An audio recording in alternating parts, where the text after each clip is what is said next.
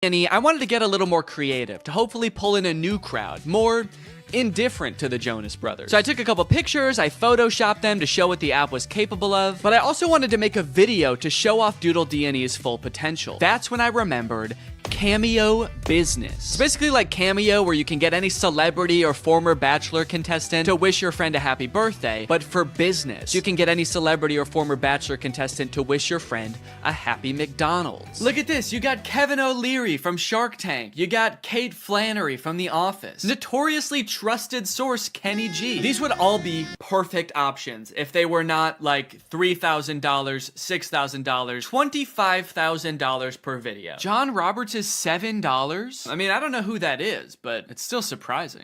My name's John Roberts. I'm not really anyone. I've signed up to this app as a complete joke, however... Wait, this is just some guy. This isn't a celebrity. I know a celebrity probably would have been better, but a deal's a deal, and he did a great job. You've probably heard about AI-generated art. However, you have never seen anything quite like this. These were all generated by Doodle D&E. Okay, dude, we've got our first request. Just one user into Doodle D&E, and I could already tell the prompts were gonna be better. Emerald tablet of Thoth display. And then they responded again, because I didn't respond yet, and they said, Emerald tablet of Thoth. What is Thoth? Oh, Thoth. So, okay, Thoth is some kind of Egyptian god? Oh, there we go, Thoth. Yeah, the Egyptian god Thoth. My first method of choice was to draw the prompts as they came in. I figured I could crank them out pretty quickly this way. Real AIs like these are a hot button issue right now, especially image generation ones. I've seen a lot of debate on whether these types of things are ethical. These AI models are basically made by companies who use other people's artwork without their consent to train their own AI to output images in that same style. I'm not an artist or a graphic designer, so I can't 100% empathize with how that would feel to have that happen to me, but I do think a lot of people are giving this technology a pass just because it's a robot and not a real person. If this was a person, we would all think that person was weird as hell. Picture your favorite musical artist. If a new artist came up on the scene and was like, I've been training for decades, listening to this one artist's songs, training my voice to be exactly like theirs, making instrumentals exactly like theirs, and writing exactly like them, and now I only release songs in their style. We would all be pretty put off by that, right? So why is it any different when some company is training some robot to do that? We'll put his name right at the top. Oh! Oh shit. You know what they say? AI is pretty bad at text. That's the thing I've seen in like AI image generators. It can be pretty bad at text, so it honestly makes sense that it would say Thuth. Here you go. One emerald tablet of... And I'm gonna... Oh wait, I said tooth. Wait, I didn't even say. Thank you for using Doodle D&E. How did I do? I'm really curious to see what his opinion's gonna be on this. Unfortunately, they never responded with their opinion, so I can only assume they loved it so much that they died. The next prompt was a skeleton dachshund, which I crushed. Why does this skeleton dog have ear bones? Dogs don't really have bones in their ears, do they? Then a bear swimming underwater and a monkey. I don't know if these were supposed to be separate prompts, but I decided to combine them to save time. A bear. Okay, this is not looking like a bear at all, dude. Holy cow, this looks nothing like a bear. Oh no! Oh no! It also looks like it's drowning. Why does its body... Oh no. The bear died. This is the kind of bear that can't swim. And we will also make the monkey dead. Probably could have cropped that a little better. You can kind of see my desk in the background, but... And we'll send a survey as well. How did I do? I'm pretty proud of this one. I mean, for doing that so fast, that's pretty good. So far, nobody has responded to my survey at the end to tell me how I did, which is kind of disheartening. I just want a response back. It just feels like I'm getting ghosted by people now. The prompts were a little more creative, and in that regard, my faith in the human race was on the up and up. But also, I was doing all this work over here, drawing your weird prompt that you could have just Googled. But you don't even have the decency to respond to my message back and tell me you hated it. I was feeling pretty disrespected, honestly. At least until this next prompt. Drug baby and kamikaze lifestyle. That's the prompt. Drug baby and kamikaze lifestyle. Whoa, they sent another prompt. Red ruined planet with 2 alien astronauts. I've never heard kamikaze described as a lifestyle before. Like, I know it's a form of like warfare, but to live your life in that way, it must be, I mean, you can't by definition almost. Like, that's a very short-lived life. And I think it would be a little bit too graphic to include the baby actually performing the kamikaze. But, you know, this baby lives a kamikaze lifestyle. They might not be about to do kamikaze right now, but they just kind of live a lifestyle of someone who would, so. This time, I decided to take a picture of my hand holding up the drawing. That way, maybe my client could tell there's an actual person drawing these pictures. There's an actual person waiting for a response. Yo, they responded! Finally, somebody responds to me. They sent a bunch of laughing emojis and fire emojis and then called me Picasso. It worked! My strategy worked. Holding it up like a child proud of their artwork. Like a kamikaze drug baby proud of their artwork. So for the next few prompts, I decided to go even more above and beyond to try to impress my clients, hoping to get a response back. This time, I wasn't just gonna sit around and draw a picture. I'm a real human being. I have access to the real world. So whatever comes through the app next, I am going to go out and find it in the real world and take a picture of it. Crimson Castle on an Ivory Mountain. Okay, that prompt was a little bit more difficult than I was anticipating, but I didn't have any time to waste. I had to get the shot, so I sped to Walmart, I rummaged through their wares, and in no time, I had found a pretty suitable Crimson Castle and a not too shabby Ivory Mountain. There are fully some right there. Oh, yeah, dude. Here you go. One Crimson Castle on an Ivory Mountain. I gave him the old how did I do, and then I also said, sorry it took so long, I had to go to Walmart. Okay, somebody just asked for trees. Why even ask for an AI to generate that? Forget Google. Just go outside and take a picture of that yourself. You live near a tree. I don't care who you are or where you're watching this. You live by a tree. I said, you just want, like, a picture of trees? Can't you just go outside and get one? Okay, they responded with a laughing emoji. Your favorite tree. Okay, I got you. Let me go find it. You know, I'd like to get to know this person a little better. I'll say, how are you doing today? I feel like we have kind of a personal connection, me and this person. Maybe I'll take a picture of me in front of the tree so they can see, like, me enjoying the tree. I just get hit by a car. They get a message back in the app being like, sorry, he died. They said, that's interesting. I'm good. Hella smoky outside, though. Yourself? Smoky outside. I wonder if they live, like, where the wildfires...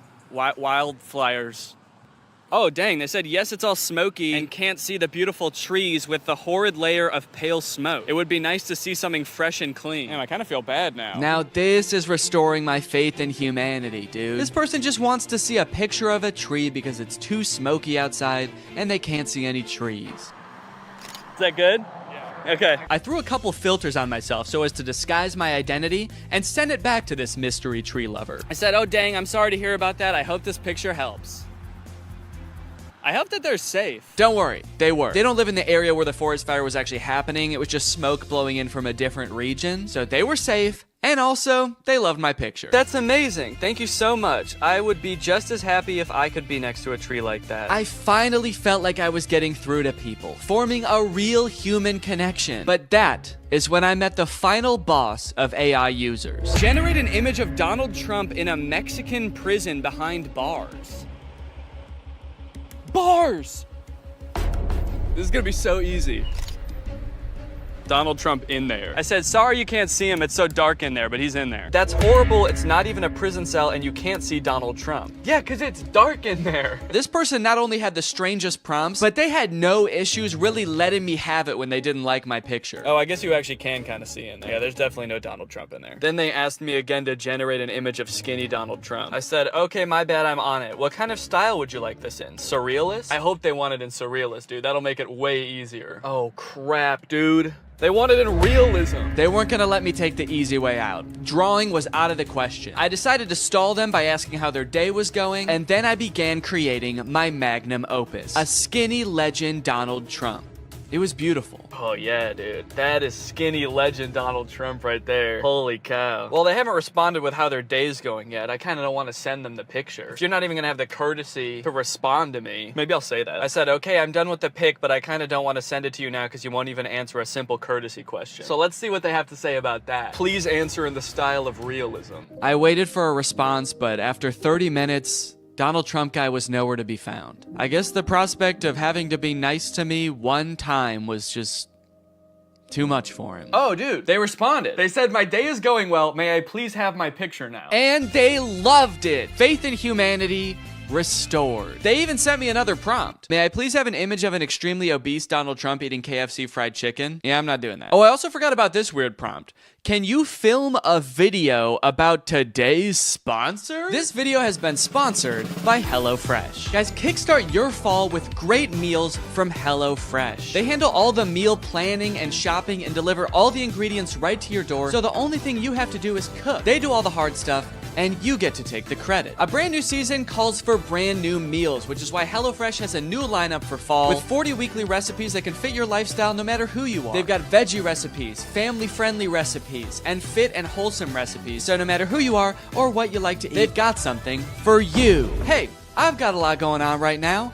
I'm about to have a child, so the less I have to go to the grocery store and plan meals, the better, which is why I love HelloFresh. Here you can see us cooking a delicious pork bowl that we made this week. It was so tasty, and it only took like 25 minutes to make. Their quick and easy options are fantastic. And if you're looking for more than just dinners, HelloFresh has you covered. They've got quick lunches, easy breakfasts, and fresh snacks to keep you satisfied all throughout the day. The food is delicious, the ingredients are great, all of the produce comes from the farm to your door in less than 7 days, so you know you're getting the good stuff. So guys, if you want to make your life a little bit easier this fall, then head on over to HelloFresh.com and use my code 50TrulyGreg at checkout for 50% off plus free shipping. That's HelloFresh.com. Use my code 50TrulyGreg at checkout for 50% off plus free shipping. Thank you to HelloFresh for sponsoring this video, and thank you to you guys for checking out HelloFresh. Thanks for watching this video. If you're not subscribed, make sure you subscribe and turn on my notifications to join Greg. We are the fastest growing army on the internet, and you do not want to miss out, baby. I'll see you next time. Bye-bye. What's up, Greg, and welcome back to another episode of A Grown Man Spends 20 Minutes Making Fun of a Movie for Kids. You may have noticed something a little bit different. There's a microphone in the frame. I got a new stand for my microphone, and apparently the only way I can get it like close enough to me is by having it slightly in frame. So I hope this isn't super distracting. This would be kind of a crazy way for like one of those faceless YouTubers to film videos. What's up, guys? So today we're going to be talking about Zapped. And after watching this movie, I'm starting to think that the writers of Disney Channel original movies are not capable of writing a movie that's not about a teenager trying to control the opposite sex and mold them and craft them to their liking. You got Pixel Perfect, a movie about creating like the perfect girl pop star, How to Build a Better Boy, pretty self-explanatory in the title on that one. And then you got this movie Zapped, which is about Zendaya discovering that her dog training app can actually train boys to obey it can train boys to obey her every command. It's not actually Zendaya. She's not playing herself. It's Zendaya's playing a character named Zoe. I think that's probably pretty clear, but I just wanted to clear that up. This movie is full of dark magic. I'm convinced of it. There's something deeply sinister going on in this movie. I don't know what it is, but I'm gonna figure it out. Let's go ahead and watch it. The movie starts out with Zendaya's character Zoe giving a maid of honor speech at her mom's wedding. She's marrying this new guy, so her family is about to be merged with his family. So it's Zendaya and her mom, and then this man and his 3 sons. So it's like a family of women mixing with a family of men, which makes a lot of sense because, as we know, women give birth to girls and men give birth to boys. First off, I just want to say how happy I am that my mom has finally found love again. She is the most giving person I know. Her speech starts off sweet, but then she immediately just starts like kind of complaining about having to live with 4 new guys because they're stinky. 4 guys and their mysterious odors that they always blame on the dog. Yeah, she sort of takes the opportunity to complain and just make her mom, I guess, like feel bad for marrying a guy. It's the happiest day of her mother's life. And also this guy, her new stepdad, is the happiest day of his life. And her speech is like, I hate my new family, my new stinky family. And this wedding will certainly ruin my life. To make matters even worse, towards the end of her speech, the boys lose control of their pet dog, who is at their wedding for some reason. They lose control of the dog, and the dog goes crazy and knocks like a chocolate fondue fountain all over Zendaya. And at this moment, I couldn't help but remember that Zendaya's character in Euphoria is supposed to be the same age as Zendaya's character in this movie, and their lives are drastically different. Throughout this movie, you will find that the characters are like super weird. They're like caricatures of people that don't exist in real life. And to show how much it's gonna suck really living with the boys, the writers of this movie decided to have the next day start with Zendaya's new stepdad screaming in the hallways, getting everybody ready for school. But then when he sees Zendaya come out of her room, he like doesn't know how to talk to her. Hey, morning, sport. I mean, Hi, girl. Hi, girl. It's like, dude, you're 50. Have you never talked to a girl before? The movie then establishes why each one of the new guys that she lives with is like gross in some way. One of her little brothers is really messy. The other one's always like cooking gross stuff. Which is like a weird character trait. I get the messy younger brother, but like the gross cooking younger brother, is that a thing? Is that something I'm supposed to be able to relate to? And then the oldest of the brothers is like always frantically running around. He's like always late for something. He's really scatterbrained. My pants! Where are my pants? Where are my pants? Where are my pants? Okay, excuse me, can we just establish a few ground rules here? You're not wearing pants. Please stay out of my personal space bubble. Look, Zoe, I have morning basketball practice, and then a players meeting, and then a captain's meeting, and then even more practicing. Kind of weird to respond to a request about like not invading my personal space when you're not wearing pants by saying like, but Zoe, I've got basketball practice. Like he fully like bumps his butt on her while getting ready in his underwear, and she's like, can you not do that? And he's like, sorry, sometimes when you're busy you just gotta rub up on your stepsis in your underwear. What don't you get? I'm in many extracurricular clubs, okay? Along with moving into a new house with all these boys, she also starts attending her new school, which is the school that her brother goes to. And you know how in Disney movies there's always like the distinct cliques, like there's the popular crowd and then there's like the stoners, but they never say stoners in the Disney movie. They're just kind of like, these are like the kids who wear jean jackets. This movie has the most insane high school posses ever. You got the skateboard boys. Okay, that's pretty normal. The next group she sees are the shirtless workout boys. And then just the straight up stinky boys, where the only like defining characteristic is that they're dirty, flea-ridden, smelly boys. You can hear like flies flying around them. What clique is this supposed to be in high school? And then there's the popular group, one of whom is also pretty stinky himself, actually. The Tripster? The Tripathon? It's me. I'm Trip. Oh. Fart bomb. Oh. The movie sort of writes this off as like, well, this is just something boys do, you know? New school, you gotta kind of accept what boys come with it, you know? Boys will be boys. No, that is actually not what boys do. That is something that just one very specific boy does. It's me. I'm Trip. And he needs to be stopped. I cannot remember a single moment in high school where a boy walked up to a girl, let alone like the new girl who's already like scared and doesn't know anyone and is like, hey, I'm gonna fart in your face now. Welcome to the school, smell my ass. But it's not all bad though. She does make a friend on her very first day. And in typical Disney Channel movie fashion, she is wearing a fedora. Every Disney Channel movie has to have a token fedora blazer wearing character. But the boys here are cute, aren't they? All of them. I think we have the highest percentage of cute boys in the entire greater Westlake area. Unlike Zoe though, she actually kind of likes the boys at the school. She's like, sure, they may have their flaws, but they're pretty cute. Wow, you seem a little... Oh, boy crazy? Yeah, that's the official diagnosis. Hold up, this girl has a picture of a boy that goes to her school in her locker? Is that a thing? I remember in like middle school, girls would have pictures of like celebrity boys in their locker. Imagine seeing a picture of you in somebody else's locker. I'd feel like I was being hunted. It's weird to have his picture in your locker. It's even weirder in the movie when we find out that she also actually has pictures of him printed out on her pillows in her bed. Gulp. That's scary. Imagine if they start dating, she's like FaceTiming him in bed, and she like accidentally tilts the camera a little bit to the side, and he just sees his own face next to her. Wait, what was that? Is that me? Of course, Zoe does have a love interest in this movie, and he is introduced early on. It's this guy. Every boy in the movie is depicted in a negative light except this guy, because this guy, he's not like other guys. Mr. Kale, pay attention. There will be a quiz. On the praying mantis? Sphodromantis viridis, carnivorous member of the phylum Arthropoda, class Insecta. Wow, he really is different than all the other guys. He knows about praying mantises. Most guys around this school don't know shit about bugs. Yeah, the movie really seems to depict this guy as like the way that guys should be. Guys shouldn't be stinky and messy, okay? Guys should wear beanie and sunglasses and know shit about bugs and be 35. I know I talk about this in like every Disney Channel original movie video that I make, but this guy literally looks like he's 30. Maybe he was held back for being too cool or not not being stinky enough. That seems to be a requirement at the school. He went on stage to accept his diploma and they shook his hand and they were like, wait a minute, why isn't your hand sticky? Actually, there's no flies flying around you. Get out of here, dude. Back to freshman year. No wonder you do the silent lone wolf sunglass rebel thing. Oh, it's pancake mishap this morning. No, I'm not looking at that. Okay, well then what are you looking at? I'm looking at you. Creepy. Stops in the middle of the hallway just to stare her down. I think I've got you figured out.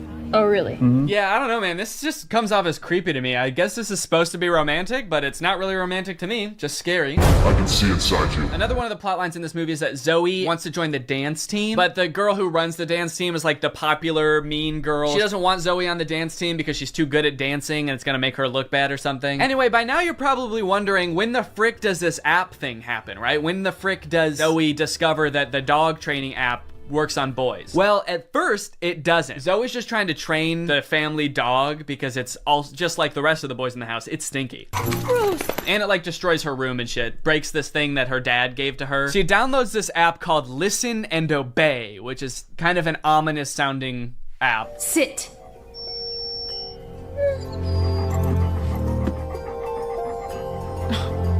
Shake.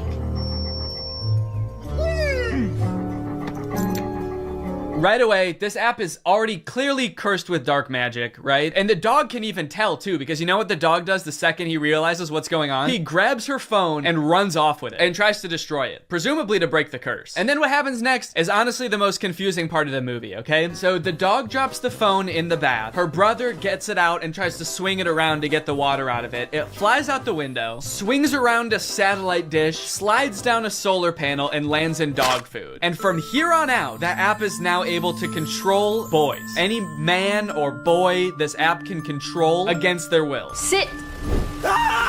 And at first, while watching this movie, I didn't even think it was that weird. I didn't even give it a second thought. I was just like, okay, yeah, so something magical happened and now it can control boys. That makes sense. But like, what? What happened to the phone? I don't understand how solar panels and satellite dish changes the app from dog-based to man-based. Like, you'd think at the very least something having to do with like men would happen to the phone. Like the phone lands in like a bucket of buffalo wings or like flies through a football field. I'm just curious to know if that fucked up other apps on the phone or if it's just the dog training app. Now, whenever a boy likes one of my tweets, he goes into a coma for 3 years. And don't even get me started on the weather app, because every time I check that, boys start falling from the sky. Anyway, let's just say now that she's got the ability to control boys, she has a little bit of fun. Boys are acting weird. Dude, he farted twice in midair in such rapid succession. They added in 2 fart sound effects. Kind of impressive. I'm trying to imagine how she's gonna use the app to get herself out of this one. Stop farting. Take it back. Take the fart back. Suck it back up into your ass. Oh, how am I doing this? But no, she just uses the app to utterly humiliate him in front of his friends. Go to the bathroom.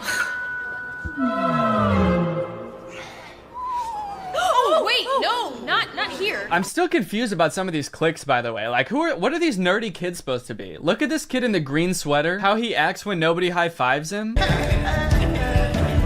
What is that acting? I guess your dog app doesn't work on girls.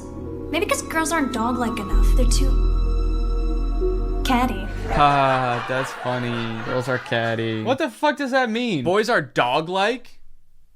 What the hell? I mean, I guess in this universe they kind of are. They're like flea-ridden, mangy boys. Why do we smell like we smell? So pretty much like the majority of this movie is just Zoe using the app to like get what she wants and make all the boys at the school act exactly how she wants them to. She turns the skater boys into gentlemen. She goes up to the nerdy gamer kids and tells them to like go do yoga instead of playing video games. Let's go do some yoga. And her brothers, dude, don't even get me started on what she does to her poor brothers. I'm taking the brothers' side, all right? They did nothing wrong. Her poor brothers were just living their lives until Zoe moved in and tries to fix them. Be clean. Holy moly, it's filthy in here. Her messy brother, she tells to be more clean, which turns him into this like hyper-hygienic husk of his former self. I need a sponge and soap and paper towels and a power washer. For the rest of the movie, he's literally he's scrubbing everything frantically in a panic. Anytime there's a mess, he's like, I gotta clean it up. She tells the gross cooking boy to cook less gross stuff. Start making less gross food. So he's like cooking 5-star meals for the rest of the movie. And then the oldest brother, she tells him to be more focused. Be focused.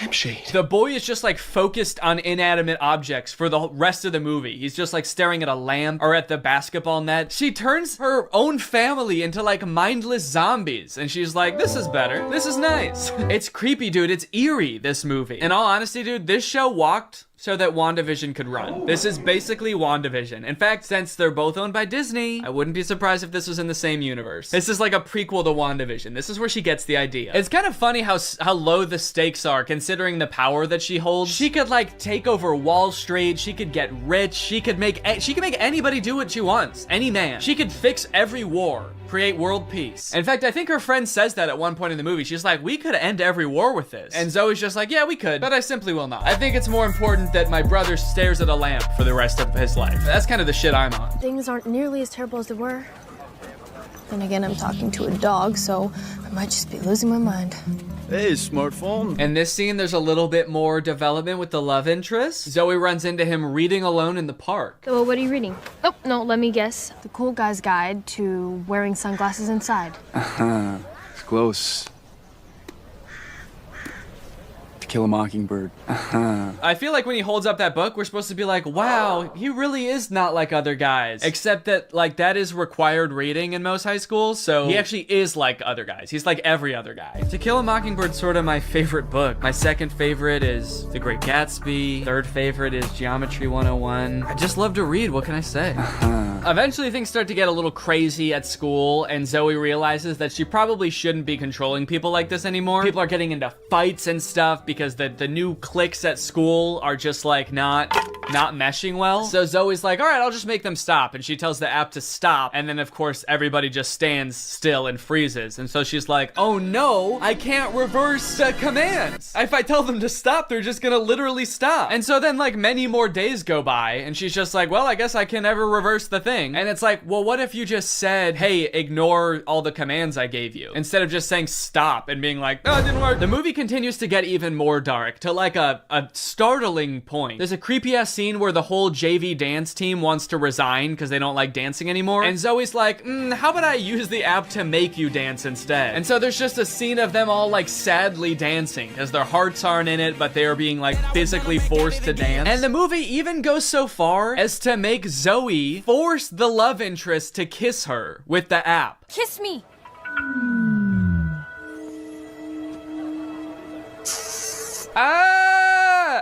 She just forced a guy to kiss her. Disney, what are we doing here, dude? What's going on? We need to have a talk with the writers of these movies. Anyway, Zoe feels bad after this, and she gets all stressed because there is a college scout coming to the basketball game. But Zoe's brother obviously isn't playing very well because the only thing he can do is like stare at an object for hours at a time. Welcome to a new season of Husky basketball.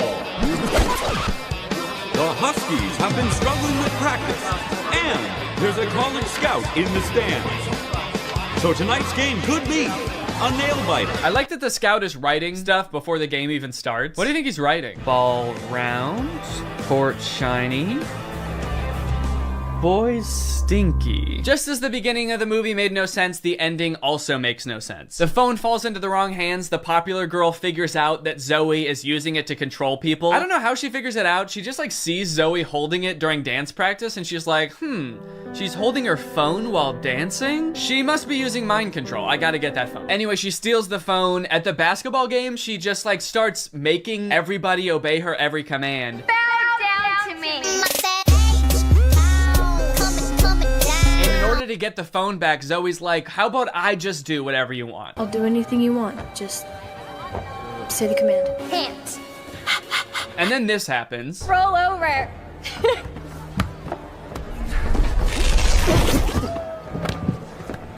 How did you? I'm your brother.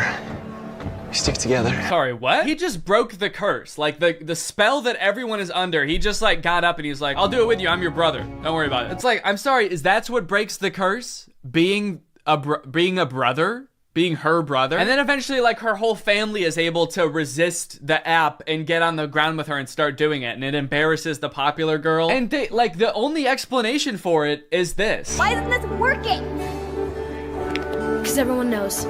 You can never make a dog turn against its own pack. The rules to this movie, the lore does not make sense. I guess that's just how Disney Channel movies go. In the end, everyone sort of learns that like, hey, girls have things that girls do that are weird to boys, and boys do things that are weird to girls. And that's just how we need to leave it. Which in some sense I would agree with. Not in this movie, though. The boys are disgusting in this movie. They need to change something about themselves. I think that there could be some middle ground between her mind controlling them and them just being utterly repulsive. Anyway, the moral of the story is like Zoe realizes that she is not God and should not have unilateral control over everyone's lives, and they all live happily ever after. Well, guys, we may never be able to control boys using our smartphones, but you know what we can control?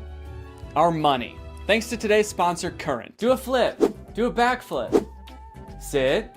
Speak. I love you, Father. Good boy. That's right, guys. Today's video has been sponsored by Current. Current is the future of mobile banking. You guys have heard me talk about how awesome Current is before, how flexible they are, how transparent they are with things like no hidden fees. But today, I've got something new to talk about, and that's interest. Because Current just launched a new feature called Interest where you can earn 4% APY on your money. That's 4% for your money literally just sitting there. That's right, you don't gotta be throwing money at the stock market or buying NFTs and investing in cryptocurrency to get some return on your money. With Current's interest feature, you literally just get 4% for your money just sitting there. And as if that's not already enough reason to start using Current, I am once again going to be giving away $5,000 with Current's help. So go ahead, download Current, make an account, use the code DANNYINTEREST for a chance to win, and so you don't miss out on that 4%. Signing up for Current is totally free to do. You can do it right now. So honestly, there's really no reason not to. All right, well, thank you to Current for sponsoring this video, and thank you to you guys for checking out Current. They've been a long-time sponsor of the channel. They've helped me do some amazing things,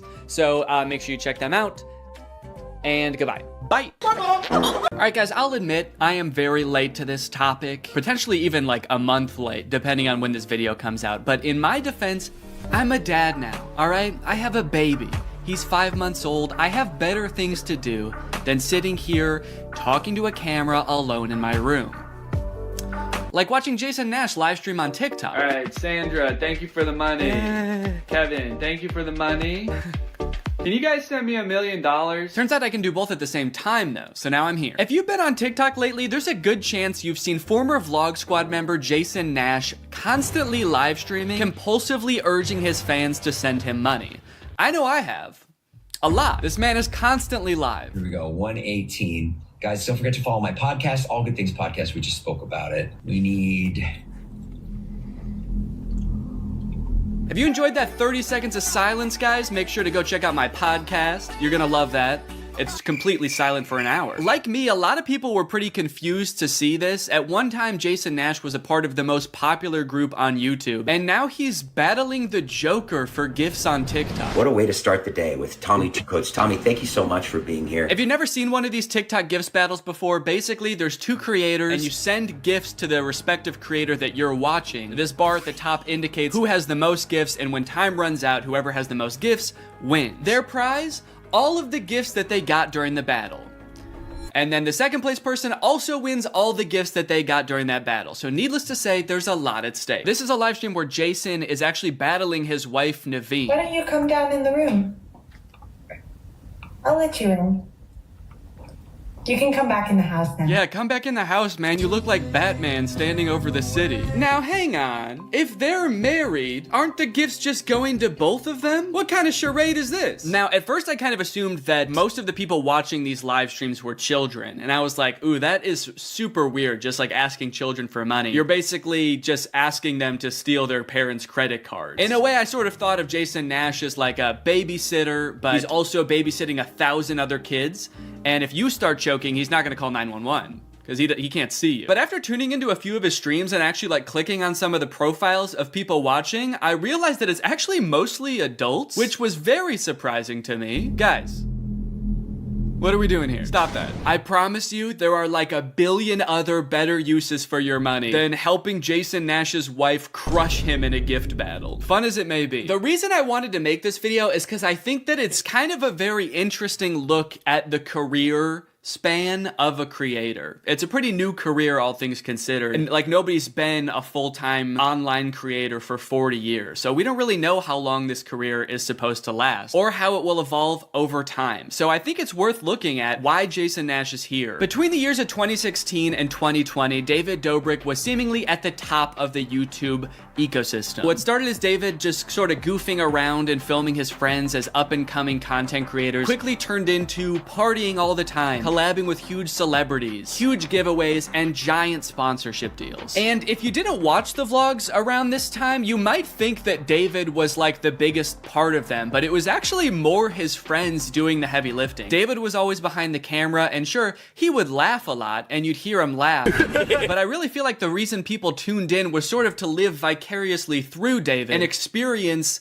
the goofiness that was all of his friends. So while all of the vlogs were on David's channel and David was inevitably the most popular member of the vlog squad, I really feel like he owes most of his success to his friend group. But it was a fun time. I watched a lot of the vlogs back in the day and I really enjoyed them. It felt like you were a part of this friend group. And in a lot of ways, you were like the members of the vlog squad, because like the members of the vlog squad, you also were not getting paid for your appearances in the videos, which is something that I always found kind of weird. David's friends never got any sort of payment. Their only payment was in exposure. And so what kind of ended up happening was, because everybody else around David wanted to launch their careers off of David's vlogs, they all started vlogging too. But because they would always be hanging out together, all of their vlogs seemed to be just like the same situation from a bunch of different angles, and everybody was holding vlog cameras. It got pretty out of hand for a while there. Eventually though, during the pandemic, a bunch of stuff happened that caused David to take a step back from vlogging. Mainly a bunch of scary accusations about one of his best friends, Dom, and also him almost killing one of his other best friends, Jeff Wittick, by slamming him into the side of an excavator. After losing a bunch of followers and probably more importantly a bunch of sponsors, David posted an apology saying he was gonna do better. He said he was gonna take steps to make sure his vlogs were a safer environment for the people in them. And I want to be able to have a place of checks and balances. I want to have HR. If he had to choose between quitting vlogging or doing it safer with an HR team, he was gonna do that. And then he quit vlogging. Currently, David is still presumably very rich. The only place he really posts is on Snapchat, and from what I can tell, he mostly just goes around and tours really expensive houses and parties a lot. He doesn't seem to have any ambitions of creating more content on YouTube. In a lot of ways, he's sort of like the Great Gatsby of social media now. But without David sort of manning the ship that was the vlog squad, a lot of the other members basically had to figure out other avenues and other ways to make money and maintain their following after the vlog ended. Zane and Heath have a pretty successful podcast now, so does Jeff Wittick. Carly and Aaron, I believe, have a podcast too. But I feel like Jason Nash out of the entire group is having the most trouble adjusting to the post-vlog era. He has a podcast, but it's definitely not getting the same numbers that his podcast with David did, views, back in the day, which David also quit. Despite them, I think, getting a bunch of really great offers that would have changed Jason's life, David decided to quit because he didn't want to do that anymore. He wanted to be the Great Gatsby. So Jason has now been left to fend for himself, and it seems like TikTok gift streaming is what he has turned to. You excited to go to dinner?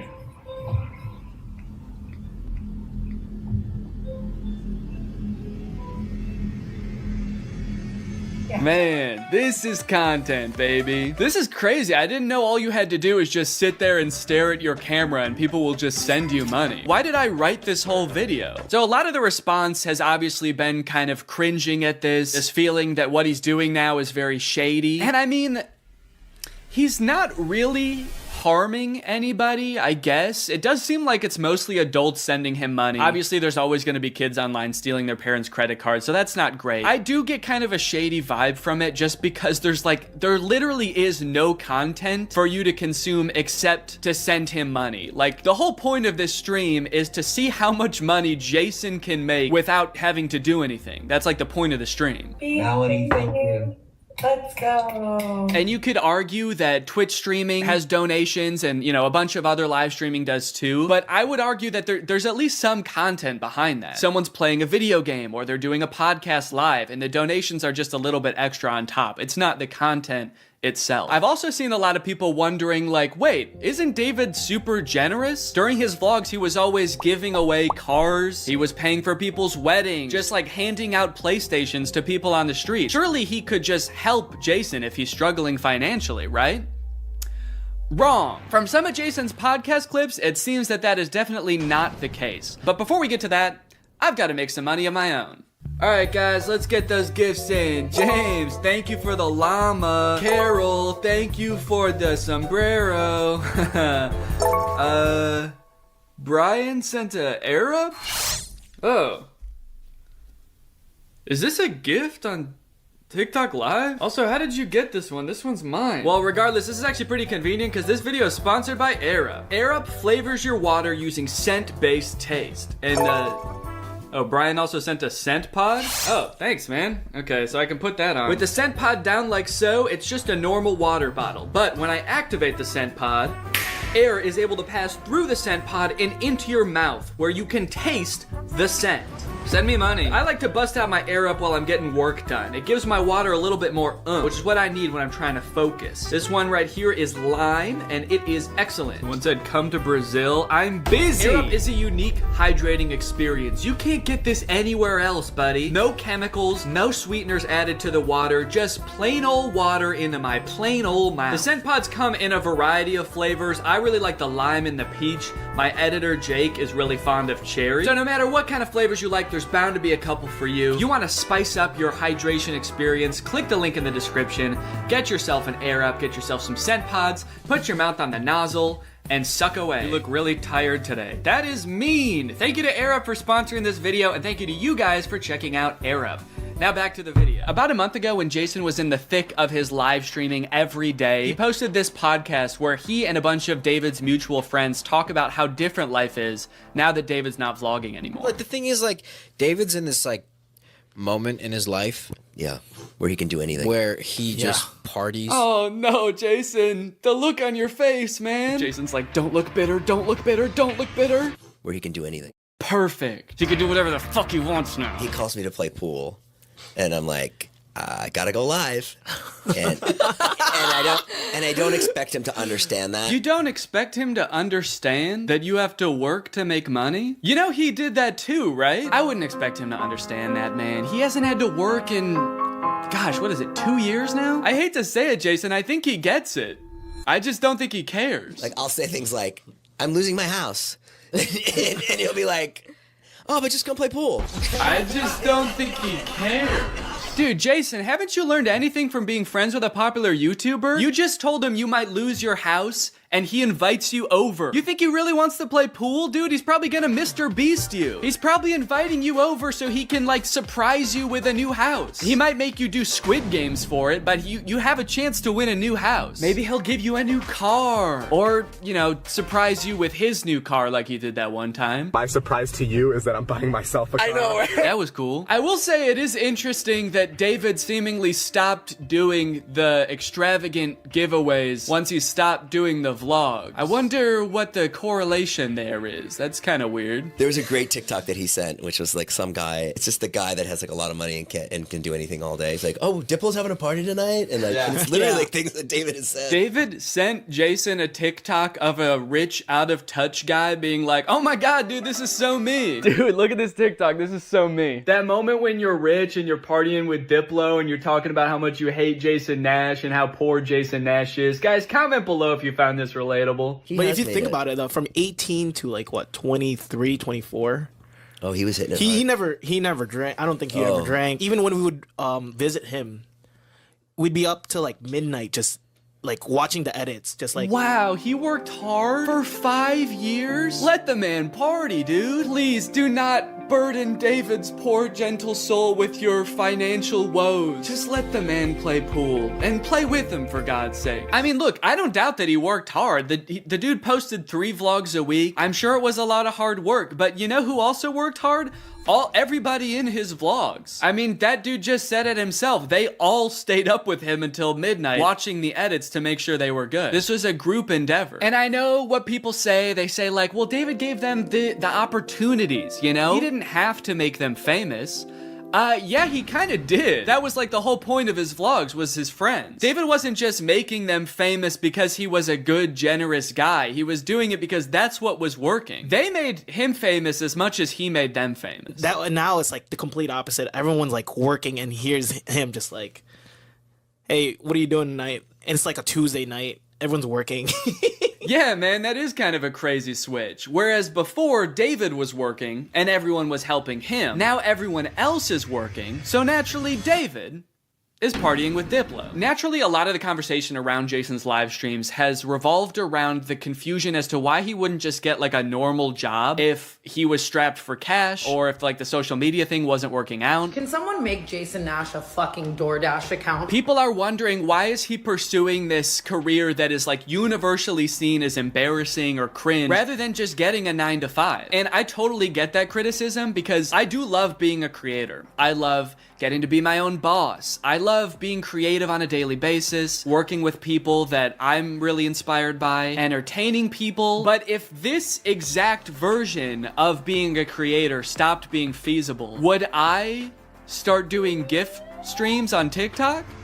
Hell no. And not even necessarily because it's like embarrassing or cringe. It's just that like what I enjoy about being a creator, that does not accomplish. There's no being creative. There's no entertaining people. At a certain point, you like strip out all of the fun parts of the career and you just have only the most superficial parts of it left. Just money and fame. So no, if like this YouTube channel didn't work out anymore, there's a billion other things I would rather do that would be more enticing to me than like gift streaming on Twitch. But maybe Jason likes it. He doesn't look like he does, but maybe he does. On the other hand, I could say that Jason is also older. He's lived a lot more life, he's had a lot more experience, and his career in the entertainment industry has gone through a lot more ups and downs than mine has. From what I can tell, Jason has been a stand-up comedian, he's been in TV shows, he's been a podcaster, a Viner, and a Vlog Squad member, and now a TikTok live gift battler. Between all of those seasons of his life, I'm sure there was downtime where he could have thought, oh, maybe this isn't for me, I'm gonna get up and go get a normal job. And then, lo and behold, the next opportunity comes along. So in some sense, I do understand if Jason's mentality is like, maybe I'm just gonna do this for a little while until I get my next thing off the ground. And I know that when I started Vine, people said the same thing to me. They're like, what are you doing? Why are you doing Vine?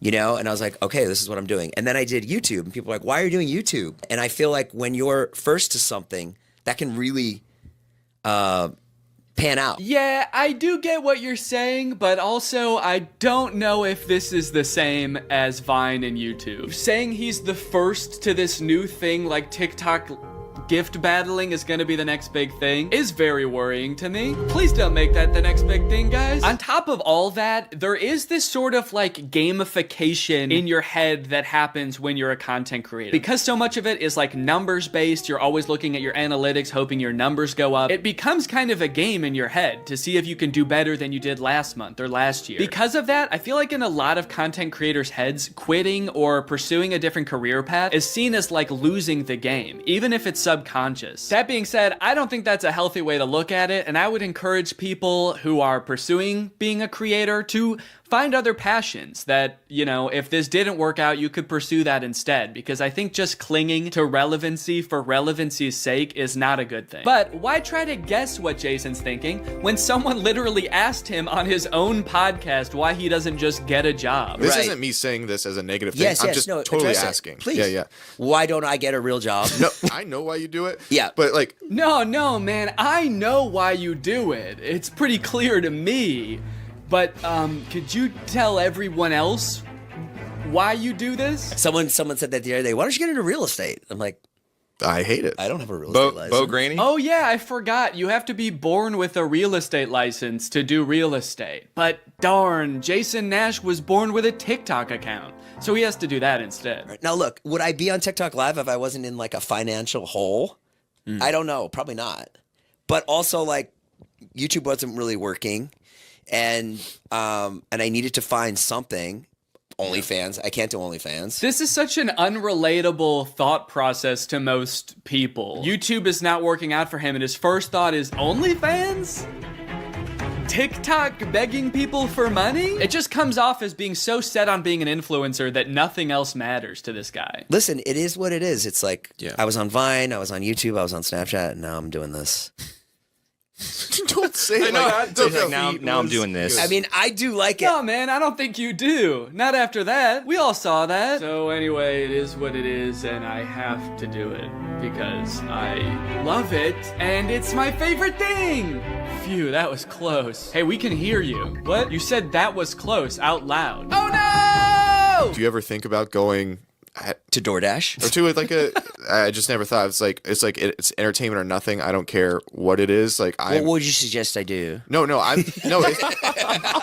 It's just that we get a job at Lululemon. From what I can gather from this clip and the way they're laughing about the prospect of being a DoorDash driver or working at Lululemon, those jobs are not even on the table for Jason. I don't know his personal finances, but Jason lives in LA, he owns a house, he has kids, he has a wife. So I feel like when he's saying things like, I don't have any other skills, what he's really saying is, I don't have any other skills that would allow me to live the exact same life that I'm currently living. And honestly, I could understand if he really does like the TikTok live streaming thing, but don't laugh at other jobs like Lululemon or DoorDash like you're so above doing them, yet you're on TikTok literally asking people for money. And I do totally get that Jason has kids that he has to support, that I'm totally empathetic to that situation. It is kind of ironic that his solution to that is to ask other people's kids for money online, but that's neither here nor there. This whole situation kind of reminds me of this TikTok I saw about a month ago. My Roman Empire is all of those influencers who dropped out of college or quit their jobs, moved to LA, then became irrelevant. Like, where did they go? What are they doing now? One interesting thing that I don't know if a lot of people know is that I feel like a lot of creators who get into this situation can actually leverage some of the connections they make while they're relevant and some of the skills that they've learned to get jobs at like marketing agencies, talent agencies, social media companies, or working for other creators behind the scenes. There's actually a lot of opportunities out there, which I would know because my first job out of college was working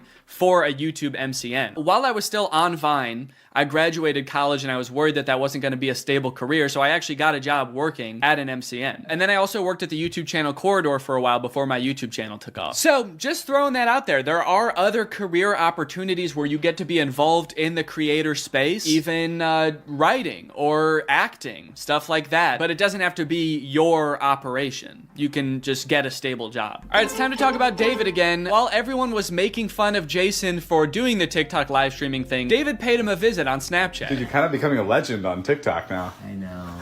Not in a good way. Yeah, but I think it's fun. No, man, this is a great look. This is awesome. Multi-millionaire visits former unpaid employee wearing a crown to make fun of his new job. David, do you know why, perchance, Jason has to do the TikTok live streaming? Have you thought about that at all? During your long nights of playing pool? Bye, guys. Thanks for having us over in your little hobbit home. And make fun of his house before you leave? Check. Great job. Now, with all of this talk about David and Jason, I just want to make it clear, do not go and send any hate to these people in real life, especially Jason. Jason actually got swatted mid-live during one of his streams a few weeks ago, which is obviously horrible. Anybody else inside? No. Okay, hold on. Let's get it together and then...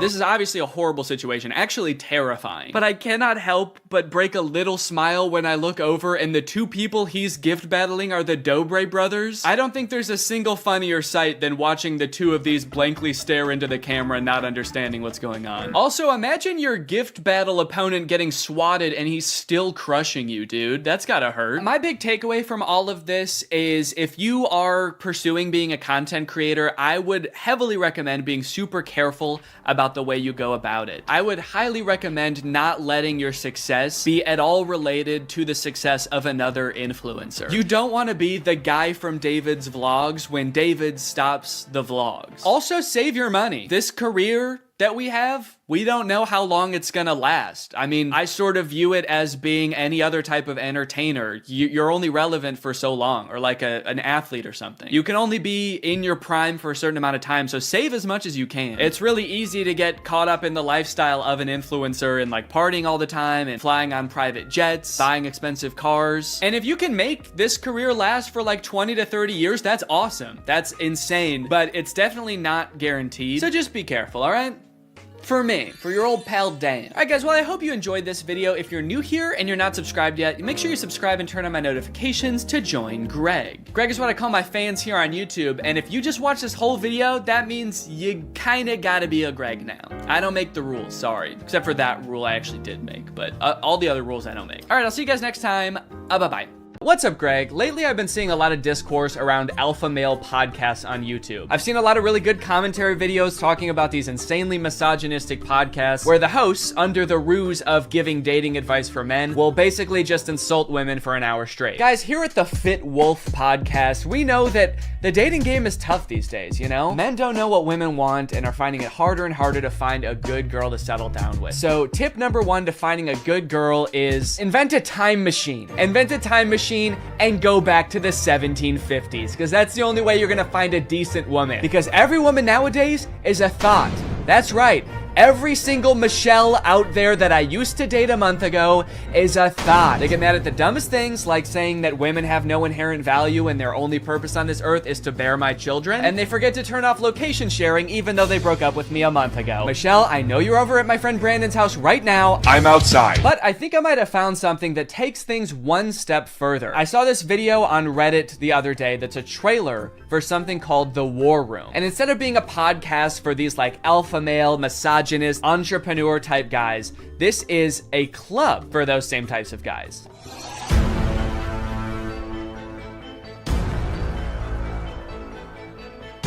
After I joined the War Room, that was the year I made $100,000. On the surface, this kind of just seems like a trailer for a club where you get to hang out with a bunch of bald guys and smoke cigars and talk about business and making money. 1 year ago, I did not even have a business. I didn't make money. Now I make 5 figures every month. I didn't have a business. I didn't make money. I didn't even want to start a business before I was forced to join the War Room at gunpoint a year ago. But now, I have a business where I'm selling fitness products to all of my friends. And if I get them to sign up too, and their friends to sign up too, and their friends to sign up too, I could be making minimum wage. But if you watch a little bit longer and you look a little bit closer, there's more here than meets the eye. For example, quotes like these. Making money is easy. You just take it from somebody. Doesn't sound like making money. That just sounds like stealing. In the War Room, you learn how to be James Bond, where you can just pick up any weapon and use it. I'm sorry, I think I'm struggling to see the connection between business and knowing how to use any weapon. Is the War Room an actual militia? I was just assuming the war in War Room was just for branding because men like violence, but now I'm kind of scared. It keeps cutting back and forth to like shots of them shooting guns. I'm a little worried about making this video, honestly. Usually when I make commentary videos, the biggest thing I have to worry about is getting a copyright strike, but now I'm worried about getting a drone strike. A lot of times, like, the alpha male types will use metaphors like talking about how we're like wolves, or like how love is like a war. So I assume this is like a metaphor, like business is like war and dating is like war. But the War Room is like war is like war. Get your gun, dude. We attack at dawn. A lot of people had a bad time in college. I was not one of them. And I quitted a lot of that. Did that guy just shoot fire out of his hands? What does that have to do with any of the skills you learn in this club? I didn't know anything about business before I joined the War Room, but I've been a member for 5 months and now I'm a wizard. How does being a wizard help you with business in any way? Does being magic help you organize your finances in some way? Who said anything about business? You did. That's what this club is about, isn't it? That's it. This interview's over. Okay,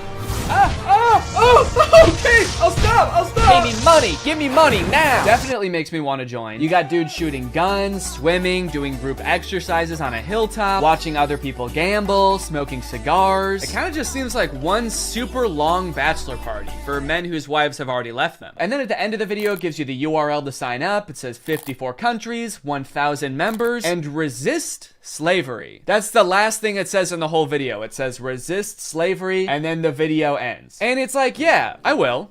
I am. So I keep saying this club is about business because that's kind of what the trailer was implying. It's about like networking with all of these rich, influential people, making money, stealing it from people, using your magical powers to steal money from innocent civilians. But if you go to their website, there's not really any reference to business, which is confusing. And the description on their website says this: the War Room is a global network in which exemplars of individualism work to free the modern man from socially induced incarceration. Okay, but like, what do you guys do? Like, if I join, what do I get to do? I get you're gonna free me from socially induced incarceration, but what does freedom look like to you guys? Is it like, am I quitting my job to go to a cigar pool party? This package costs £4,000, and they have packages on their website that go up to £7,997. Do any of these guys not see the irony and being like, individualism rules, dude. Society is like jail. male, if you conform to society, that's like being in prison, basically. You're basically a slave at that point, while also being like, yeah, I paid $7,000 to join a club where everyone looks and dresses like me. I didn't want to be a stereotype, okay? So I joined a man club to smoke cigars and shoot guns. And that's sort of what makes me an individualist. It just feels like they're kind of playing the like, I'm not like other guys card. And I guess in some sense, they're not like other guys because most guys can't bend the elements to their will like that one guy. But other than that, I mean, it's just like all the pictures are just guys hanging out in dimly lit clubs, doing military style drills. I don't know what's going on here. In case you're not sold yet and you haven't been convinced to join, let me read you a little bit more because the War Room's website uses like every cliche pickup artist tactic to try to get you to join this club. We got the classic negging. What can you bring to the War Room? Truthfully,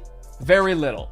Probably nothing at all. You are not ready for the War Room. You will not revolutionize what we built. If you had the capabilities we required, you would already be inside. What? They think I can't bring anything to the War Room? They think I'm some kind of sucker who doesn't have my life in order and can't manage my money. I'll show them. I'm gonna take out a 4th mortgage on my home and I'm gonna join this club. We'll see how stupid they think I am then. They also use like the get it while you still can technique that's in like every as seen on TV commercial. This chance won't last forever. We will not hold this open for everyone. Soon, membership will close. The War Room members and their sons will remain the closed wielders of global influence into eternity. Holy shit, dude. They're closing submission soon? I'll be right back, guys. I gotta go. I'm not doing this for me, okay? I'm doing this for my son. I guess my son gets to be in the club too if I join. I gotta go. Now, I don't have any way to look and see how long it said this on the website, but if I had to guess, I would guess that it's been on there as long as this website has existed. Why would they close submission? How does that make any sense? Do they want to stop making money? The founder of this club is like, whoa, I'm too rich, all right? That's one thing we teach in the War Room is you can't have too much money. I mean, if this is like a militia, do they have enough soldiers? Is that why they're closing? Soon, 1,000 bald men wearing tightly fitting t-shirts will be storming the beaches. We can't wait around for you forever. So you might be wondering who the head of this club is, right? It must be someone like very rich and influential if he's expecting to get people to join just based on like the connections that you can get from the club, right? Well, this is where things get a lot more creepy. And also not monetizable. This is the part that is the reason this video probably doesn't have ads on it. My name is Andrew Tate. I'm a retired 4-time world champion kickboxer who is now a multimillionaire, and I'm the most competent person on the entire planet to teach you about male-female interactions. How did I become rich? Webcam. Definitely gonna need him to elaborate on that a little bit. That's so vague. Mr. Bezos, please. You're the richest person in the world. Do you have any advice to young up-and-coming entrepreneurs on how to start a business and how to get rich like you? Book. Huh? Book. Need I say more? Yes, please say more. We literally have no idea what you're talking about. So you're probably thinking like, did this guy invent webcams or something? Is he like famous on Twitch or something? Is this Sapnap? I don't know. I've been running a webcam studio for nearly a decade. I've had over 75 girls work for me, and my business model is different than 99% of webcam studio owners. If you had to guess whether it's different because it's more creepy or less creepy than other webcam studios, what would you guess? Go ahead and vote down in the comments below, guys. Do you think this is gonna be creepy or no? Over 50% of my employees were actually my girlfriend at the time, and of all my girlfriends, none were in the adult entertainment industry before they met me. My job was to get women to fall in love with me. Literally, that was my job. My job was to meet a girl, go on a few dates, sleep with her, test if she's quality, get her to fall in love with me to where she'd do anything I say. Holy shit, this is insane. And then he gets them to join his webcam empire where he gets them to do, you know, he gets them to get nasty on camera. I'm not a lawyer, but does this not... Does this not feel illegal? At the very least, this seems like insanely creepy. This feels abusive. It feels like he's just confessing to crimes. That's why I want you to join the War Room, all right? You're gonna learn about making money, picking up women. You're gonna form a militia to protect me from an international tribunal for my many crimes that break international law. For legal reasons, that was a joke, okay? I don't know if this is legal or not. So I guess what he meant when he just said the word webcam was that he's exploiting a ton of women online for his own personal gain. In hindsight, it seems so obvious. How did I not guess that? Let's watch another promotional video for the War Room. This is on Andrew Tate's YouTube channel, and it's called The Matrix Predicted the Great Reset Explained. Basically, it's a video where this guy compares his life to the Matrix. We are living inside of the Matrix, and I am Morpheus. I know you're sitting thinking, why did Tate not decide he was Neo? Because Tate has all the Aikido and the masterful, nearly superhuman abilities. What shot there from Tate? What a Yeah, I used to be a kickboxer, so I'm basically in the Matrix. Actually, the reason I take the war room guys to the gun range so much is so they can shoot at me and I can dodge the bullets like Neo. It's like, okay, dude, if anyone here has superpowers in the war room, we know who it is. And it is not you. And when I say we're living inside the Matrix, I'm not stating that with irony or as a joke. We are genuinely, actually living inside of the Matrix. The Matrix is real. Yeah, something tells me that even though he keeps saying literally, and this is not a metaphor, that it is a metaphor. Something tells me he's not literally saying that we're living in a computer simulation that's controlled by, like, aliens or whatever the Matrix is about. I actually haven't seen the Matrix. I think that's what it's about. Something tells me that's not the point that this guy is making, even though he keeps saying literally. In the description of this video, it says stage 1 fighting against the Matrix is to become rich. Learn how here. I'm sorry, that's the first step? You know it's gonna be an unhelpful article when step 1 is become rich. Like step 1 is something that takes years and some people will never do it. Also, again, I haven't seen The Matrix, but I'm fairly certain that was not the first step in breaking out. I don't think Morpheus was like, listen, machines are trapping humans and using them as batteries in their simulation, and the only way we can break out is by setting up a dropshipping business and investing in Ethereum. Ethereum's actually great because you can verify smart contracts. It's actually the best crypto out there. Imagine if this dude is right and we really are living in the Matrix. Like, what does being free look like? Oh my God. I did it. I'm free. I made it out. All right. Hey guys, we got another one. All right. Welcome to the club, buddy. Hell yeah. Congratulations, man. Yep. You finally made it out of the simulation. Thank you guys so much. Where's everybody else at? What do you mean everybody else? Yeah, the only other person here is my girlfriend who I'm scamming. Or I mean dating. Yeah, but I mean like in the whole world. Like there's gotta be more than just you guys in the real world, right? What the fuck? You don't like us? No, it's not like that. I mean, sorry. I was picturing there being more than just like 3 normal guys in a room when I exited the Matrix. Normal? What the hell, man? Yeah, we're not normal. We shoot guns and make money out here. Yeah, we're big into making cash out here, man. Did they do that in the Matrix? They actually do, yeah. Not the way we do it. Okay, how do you do it? Hey, you're stealing my shit! Okay, I'm just saying, all things considered, you guys don't really seem that different. Honestly, if anything, this seems more like a simulation than the world I was just in. How so? Look at you guys. You're all holding guns. All you do is talk about business. You guys are like NPCs from GTA. You all look like slight variations of the same sim. Are you guys sure this isn't a video game? All right, man, as if I'm gonna take advice from a beta-ass bitch like you anyway. I'm just saying. Okay, that was actually sick. You guys should have led with that. How was that not the first thing you guys wanted to show me? You know what, man? Get out of here. You don't belong here anyway. Yeah! What? Go! Get out of here! We don't want you! Yeah. Okay, alright, I'll go. Honestly, I'm actually not really sure how to get back, but if one of you show me, I will go. Get the fuck out of here, man! Get lost, you son of a gun! What are you still doing Get out of here! Go! I feel like this is definitely a video game. How can I keep my husband? I want to keep him happy. And I think all the women listening too, they want to know the secret. I'll tell you the secrets. Men are biologically designed. We're evolutionarily hardwired to seek status. You want power, you want status, you want the fast car. You don't care about the car. You want everyone to know you have the car and they can't have the car. Right. If everyone had a Lambo, you wouldn't want a Lambo. So every single thing we do is status driven to some degree. It's true. Meaning the female we are with has to add status to our lives in some form. If you want to keep your man happy, you need to think, how do I make my man look better to the world? How do I make him look better in front of other men? What a bizarre take, dude. How to be a good woman? Make your man look good to other men. You basically need to be a wingman for your husband to pick up dudes. I hate arguments like this so much. Alpha dudes are always trying to bring up like what men are hardwired to do. What have men been evolutionarily designed to do? Here he's saying that like men are hardwired to seek status. Men want a Lamborghini. You know how every men want a Lamborghini because it's a status symbol. Even if it worked out that like evolutionarily that's something that is in men's nature, that doesn't make it good. You know what else is in our nature? Thinking sugar tastes really good. If you didn't tell someone that sugar was bad for you, they would think like, oh my God, this is the best thing in the world because it tastes really good. If you put 10 pounds of candy in front of a caveman, he would eat all of it and then he would throw up.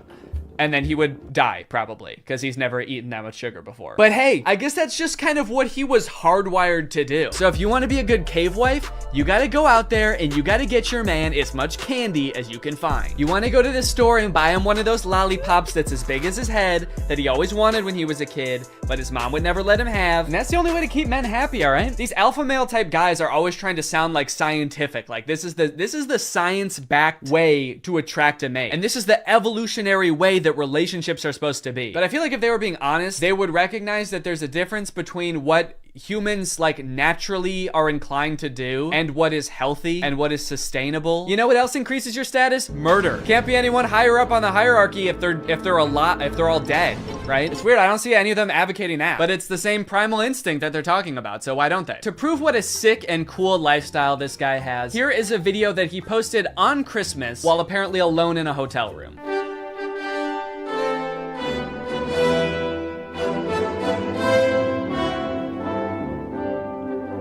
Merry Christmas. I think a lot of people have the wrong idea about me. They look at me and they go, you hear about that Tate guy, you know, he's the 4-time kickboxing world champion, he's tall, he's strong, he's smart, he's fucking gorgeous. That's the wrong idea? People have the wrong idea about me. He's smart, he's rich, he's tall, he's funny. When in actuality, I am short, rude, and poor. Anyway, yeah, that's the war room. I feel like this video took a lot of twists and turns, but as I kept clicking on different links on this dude's website, I just kept getting more and more shocked at what I was finding. So hopefully this was an entertaining video. I was considering purchasing like a war room membership as part of a follow-up video, but I honestly do not feel good about putting any money in this guy's pockets. I'm honestly a little bit worried that if I paid this guy 7,000 pounds, it would go towards like more guns or like a prison cell for his employees. But anyway, I hope you guys enjoyed this video, and now it's time to talk about our sponsor. Guys, you know what you're probably not gonna get if you spend $5,000 to hang out with the guys from the war room? Delicious home-cooked meals, which is why I thoroughly believe that today's sponsor, HelloFresh, is a much better investment than the war room. HelloFresh has been a longtime sponsor of the channel, and I love their service. Every week, they send you 3 delicious meals that you get to cook at home with all of the ingredients pre-portioned, so you can skip all of the prepping and planning and going to the grocery store that, if you're like me, stresses you out about dinner time. HelloFresh is equipped to be able to serve a bunch of different lifestyles. With fit and wholesome recipes and low calories or carbs, you can indulge in delicious meals without having to worry about breaking your diet. My favorite things about HelloFresh are that 1, I only know how to cook a handful of things, and HelloFresh has a huge variety of recipes. Like every week you get to choose from something different. And 2, they're a super sustainable option. The packaging that they send you your food in is already recycled content, and HelloFresh cuts down on your food waste by 25% over grocery shopping. Cooking with HelloFresh is fun and honestly super easy. Anybody can follow the instructions and it'll kind of make you feel like a chef. So if you want to check out HelloFresh, then go to HelloFresh.com and use my code TrulyGreg16 to get 16 free meals and 3 surprise gifts. I don't know what the surprise gifts are, but if it's anything like their food, I'd say it's worth it. Thank you to HelloFresh for sponsoring this video, and thank you to you guys for supporting my channel by checking out HelloFresh. All right, thanks for watching. Bye. Crap, crap, crap, crap, crap, crap. What's up, Greg, and welcome back to another episode of If you've watched my channel for a long time, you may remember me making a video about the movie Standing Ovation like 5 years ago. And you might think that that movie should have nothing to do with the movie we're going to be watching today, Croc. Because, well, Standing Ovation is about a ragtag group of girls competing in a singing and dancing competition, while Croc is about a man-eating crocodile brutally murdering dozens of people. Come to think of it, in Standing Ovation, I don't think even one person is brutally murdered by a crocodile, but the movies are related nonetheless, because they were both directed by this man, Stuart Raffill. Stuart directed Standing Ovation, he directed Croc, he directed another movie called Bad Girl Island, which I'm very curious about, and he also coincidentally directed Mac and Me, that E.T. ripoff from the 80s that Drew has talked about on his channel, and also Paul Rudd always used to bring a clip of on Conan. This man has a prolific career of creating low-budget films that leave you questioning if what you just watched could even be considered a movie. And it's no different. Alright, man, what was your strategy here? What are you doing? Why are you even in that position? That's not gonna help you get away. Maybe if I just pretend I'm already dead, he won't be mad at me anymore. Maybe he'll feel guilty. And then he won't want to eat my whole head. Oh no, he ate my whole head! Now I know what you guys want. You just want me to go through and show you all the scenes where somebody gets eaten by the crocodile. You know how I know that? Because this whole movie is on YouTube and all of the most rewatched parts are the parts where somebody gets eaten by the crocodile. But first, the movie has to introduce all the characters and set up the plot and the story. Blah. But hey, at least the plot of this movie probably mostly revolves around the crocodile, right? Oh, no, don't worry. That crocodile doesn't want to eat you. He wants to sleep with you. But unfortunately, she's mine, so back off! Does that make you feel better? She's not having it, but don't worry, Jack's not getting his farm shut down. He's the main character of this story. He knows how to treat his animals. He's a good old American boy. USA! USA! He's a pretty rich guy, yeah? That line is my favorite line in the whole movie. The inflection is so strange. He's a pretty rich guy, yeah? What? Don't worry, kind stranger, as we've grown quite fond of your nephew over these past, 12 seconds. So naturally, we've decided to help you commit arson to escape the police. Time to skip town, right? Now that the police, animal welfare, tax enforcement, and this construction company are all after him. Nope, he just goes back to work like nothing happened. But not before someone else gets killed by a crocodile. Also, not before we talk about today's sponsor, Rocket Money. I signed up for Paramount Plus so I could watch old seasons of Survivor, but unfortunately, the experience of using Paramount Plus is so bad that I never use it. I don't know if it's just the app on my TV specifically, but episodes of that show used to be shot in a 4:3 aspect ratio, but Paramount Plus stretches it out to widescreen. Meanwhile, all of the ads, which are shot in widescreen, for some reason are squished down to 4:3. Also, pausing doesn't work. It actually took me like days to even sign up for Paramount Plus. I don't know why. I tried on every device and they just didn't want my money for some reason. That being said, I am very happy that Rocket Money is sponsoring today's video because it gives me a good excuse to complain about Paramount Plus. I stopped using it a while ago, but forgot to cancel the subscription, which is why Rocket Money comes in handy. Rocket Money safely and securely identifies recurring charges and lets you cancel those subscriptions with just a couple of clicks in the app. You don't need to worry about pesky customer service calls. You don't need to worry about Jeff Probst coming to your house to ask you why you're canceling your subscription. It just works. Rocket Money also has some great budgeting tools. You can monitor your spending by category, create budgets so you can get the most out of your money, and develop good saving habits. Rocket Money has helped save customers up to $740 a year when they use all the features with over $500 million in canceled subscriptions. So to save more and spend less, join the over 5 million members using Rocket Money today. Go to rocketmoney.com/Danny or click the link in the description to get started with Rocket Money for free. And you can also unlock even more features with premium. That's rocketmoney.com/Danny to get started for free. Thank you to Rocket Money for sponsoring this video, and thank you to you guys for checking out Rocket Money. Now back to the video. After the whole escaping from the police incident, two of those teens from the bar decide to go make out in the ocean. This is great. They're smooching, they're making out. The boy goes underwater to... I actually don't know what he was planning on doing down there. It kind of looks like he's going to suck on her toes. But you know who that attracts? The croc! The croc said, hold on. If anybody's sucking on anybody's toes around here, you better believe it's gonna be the most sexually aggressive reptile. So he eats the boy, and then he eats the girl, all while this lone, terrified girl watches on in horror.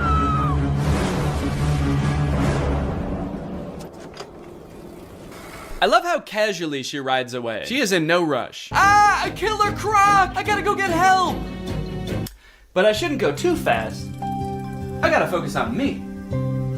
I gotta take care of myself first. My sister here saw a young girl get attacked by a crocodile. Are you sure? Yeah, no, good call. No need to give any credence to the girl who literally saw them get eaten by an alligator. Yeah, she was probably just making it up. She probably just wanted attention. She's like curled up in a corner, traumatized somewhere, and they're just like, stop lying! There's no such thing as alligators, you idiot! You killed them, didn't you? During this scene, there's a mysterious man just kind of lurking on the sidelines of the investigation. He's not part of the police. He's just there. And he's mysterious, but it seems like he might have a hunch. And then suddenly, the police pull a leg out of the water. We assumed so. You're a police officer, and you pulled up with like 15 other police officers. I know what it looks like, but no strip club tonight, Jack. Yeah, I know. People are dying. I'm here on official business.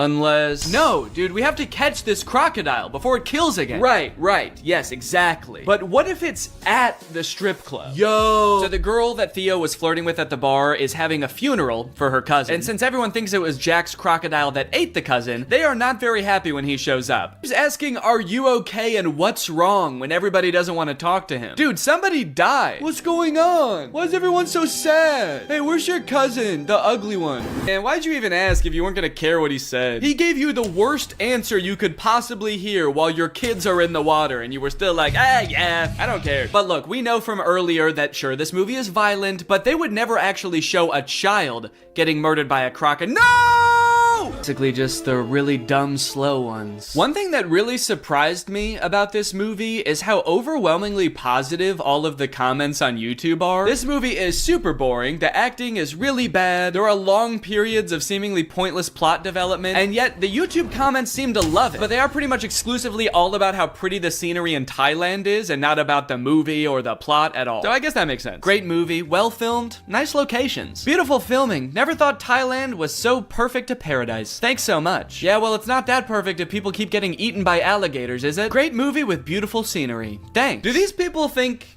that the director invented Thailand? Because he didn't. It's been around for a while and you can go there. So they find the croc and they kill it. It's honestly pretty unsatisfying. I don't know what I was expecting, for them to like pull off the mask of the alligator and it was the tax investigator all along. But I was hoping for some kind of closure as to like why this happened outside of two fishermen woke him up with a bomb. The ending of this movie is very somber. They're all just kind of traumatized on their little boat until Jack's sister asks Croc if the crocodile ate his leg. I forgot to mention, Croc only has one leg. I don't know if you've noticed that. And so you just assume, oh, he must be hunting the croc because the croc ate his leg. And Croc says, good.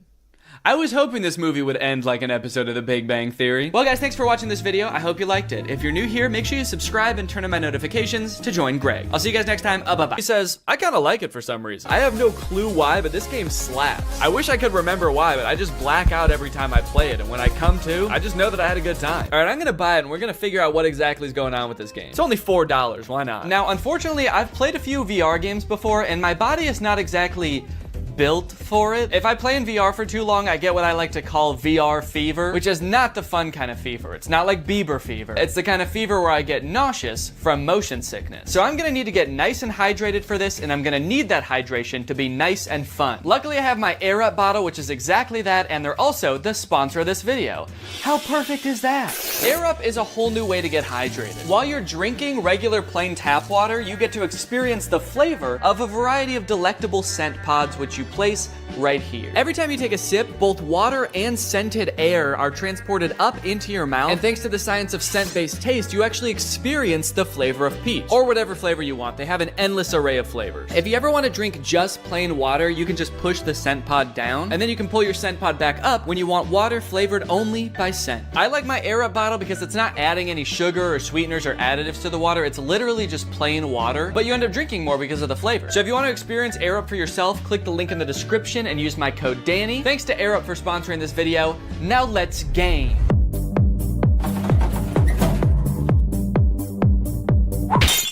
It's time to play some Eastwood VR! Entering the Wild West world of Eastwood VR, I was immediately greeted by the most aggressive NPC I've ever come across. Bitch! Oh my god.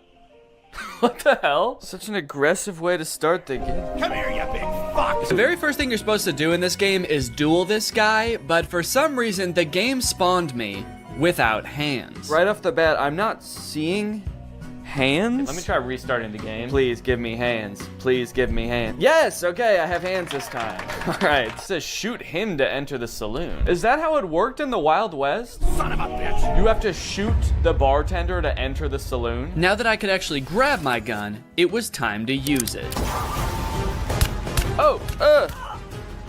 To do so, you must wait for the round to start. There's a little countdown and then a whistle.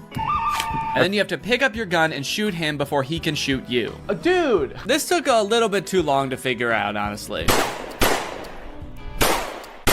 Don't know what I did wrong that time. Come here, you big fuck! Easy.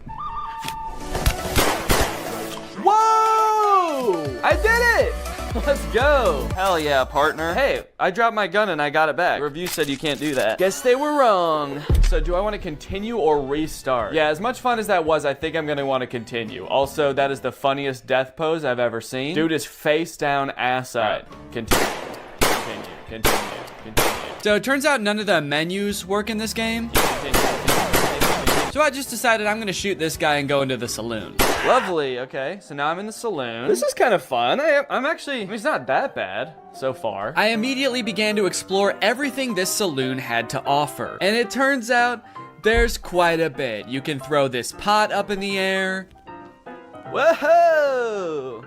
You can stack chairs on top of each other. Ooh, dude, I wonder if I could like make a fort out of chairs. Probably not what the game was intended for, but dude, you can. Let's go. I guess it turns out to make an entertaining game for me, you don't need to program in any story or challenges. Just give me a bunch of shit I can move around. A glug glug glug. Do I look like I'm drinking beer? A glug glug glug. Okay, he didn't seem to care about that. Can I grab him? Oh, I've stunned him. What the fuck did I do? Oh my God. I touched him one time. I think I killed him. I think I have the touch of death, guys. I guess the game heard I like having things to pick up and move around and answered my prayers in the most terrifying way possible. Dude, this is like actually creepy. I'm holding him up with one hand. He's just like floating around. This is exhilarating. Bad boy. Holy shit, dude, this is crazy. The other patrons of the saloon didn't really seem to have much going on. Smash. Touch of death. Oh, touch of death doesn't work on him. So maybe there was just something wrong with that one guy. Maybe he had his own thing going on. He had his own demons. Don't worry about him, man. He would have done that anyway, even if you weren't there. Can I pick up this gun? And one for you? For looking at me like that? I wonder if I can steal this guy's gun. That'd be kind of fun, huh?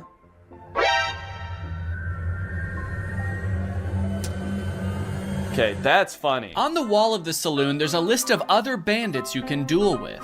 Oh, okay. And I guess that's how we start them. Son of a bitch. Oh my God. This guy was equally mean, but a little bit more whispery. Son of a bitch. And about 100,000 times harder to kill. Oh my, whoa! That was so fast. What?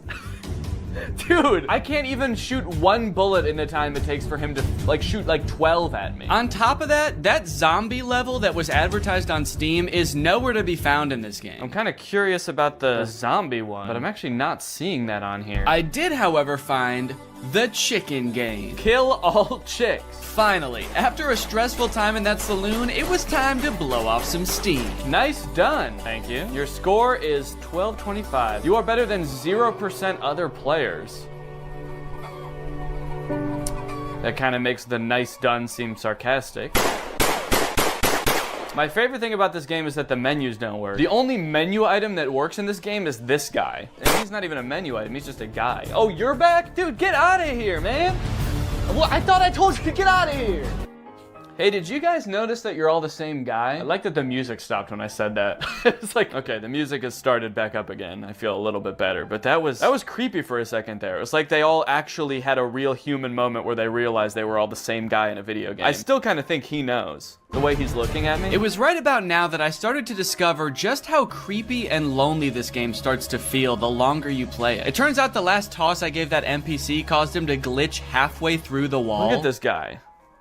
He used to just be like a jolly fellow drinking in a saloon, and now he's got this glazed over look in his eyes. His arm is like stuck through a wall at the atomic level, and I'm still gonna keep throwing him. As I chucked him further and further into the desert outside the saloon, I got a sense for how desolate this place was. Starving for any kind of human interaction at all, I decided to reach for the last duel on the board. And global show yourself. Try it out online. Are there even other people that play this game? Is there going to be anyone to play against? But the fate I met in that lobby was far worse than anything I encountered in the saloon. No suitable rooms at the moment. Okay, I'm gonna host a game, see if anyone comes along. Okay, so now I guess I'm just waiting for somebody else to find this game, buy this game, and show up right in front of me so I can shoot them. Oh no.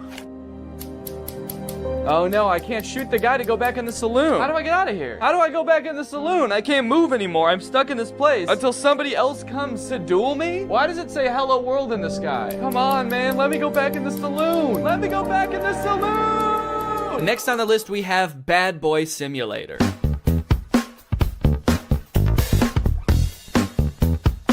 Okay, so it looks like a game where you spend all of your time in one classroom just tormenting the teacher and students with chemical weapons. This game looks insane. Also, what is this glove? Are we playing as a supervillain?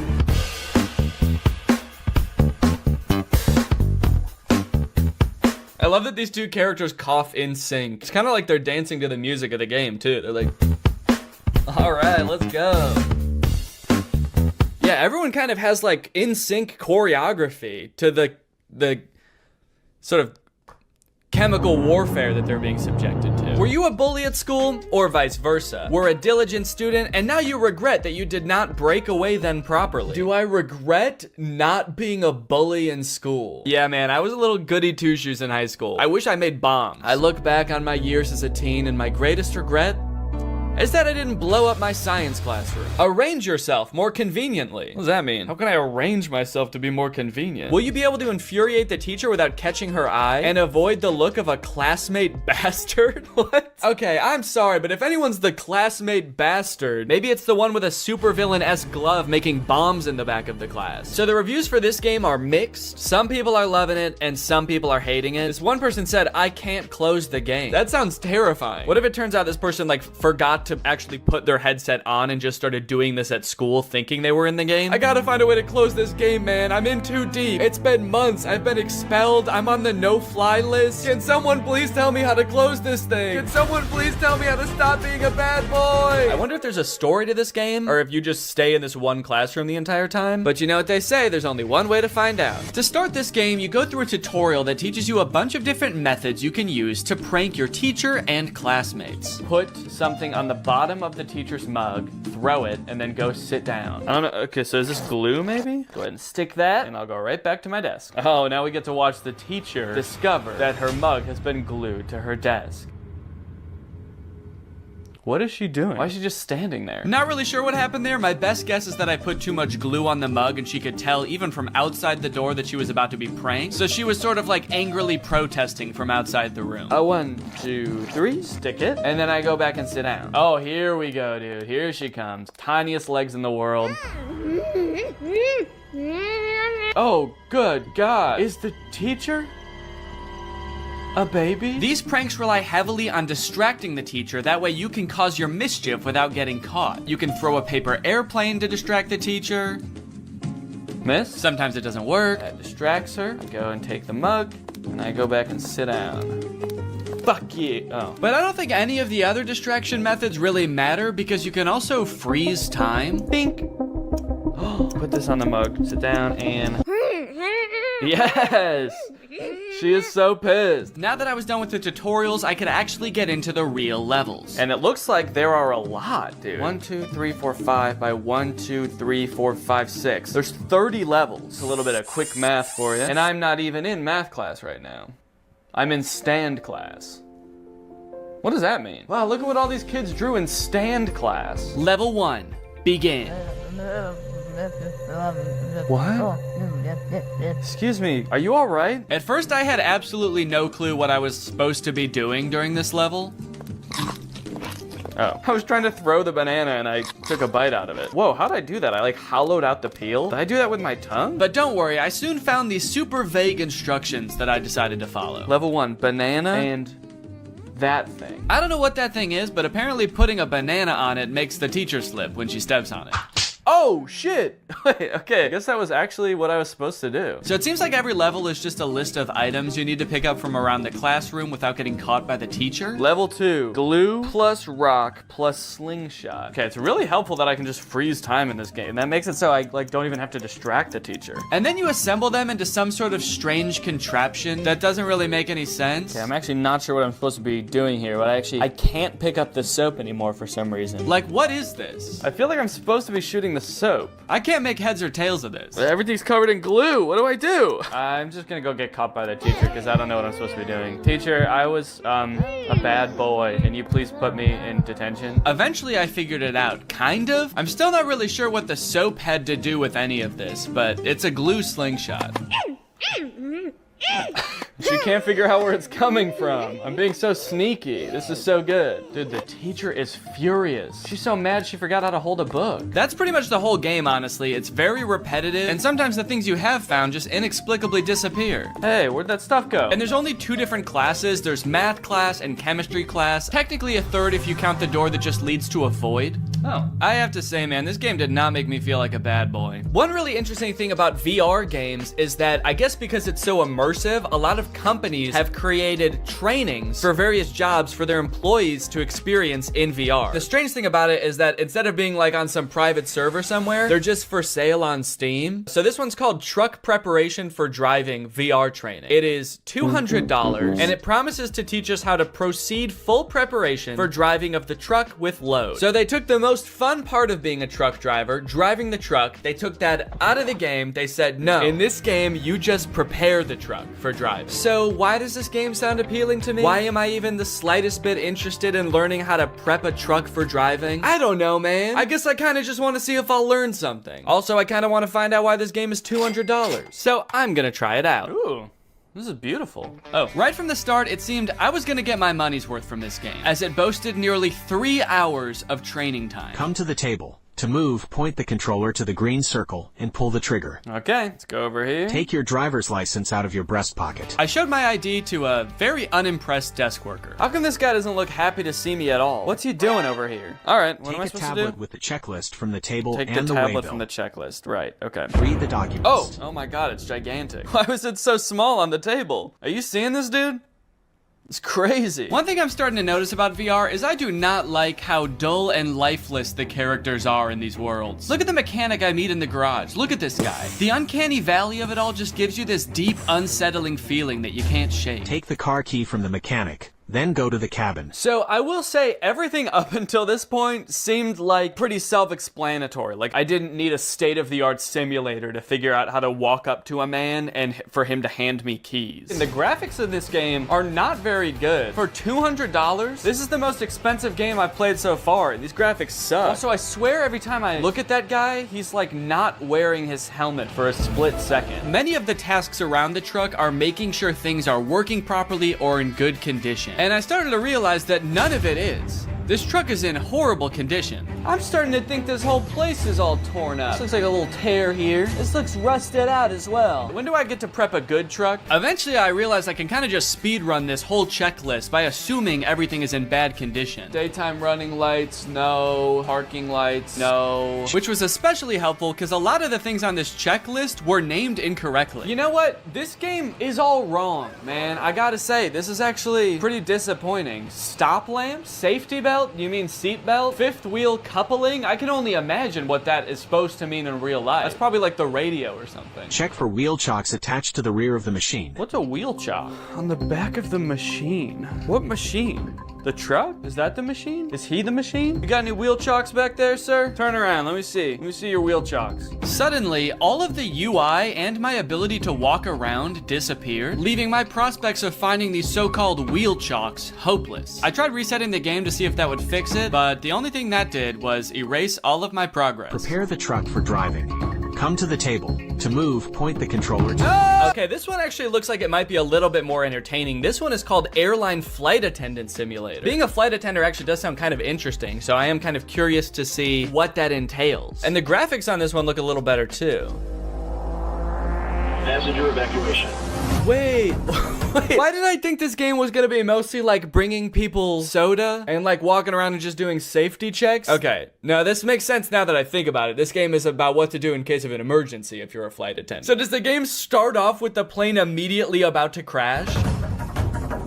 Oh my god. Well, honestly, I kind of don't want to spoil this game too much for myself. I kind of just want to play it. Okay, this game consists of 4 levels and they get increasingly intense as you go. The first one is safety equipment check. It's not anything too crazy. You just walk around the plane looking in various compartments to make sure all of the required safety equipment is there. We need 20 child belts, but look, there's only 15 child belts. Guess some children aren't going to be joining us today. We're gonna have to strap them to the bottom of the plane. The next level is where things started to heat up, literally.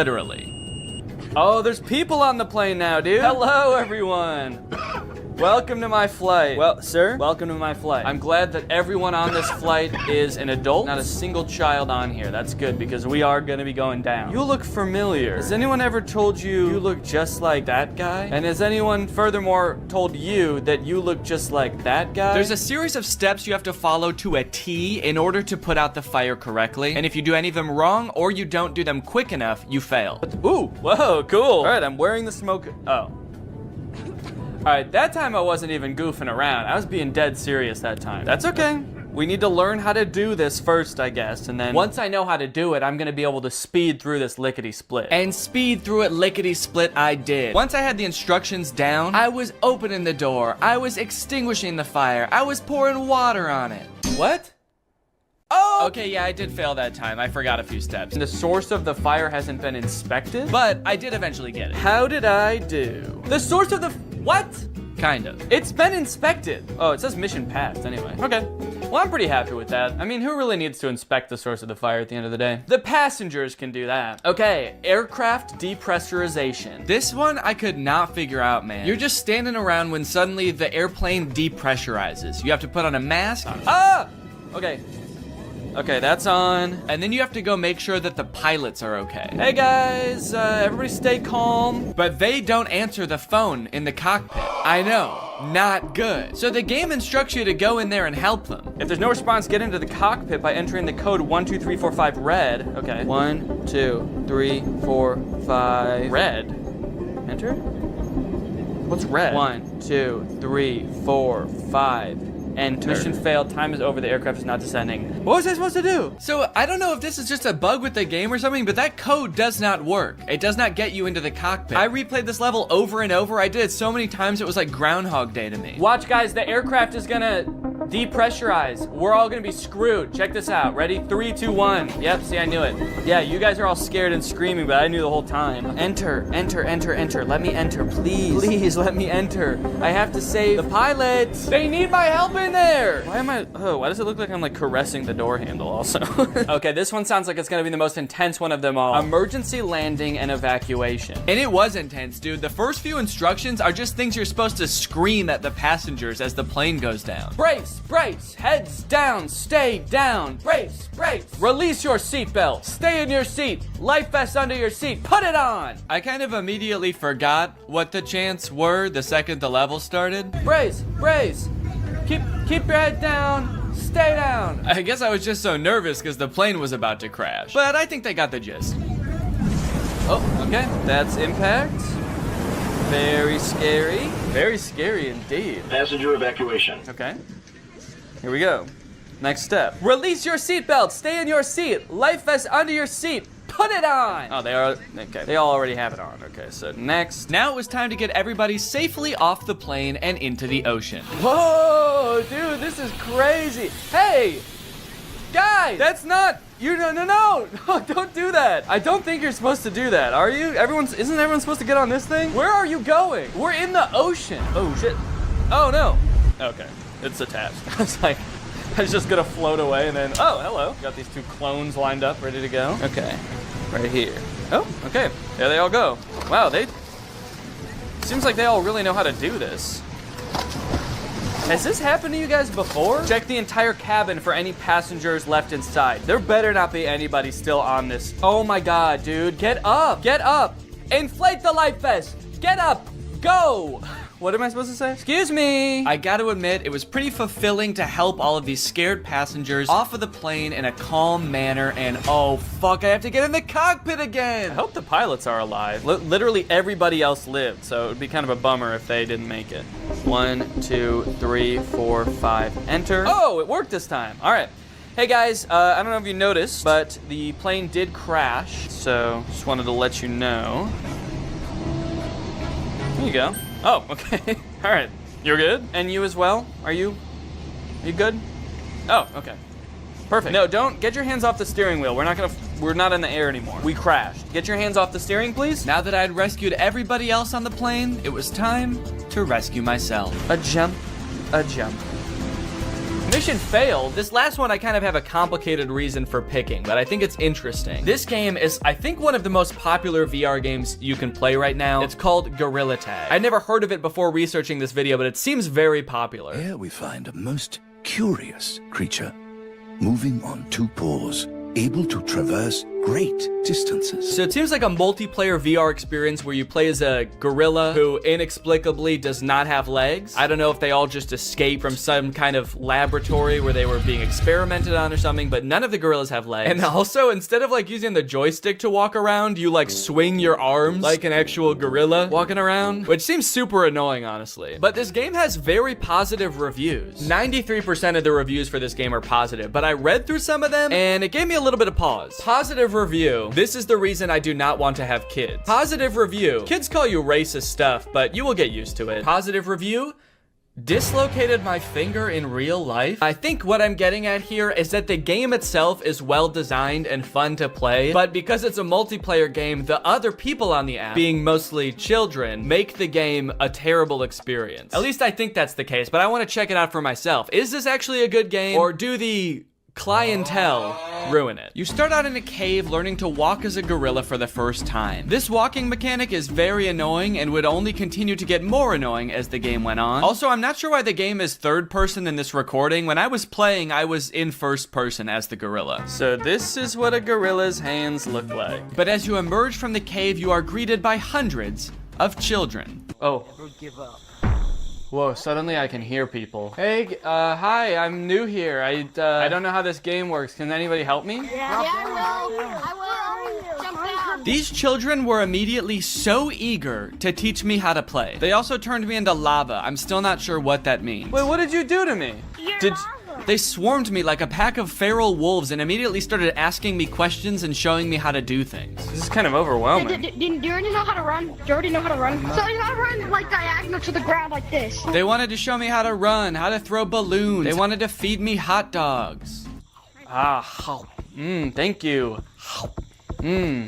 So hospitable, thank you. So overall, most of them were pretty nice. There was this one gorilla who kept asking me to change his color code in a very intimidating way. You take off my color code?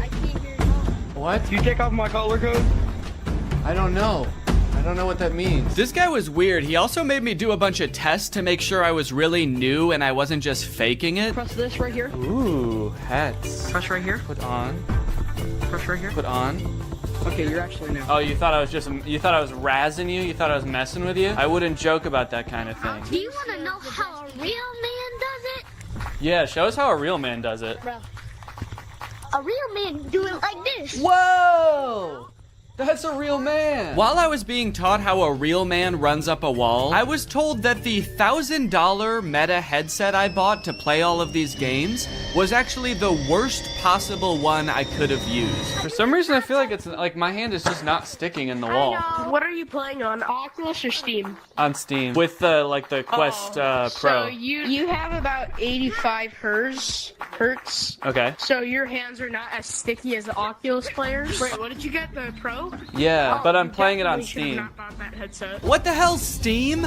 And Mark? My gaming setup is too good for Gorilla Tag? How fucked up is that? Once the gorilla children had cooled down a bit and started to go back to doing their own thing, I asked my friend here if there was anything else to do in this game. Are there like mini games in this game, or like what is there to do? He decided he should take me under their wings / monkey arms and teach me their favorite game. Let's teach them how to play Monkey on the Shelf. Okay, let's go. Now jump on the computer.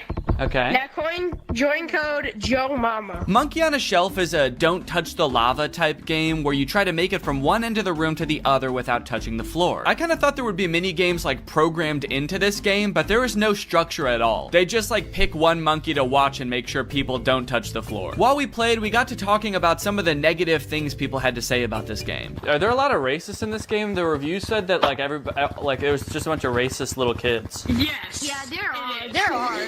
Did they get banned? These report. Sometimes. Before I knew it, it was time for me to log off. All right, guys, I gotta go. But can I just say? Nice knowing you. Can I just say thank you guys for taking me under your wing and teaching me how to play this game. I couldn't have done it without you. Thank you guys. You're welcome. You guys are the coolest monkeys I've ever met. Yep. All right, bye. Well, Greg, there you have it. The world of VR is a magical and mysterious place that I am proud to have explored here with you today. If you have any other games you want me to check out, let me know. If you're not subscribed yet, make sure you subscribe and turn on my notifications to join Greg. Otherwise, go ahead and check out another video right here, and I'll see you guys in the next one. Bye-bye. Life as a new dad is pretty good. Rocking my baby to sleep, watching him crawl for the first time, and there's so much to look forward to. Like finding out what kind of TikTok dad I'm gonna become. There's so many types of dads on TikTok. You got Frog Dad. I could be like Addison Rae's dad, begging Young Gravy to box him. One thing's for sure, whatever kind of dad I become, I'm excited to do it on TikTok. Wait, what is this? TikTok is getting banned? Guys, TikTok might get deleted in the US forever in a few months, so I either need to move countries or fulfill my dream of becoming a TikTok dad now. Luckily, over the years, I've gathered a pretty choice list of dad talks, and today I'm going to watch them, and then I'm going to become them by recreating them. So let's take another look at that Addison Rae's dad TikTok. Can I get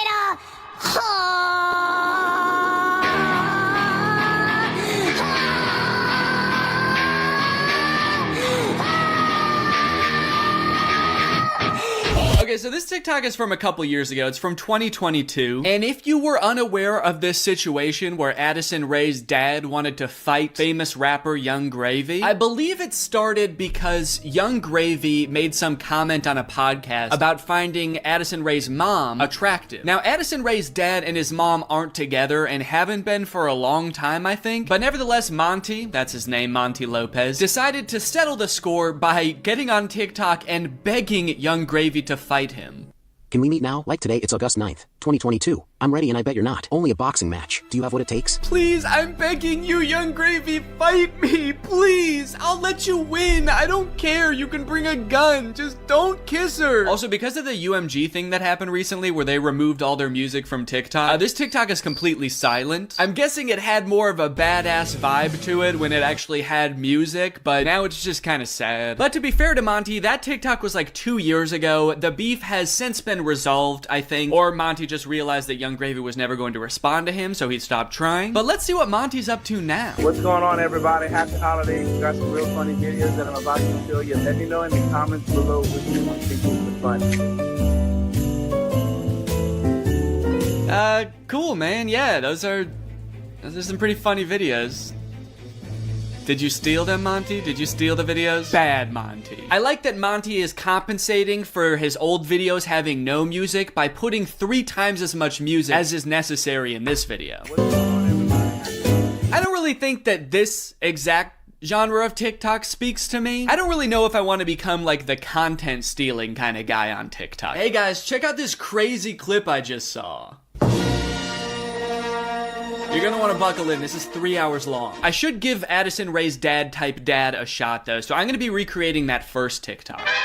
Okay, so I was trying to think of who it would be funny for me to be trying to fight in this video. My first thought, for some reason, was Joe Biden, but I feel like if I posted a shirtless video of me screaming and begging Joe Biden to fight me, I would be investigated by the FBI, the CIA, trying to think of any other 3-letter acronyms, AJR maybe. So I'm not gonna do that. Maybe it would make more sense if I just challenge someone who already does influencer boxing, like Jake Paul. I could make this same kind of shirtless screaming video, begging Jake Paul to fight me. I can't just stop there because Monty didn't stop there. Oh no, no, no. He challenged him, he begged him, he asked him to come to his house right now, and then he also pivoted to just posting silly videos on his page. So I'm gonna try to encapsulate all of that into one video. I also noticed in this video when he stands up, it like, well, one, it says run white boy run at the bottom, and then it also reveals that he has a tummy tattoo. So I don't know if I should incorporate that somehow, like when I stand up there's a funny tattoo on my tummy. Maybe it's just a heart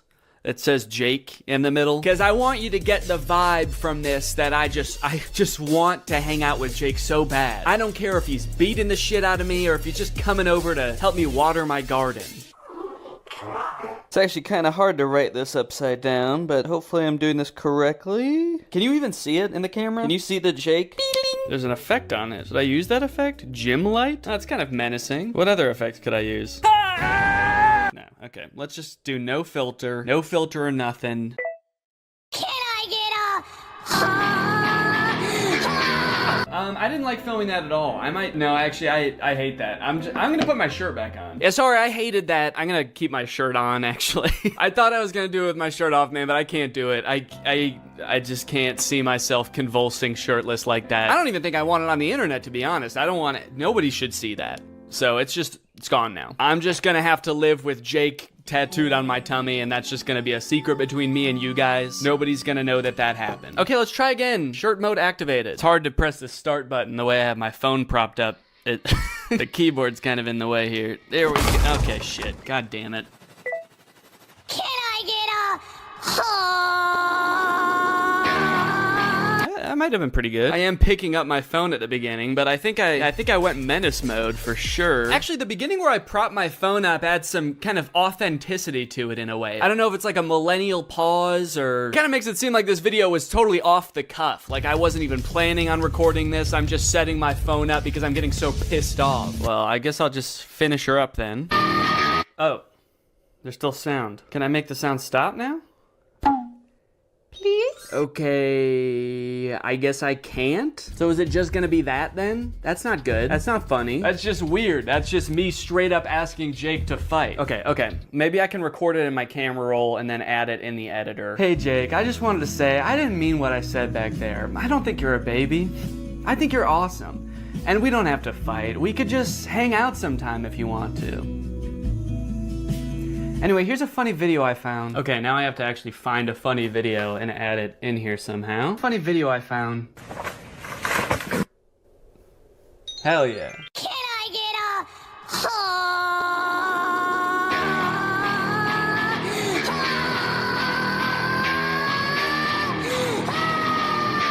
Hey Jake, I just wanted to say, I didn't mean what I said back there. I don't think you're a baby. I think you're awesome. And we don't have to fight. We could just hang out sometime if you want to. Anyway, here's a funny video I found.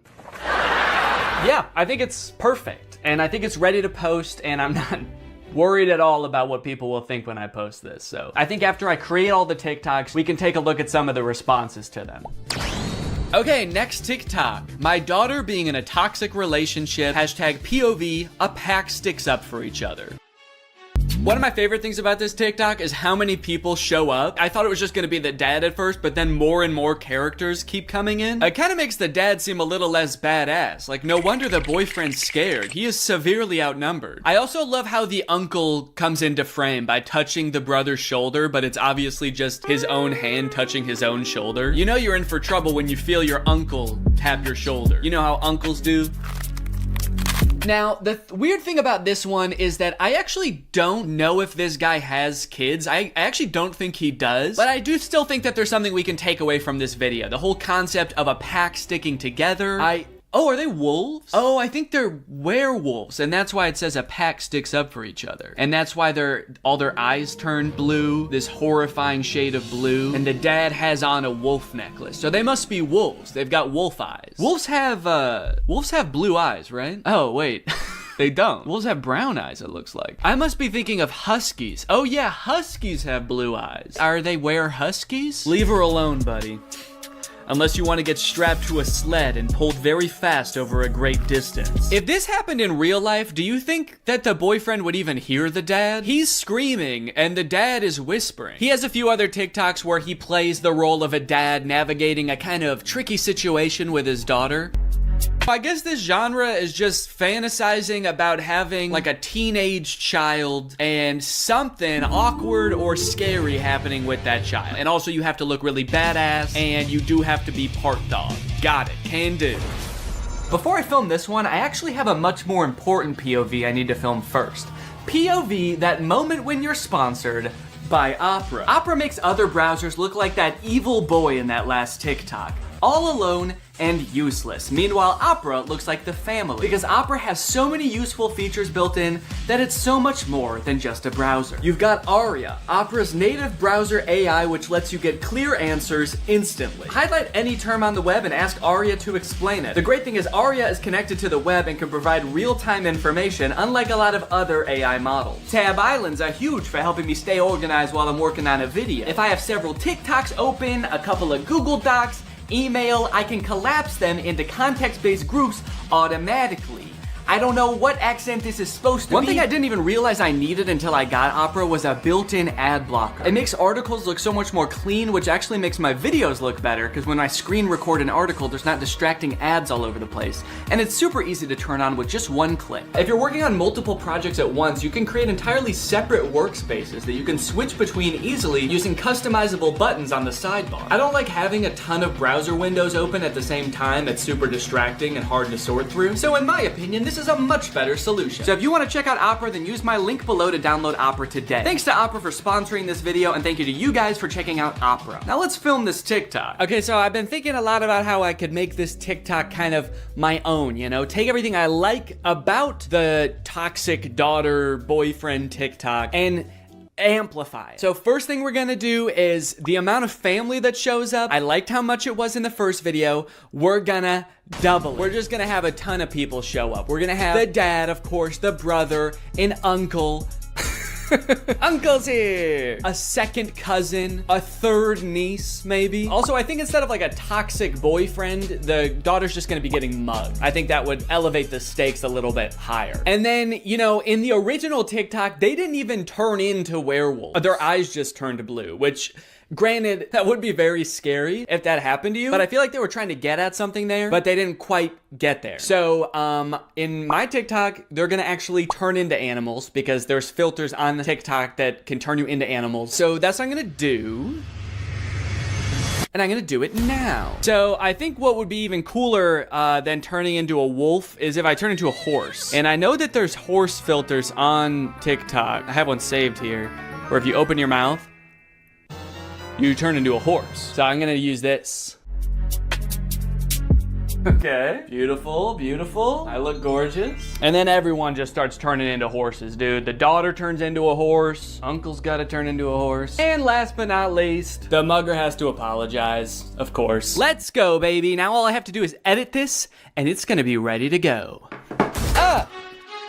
Now this dad is a whole different type of dad. His name is Brian B. Toe. I thought Toe might be his last name, but the way it's spelled out in his profile actually makes it seem like Buto is his last name. I thought B was just his middle initial till I saw this just now. Say what you want about Brian, but he do be Toe. And I think there's a lot we can learn from Brian's TikTok. Stuck in a generation where loyalty is just a tattoo and being fake is a lifestyle. Where the real ones at? Man, Brian's so cool. I thought he was a teenager for a second because of how cool he's dressed. Hey guys, I'm just skateboarding with my backpack to school. Work. I hope my teacher is cool today. Oh, boss.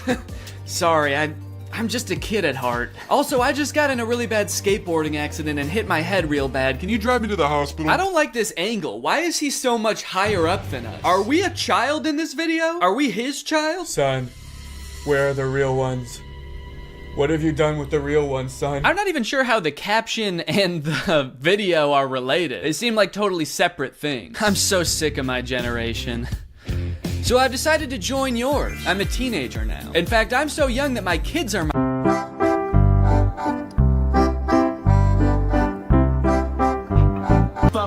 All right. Now, obviously, I don't like this video. I don't like it one bit. But I'm mature enough to realize that I'm not the target demographic for this video. This video is for MILFs. Cause you a MILF. And I'm not a MILF. I'm at most a dill. I'm just a dad you would like. And the MILFs in the comments are loving it. Yes, you still got it. Where you been all my life? Damn, my kind of guy. More power to him, I guess. The one thing that I can't get over is the setting in which he's making this video. Are you in public? It looks like he's just in the lobby of a hotel making the absolute thirstiest video I've ever seen. You need to get to your room ASAP, dude. You are too horny to be in public. I like this guy in the background. The second he realizes he's in this video, he steps out of frame because he's like, oop, I can't be in this. Oop, get me out of here, this guy's too horny. The caption is "still got it," which is a little confusing to me because usually you would say that about something you used to do when you were young. Brian, did you used to do this when you were young? They didn't have iPhones back then. Who were you doing this to, man? The reason so many people are single and not in relationships today is because we're looking for that 90s love in a 2023's hookup culture. Tell me I'm wrong. Yeah, man, that's fine. Where are you? What's going on in the background here? I'm looking for that 90s love. The kind of girl that doesn't just want to hook up, but wants to go on a date to the giant dirt pile in town. I love that dirt pile. I wish I could date the dirt pile, but she's taken. Hey, get out of here! She's mine! Okay, this is good research. I feel like I'm starting to get what this guy is all about. It's a lot of like pouring your heart out on the internet. Some of it could possibly be on the verge of oversharing, but he's expressing his feelings. He's looking badass while he's doing it. It's like this emotional vulnerability mixed with this cool, mysterious bravado of being alone at the giant dirt pile. Oh, oh, oh, yeah. Da, da, da. I got a new Okay, no, that's cool, man. Look, I obviously think that, you know, that's kind of a scary joke to make, but again, this video isn't for me. Oh, uh-oh. Oh God, Brian, the MILFs aren't liking it either. This guy is not funny. My first reaction, ew. Brian, you're scaring the MILFs, man. So I'm unaware of any gigantic piles of dirt near where I live. If there are any, I guess I'm just not cool enough to know where they are. So I'm here at the woods. Figured that would be an equally strange location to film this TikTok. So we've got strange location, the woods. We're going to have sort of a nostalgic / oversharing caption, which I'm still not sure what that's gonna be yet, but I can just figure that out while I'm editing it. I don't have to do that now. It doesn't have to have anything to do with the video, which is good. And then I also have to appeal to the youth. I have to try to make myself seem like a kid, which usually I'm not very good at, but I went to Walmart and I went to the kids section and I found some stuff that I think is gonna do the trick. Brian had a skateboard in his video, and so I bought a scooter. They didn't have any skateboards. I don't know if this is maybe a little bit too young for the demographic I'm trying to reach, but the box said ages 2 to 5. So I'm just gonna sort of pretend to be shredding it up out here at the beginning of the TikTok. By the way, I am like 75% sure that there's poison ivy under my feet right now that I'm very much trying to avoid. And I think I have, but my legs just feel itchy even just being near it. This was actually a horrible idea. Anyway, the hat. It says Fortnite on it. Can you see that? It says Fortnite on it. I found it at Walmart in the little boys section and I thought, oh my gosh, this is perfect. This is gonna appeal to all the kids. So I've got my scooter, I've got my Fortnite, and I'm ready to have some fun. Let's film a TikTok. Okay, I think I'll just pretend to be ripping it up over here and then I walk towards the camera, all cool. I for sure stepped in the poison ivy that time. Very cool. Why does this hat make me look like a pilgrim? It's like such a flat brim hat that it's gone past looking cool and gone towards looking like a full-on pilgrim hat. I am a Fortnite pilgrim.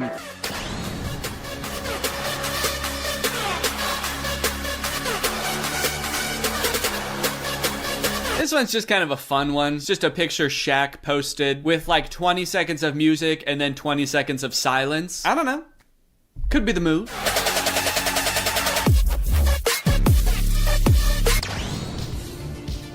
All right, this TikTok is by a dad by the name of My Life, not yours. So in case you were confused, this isn't you.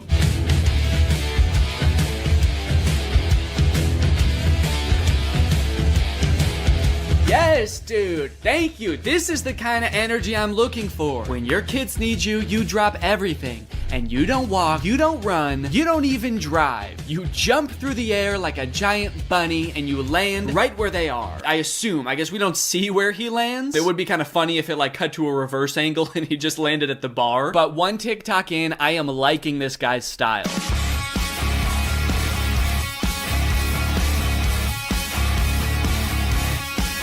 So I guess the way I describe this dad is like action hero dad, mystical sorcerer dad. Either way, he's killing it, and I really like his vibe. He's always getting himself into insane situations like this one. Happy Easter, everyone.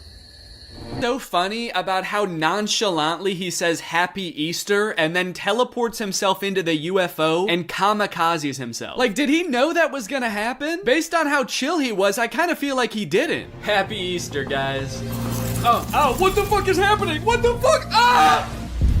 You know, I started watching this guy because he mentioned his kids, and I was like, oh cool, dad content. But in hindsight, he actually doesn't mention his kids very often. So I guess they don't need help that often, because that's the only reason he mentioned them in the first video. He's actually kind of got a lot of other shit going on. He's always defending the Earth from some kind of cosmic threat, it seems. And after all these TikToks where he's harnessing magical powers and defending the Earth, you'd think that his kids would have some pretty nice stuff to say about him, right? You'd think they'd be pretty grateful, huh?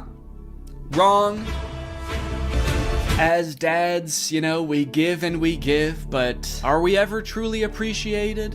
No. My 7-month-old baby did this same thing to me. I was floating around in the spirit realm forever. It took me days to get back into my body. To take a step back for a second here, can we all appreciate how epic his editing is? I mean, this is pretty good. Also, the first time I saw this, I was like, holy shit, how high did this dude jump for this video? This man may be old, but he's still got it. But after watching it a couple times, I think that he's reversed the video and he's jumping off of something high onto the ground. Either that or this whole thing's real. I can't discount that possibility. I like this guy's videos a lot because I feel like we actually are cut from the same cloth in a way. I have always been obsessed with visual effects. I had a YouTube channel for this kind of stuff when I was a teenager. I would do this type of stuff, practice visual effects. I would do tutorials for effects. Hey everybody, this is Danny Gonzalez, and today I'm going to be doing an After Effects tutorial. I would watch every behind the scenes of like blockbuster movies that I could get my hands on. So I admire this dad's passion. It kind of takes me back in my own life to a simpler time. So I guess what I'm trying to say is,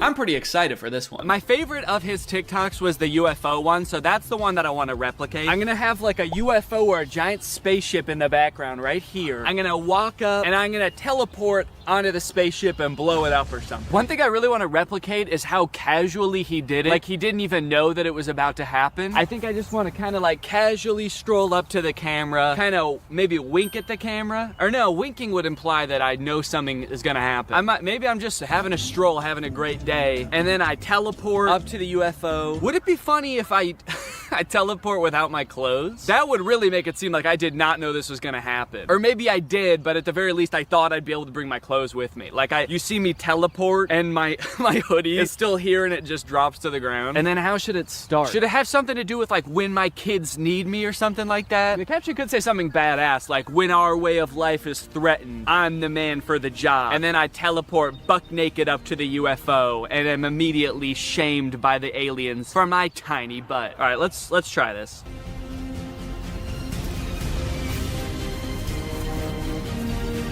Okay, and then I'm gonna take off my hoodie, put it right where I was, and then drop it. Okay. There was a person walking by while I was doing that. What do you think she thought? What sense could that possibly make to the average person? Maybe she knew what I was up to. She did look kind of older. Maybe she has a husband that does this kind of thing. All right, well, I'm happy with that. Also, I want to go home.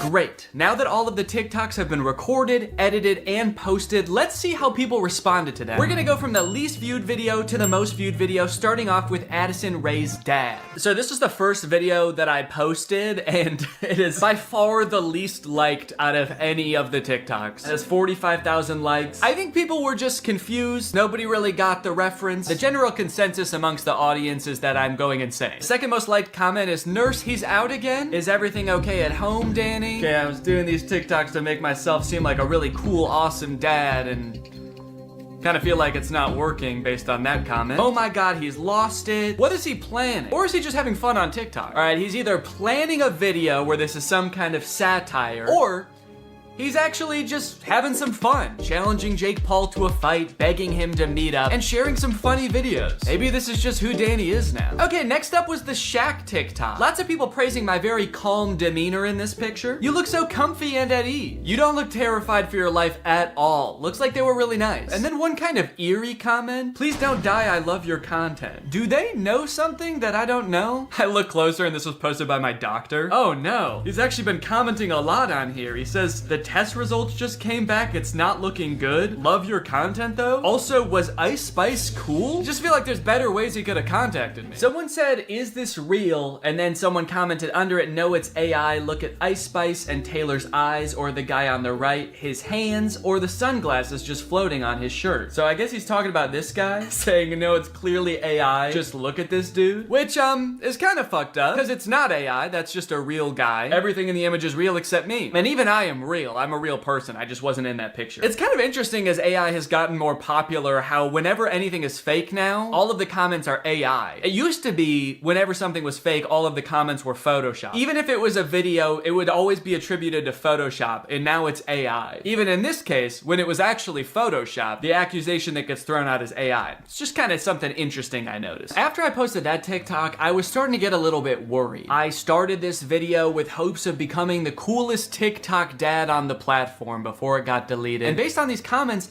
I was beginning to worry that being a good dad didn't have anything to do with TikToks or Ice Spice. But don't worry, the comments on this UFO video fixed all of that. Thank you, Danny, we all say in unison. A modern Shakespeare brought tears to my eyes. I saw this on the news, so heartbreaking. Thank you for saving our children, Danny. Wow, this gave me chills. The things we'll do to protect our children. I mean, I don't exactly know what you did in this video, but thank you for doing it. You definitely did something to protect our children, I think. I would unironically watch this as a movie. Yeah, this TikTok was good, but I just wish it took 2 hours. Oh, Danny, where do I even begin? You are the light to my world. You are the sunshine, Danny, my only sunshine. You make me happy when skies are gray. You'll never know, dear, how much I love you. Can't talk, saving the world.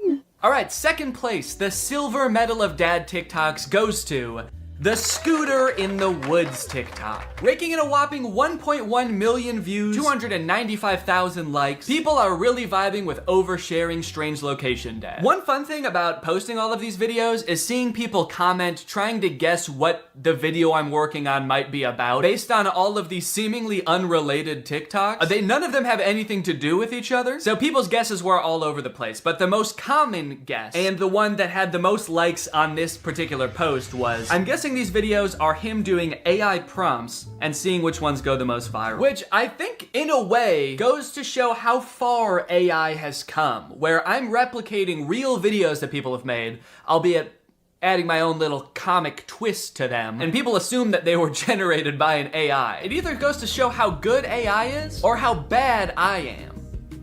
Either one. Someone said, too creeped out by Danny's facial expressions to even read the words. That's right, baby, that's my whole plan. I creep you out so much with my facial expressions that you don't even get a chance to notice I just admitted to burying someone in the woods. And finally, my most popular TikTok with 1.6 million views, POV Dad. With such praise as, this has to be for a video, and Danny, this is brain rot. You know, as a father, it's really important to me to have a positive impact on the minds of the next generation, so it means a lot to me that you would say that. Wonder what the new video is gonna be. What, a guy can't just fantasize about his imaginary daughter getting mugged and then his ragtag family coming to her rescue without people getting suspicious? I think that really says something about society today, and as soon as I figure out what it says, I'm gonna be pissed. Look, at the end of the day, we can laugh and giggle at all of these TikToks, but I think it's important what I learned from all of this, which is nothing. But you know what? I love being a dad. It is the best part of my life. I love it so much. And being a dad is an important job. And if you're a dad and you're working hard to give your kids a good life, there's nothing wrong with getting online every once in a while and posting a silly video or two. Sometimes you just gotta post on TikTok to take the edge off, baby. So here's to all the dads out there. I will toast my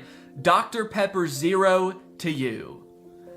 Clink! Alright, well thank you guys for watching this video. I hope you enjoyed it. If you're new here and you're not subscribed yet, make sure you subscribe and turn on my notifications to join Greg. I'll see you guys next time. Bye-bye. What's up, Greg, and welcome back to another episode of Please Stop Trying to Give Birth at Disneyland. Please. Did you guys know about this? I just found out this is a thing. Women are trying to give birth at Disneyland in order to get a free lifetime pass. Don't do that. As I'm sure you guys are aware, because Disney is such a huge company with so many adoring fans and people love going to Disneyland, there are a ton of like urban legends and lore surrounding the Disney park.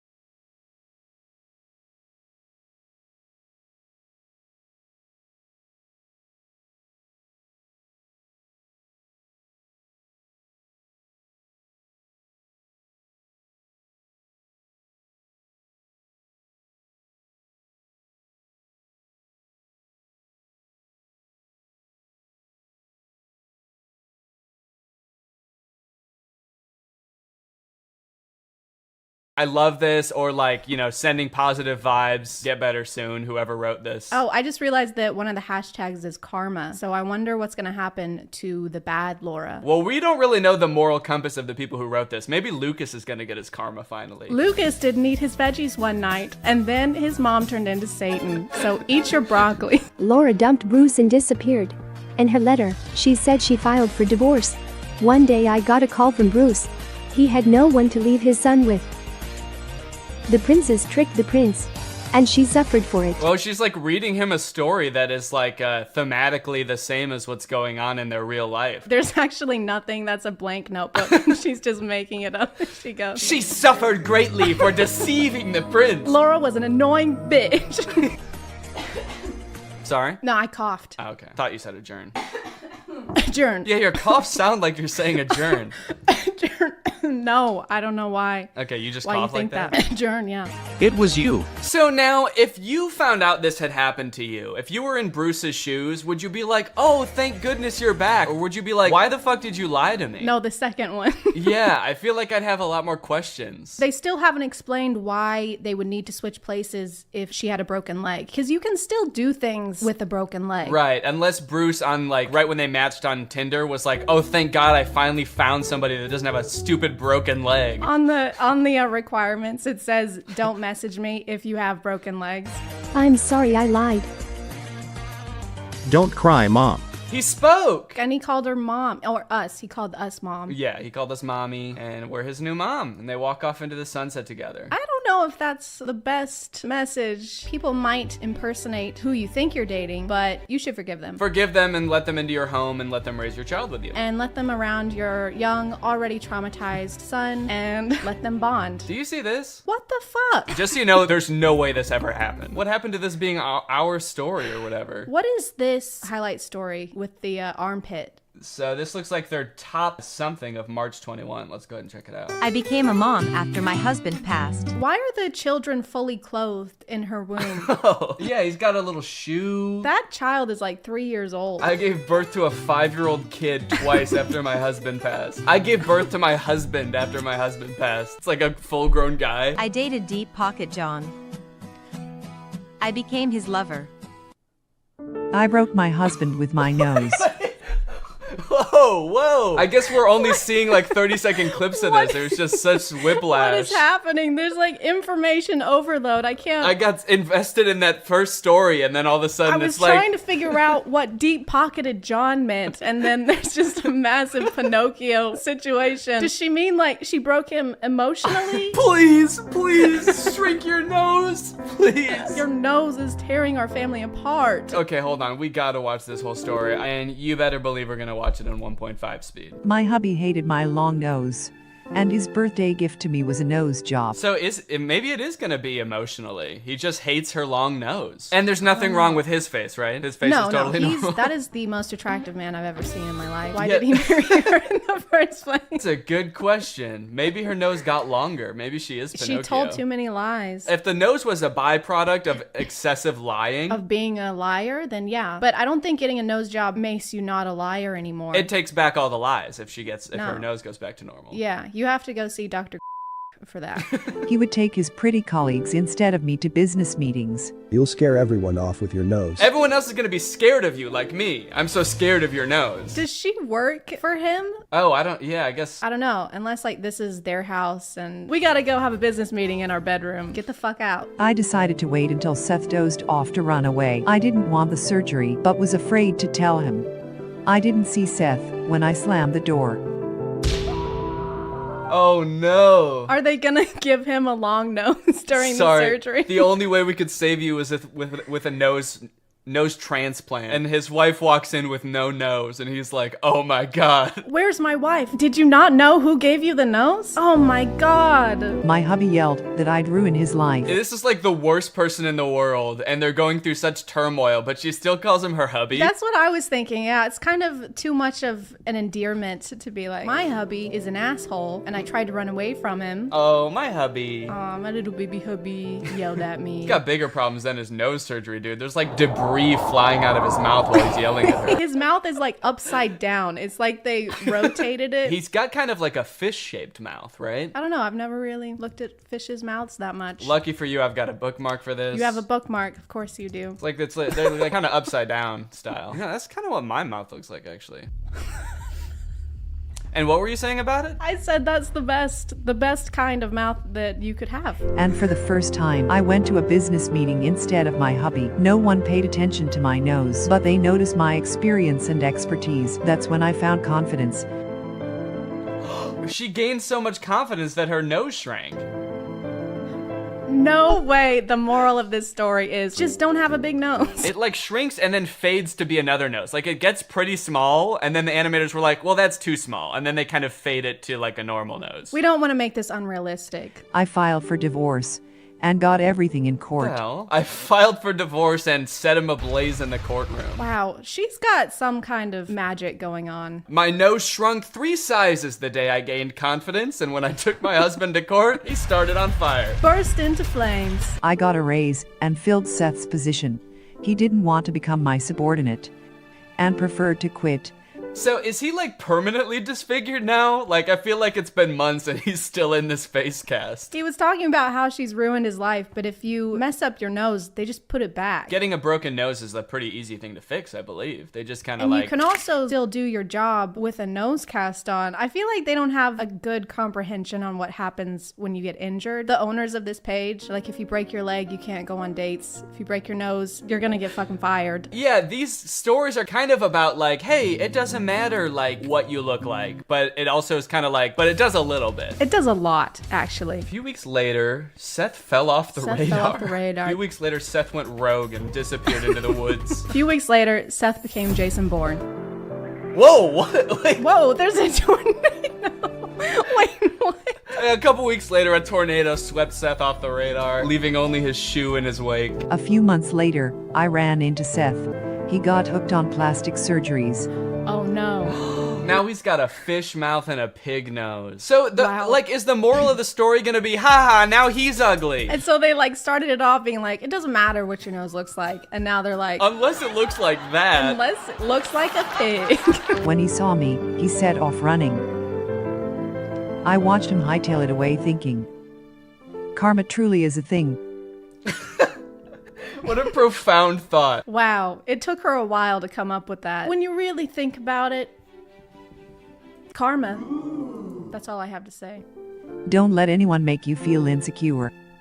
Love yourself and others will love you too. Wow. That's not what I got from this. Yeah, it's actually her fault that he was an asshole to her. Ladies. Ladies, if your husband is being mean to you, probably your fault. It's your fault. Just be more confident or get a nose job, then you'll be fine. Just get over it. This one's called Her Stepdaughter Ruined Her Wedding Night. This is about to be about another disturbed child. On my wedding night, my stepdaughter came in and took my hand.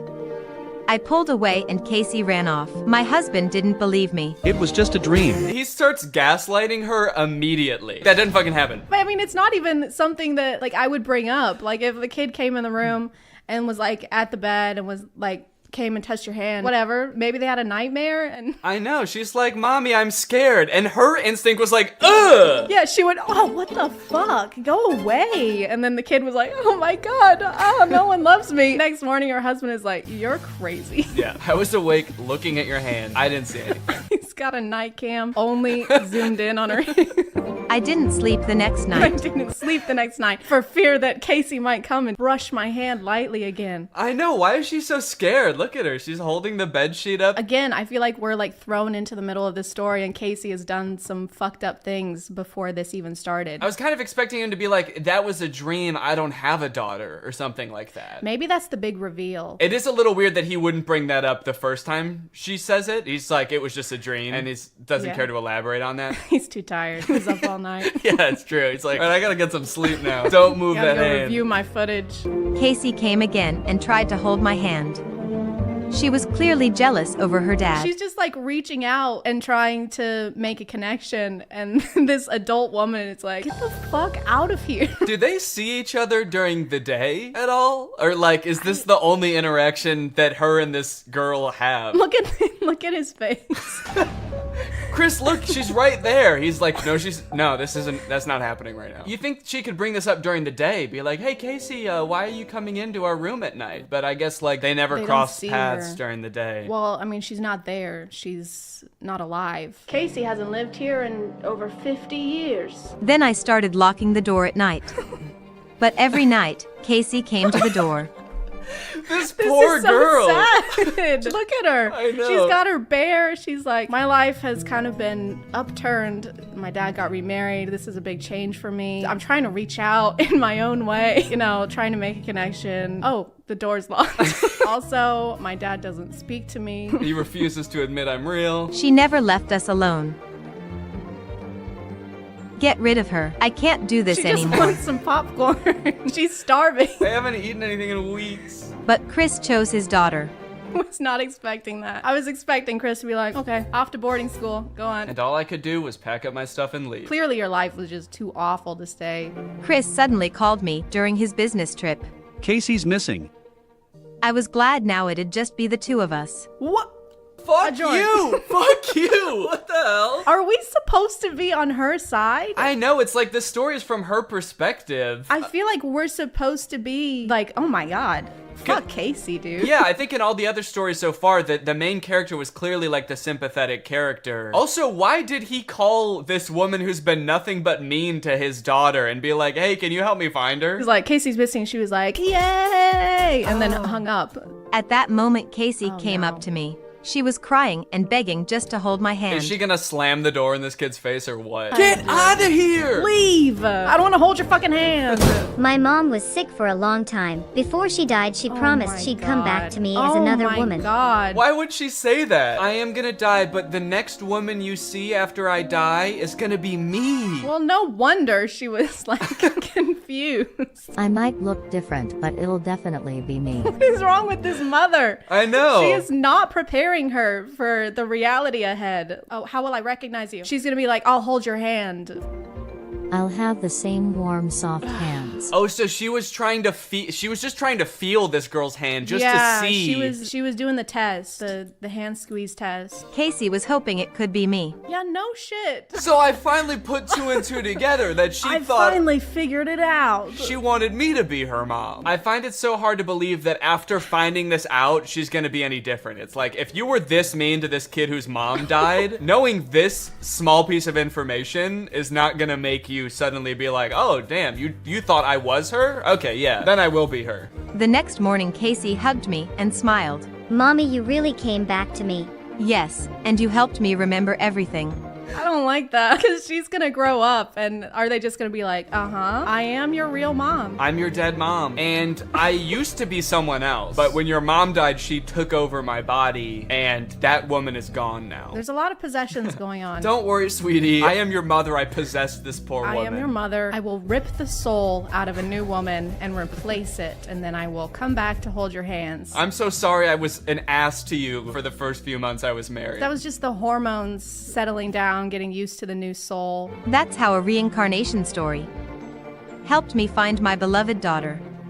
So are we supposed to think that she's actually the mom? They're not just telling that to the kid. They're telling that to us too. You know, we're gonna grow up someday too. I feel like I'm being gaslit. I know. They spent this whole story like this is just some woman who met this guy, and then they're like, and remember now that she's the mom? Remember how we all knew that that was the mom the whole time? Remember that? Casey truly believes a part of her mom lives in me. That idiot. That dumbass. I really feel like her mom, and I'll never tell her otherwise. Maybe you should. Maybe Casey will figure it out. It's like Santa Claus or the Easter Bunny, only it's like, I'm not your real mom. Do you remember how old you were when you found out that your mom wasn't really some dead woman possessing somebody? I was 18 and I cried. It is worth noting, they have a YouTube channel, Fabiosa Animated, and so they have all these animated videos, but they do have a not animated channel too, and these are all live action stories. They're kind of like Darman videos. Yeah, the titles, the thumbnails are literally just Darman. Wait, there they go with hubby again. Hubby denied me a hospital my birth. sweet hubby let me die. Hubby check. Hubby wanted me to suffer through childbirth. Well, do you want to do the most popular video? Short lesson to see real beauty? Sure. Cover your ugly face or go home. My mom became a teacher at my school and made my life hell. You are gonna dress like the Phantom of the Opera and you are gonna like it. And you're gonna sing. I've never seen the Phantom of the Opera. Does he sing?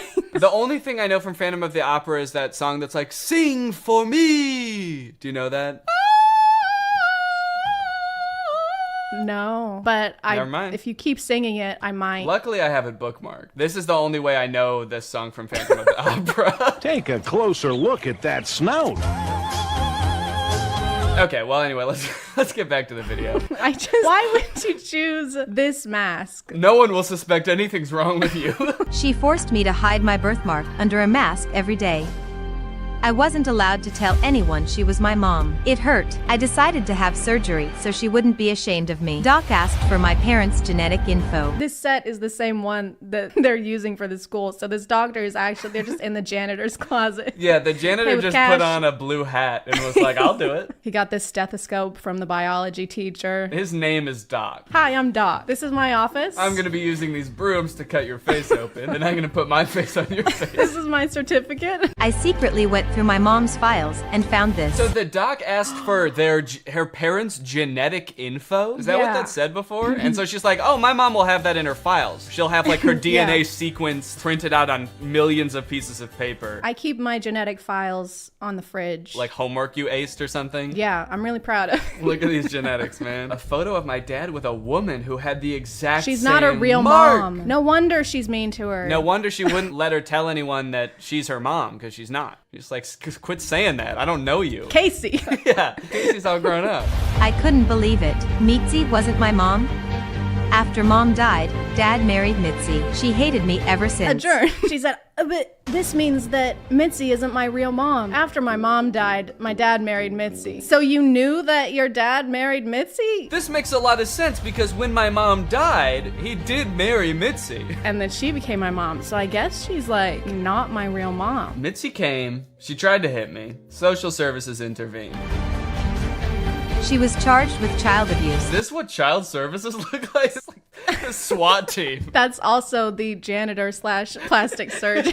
Put on these handcuffs. And she's like, this is a broom. What are you talking about? Put on these brooms. Dad's parents moved in. Dad's parents moved in. They think my mark makes me unique. Where's her dad? He's the janitor at the school. Oh my God. Of course. I can't believe we didn't see that before. Wow, these are like mini Netflix movies. With music. With music. Sparkle.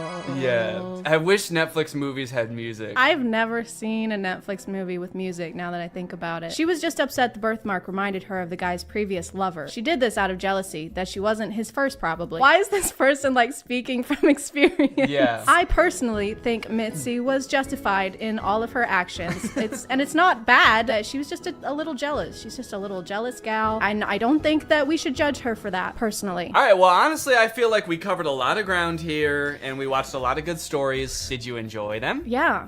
We learned a lot. I feel more confident. I noticed that over the course of this collab, all of your flaws have shrunk significantly. So disfigurations. Which ones are you referring to?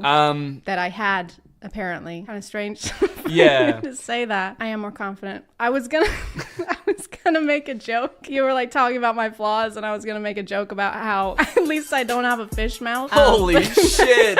What the fuck? But it sounded too mean in my head, so I kept that to myself. But yeah, my fish mouth is gone now too. I'm so confident. You look 1,000 times better now that your smile isn't upside down. This video has been sponsored by Current, the future of banking. Guys, banking is one of the few industries that is yet to be modernized by technology. Banking right now is dominated by a bunch of old companies that are run by a bunch of old people that don't know jack about tech. And that's what Current is here to change. They've been built from the ground up with modern technology. Current wants to help you get your money faster, move it faster, and spend and save it better than ever. They can help you get your paycheck up to 2 days faster. They've got no overdraft fees up to $200, no minimum balance fees, and they have a new interest feature feature that gets you up to 4% APY on your savings. I like Current because it's like a one-stop shop for everything banking. You can get direct deposit on there, you can save money, you can also request money from friends and send money to friends. I also like the Current card. It looks very modern and sleek, just like me. As usual, Current wants to give back to you guys today, so we are giving away $500 to 5 random people who use my code DannyG when signing up for Current. So head on over to current.com/DannyG or click the link in the description. Use my code DannyG when signing up and you could win 500 smackaroos. Current is free to download and you can get some serious coin just for doing it, so there's no reason not to. Thank you to Current for sponsoring this video, and thank you to you guys for checking out Current. Also, make sure you guys head on over to Chad's channel because we did a video on her channel as well. I guess that concludes this video. Thank you to Chad for helping out. Chad, if people want to subscribe to you, what should they do? Where should they go? Did you leave? YouTube and Instagram, Twitter, I guess if you want, the ChadX too, because somebody already had Chad, and I don't feel like doing the paperwork to get that username. So the ChadX 2 everywhere. All right, you heard it here, folks. Go subscribe. And I'll see you next time. Bye. All right, guys, I'll admit I am very late to this topic, potentially even like a month late, depending on when this video comes out. But in my defense, I'm a dad now, all right? I have a baby. He's 5 months old. I have better things to do than sitting here talking to a camera alone in my room. Like watching Jason Nash live stream on TikTok. All right, Sandra, thank you for the money. Kevin, thank you for the money. Can you guys send me $1 million? Turns out I can do both at the same time though, so now I'm here. If you've been on TikTok lately, there's a good chance you've seen former Vlog Squad member Jason Nash constantly live streaming, compulsively urging his fans to send him money. I know I have. A lot. This man is constantly live. Here we go, 118. Guys, don't forget to follow my podcast, All Good Things Podcast. We just spoke about it. We need... Have you enjoyed that 30 seconds of silence, guys? Make sure to go check out my podcast. You're gonna love that.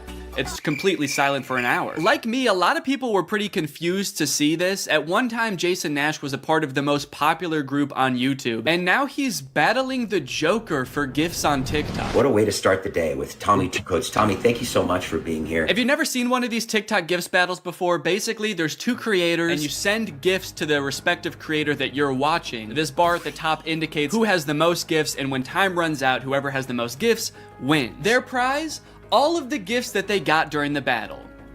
And then the second place person also wins all the gifts that they got during that battle. So needless to say, there's a lot at stake. This is a live stream where Jason is actually battling his wife, Naveen. Why don't you come down in the room? I'll let you in. You can come back in the house now. Yeah, come back in the house, man. You look like Batman standing over the city. Now, hang on. If they're married, aren't the gifts just going to both of them? What kind of charade is this? Now, at first I kind of assumed that most of the people watching these live streams were children. And I was like, ooh, that is super weird, just like asking children for money. You're basically just asking them to steal their parents' credit cards. In a way, I sort of thought of Jason Nash as like a babysitter, but he's also babysitting 1,000 other kids.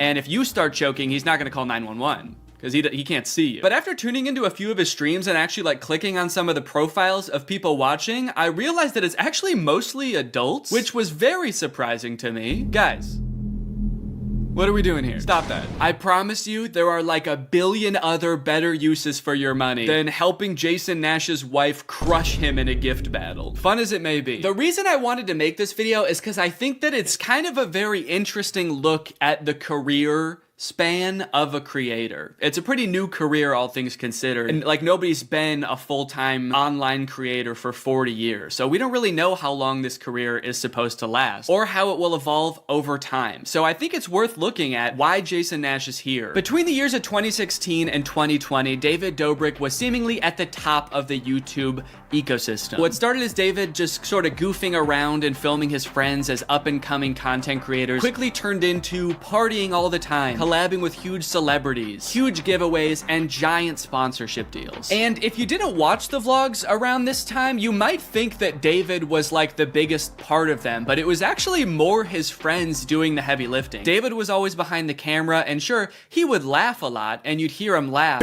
But I really feel like the reason people tuned in was sort of to live vicariously through David and experience the goofiness that was all of his friends. So while all of the vlogs were on David's channel and David was inevitably the most popular member of the vlog squad, I really feel like he owes most of his success to his friend group. But it was a fun time. I watched a lot of the vlogs back in the day and I really enjoyed them. It felt like you were a part of this friend group. And in a lot of ways, you were like the members of the vlog squad, because like the members of the vlog squad, you also were not getting paid for your appearances in the videos, which is something that I always found kind of weird. David's friends never got any sort of payment. Their only payment was in exposure. And so what kind of ended up happening was, because everybody else around David wanted to launch their careers off of David's vlogs, they all started vlogging too. But because they would always be hanging out together, all of their vlogs seemed to be just like the same situation from a bunch of different angles, and everybody was holding vlog cameras. It got pretty out of hand for a while there. Eventually though, during the pandemic, a bunch of stuff happened that caused David to take a step back from vlogging. Mainly a bunch of scary accusations about one of his best friends, Dom, and also him almost killing one of his other best friends, Jeff Wittick, by slamming him into the side of an excavator. After losing a bunch of followers and probably more importantly a bunch of sponsors, David posted an apology saying he was gonna do better. He said he was gonna take steps to make sure his vlogs were a safer environment for the people in them. And I want to be able to have a place of checks and balances. I want to have HR. If he had to choose between quitting vlogging or doing it safer with an HR team,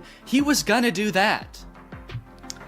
And then he quit vlogging. Currently, David is still presumably very rich. The only place he really posts is on Snapchat, and from what I can tell, he mostly just goes around and tours really expensive houses and parties a lot. He doesn't seem to have any ambitions of creating more content on YouTube. In a lot of ways, he's sort of like the Great Gatsby of social media now. But without David sort of manning the ship that was the vlog squad, a lot of the other members basically had to figure out other avenues and other ways to make money and maintain their following after the vlog ended. Zane and Heath have a pretty successful podcast now, so does Jeff Wittick. Carly and Aaron, I believe, have a podcast too. But I feel like Jason Nash out of the entire group is having the most trouble adjusting to the post-vlog era. He has a podcast, but it's definitely not getting the same numbers that his podcast with David did, views, back in the day, which David also quit. Despite them, I think, getting a bunch of really great offers that would have changed Jason's life, David decided to quit because he didn't want to do that anymore.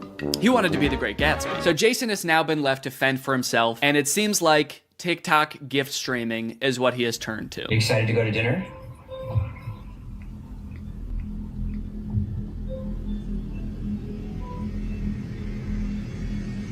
Man, this is content, baby. This is crazy. I didn't know all you had to do is just sit there and stare at your camera and people will just send you money. Why did I write this whole video? So a lot of the response has obviously been kind of cringing at this feeling that what he's doing now is very shady. And I mean, he's not really harming anybody, I guess. It does seem like it's mostly adults sending him money. Obviously, there's always going to be kids online stealing their parents' credit cards, so that's not great. I do get kind of a shady vibe from it just because there literally is no content for you to consume except to send him money. Like, the whole point of this stream is to see how much money Jason can make without having to do anything. That's like the point of the stream. Melanie, thank you.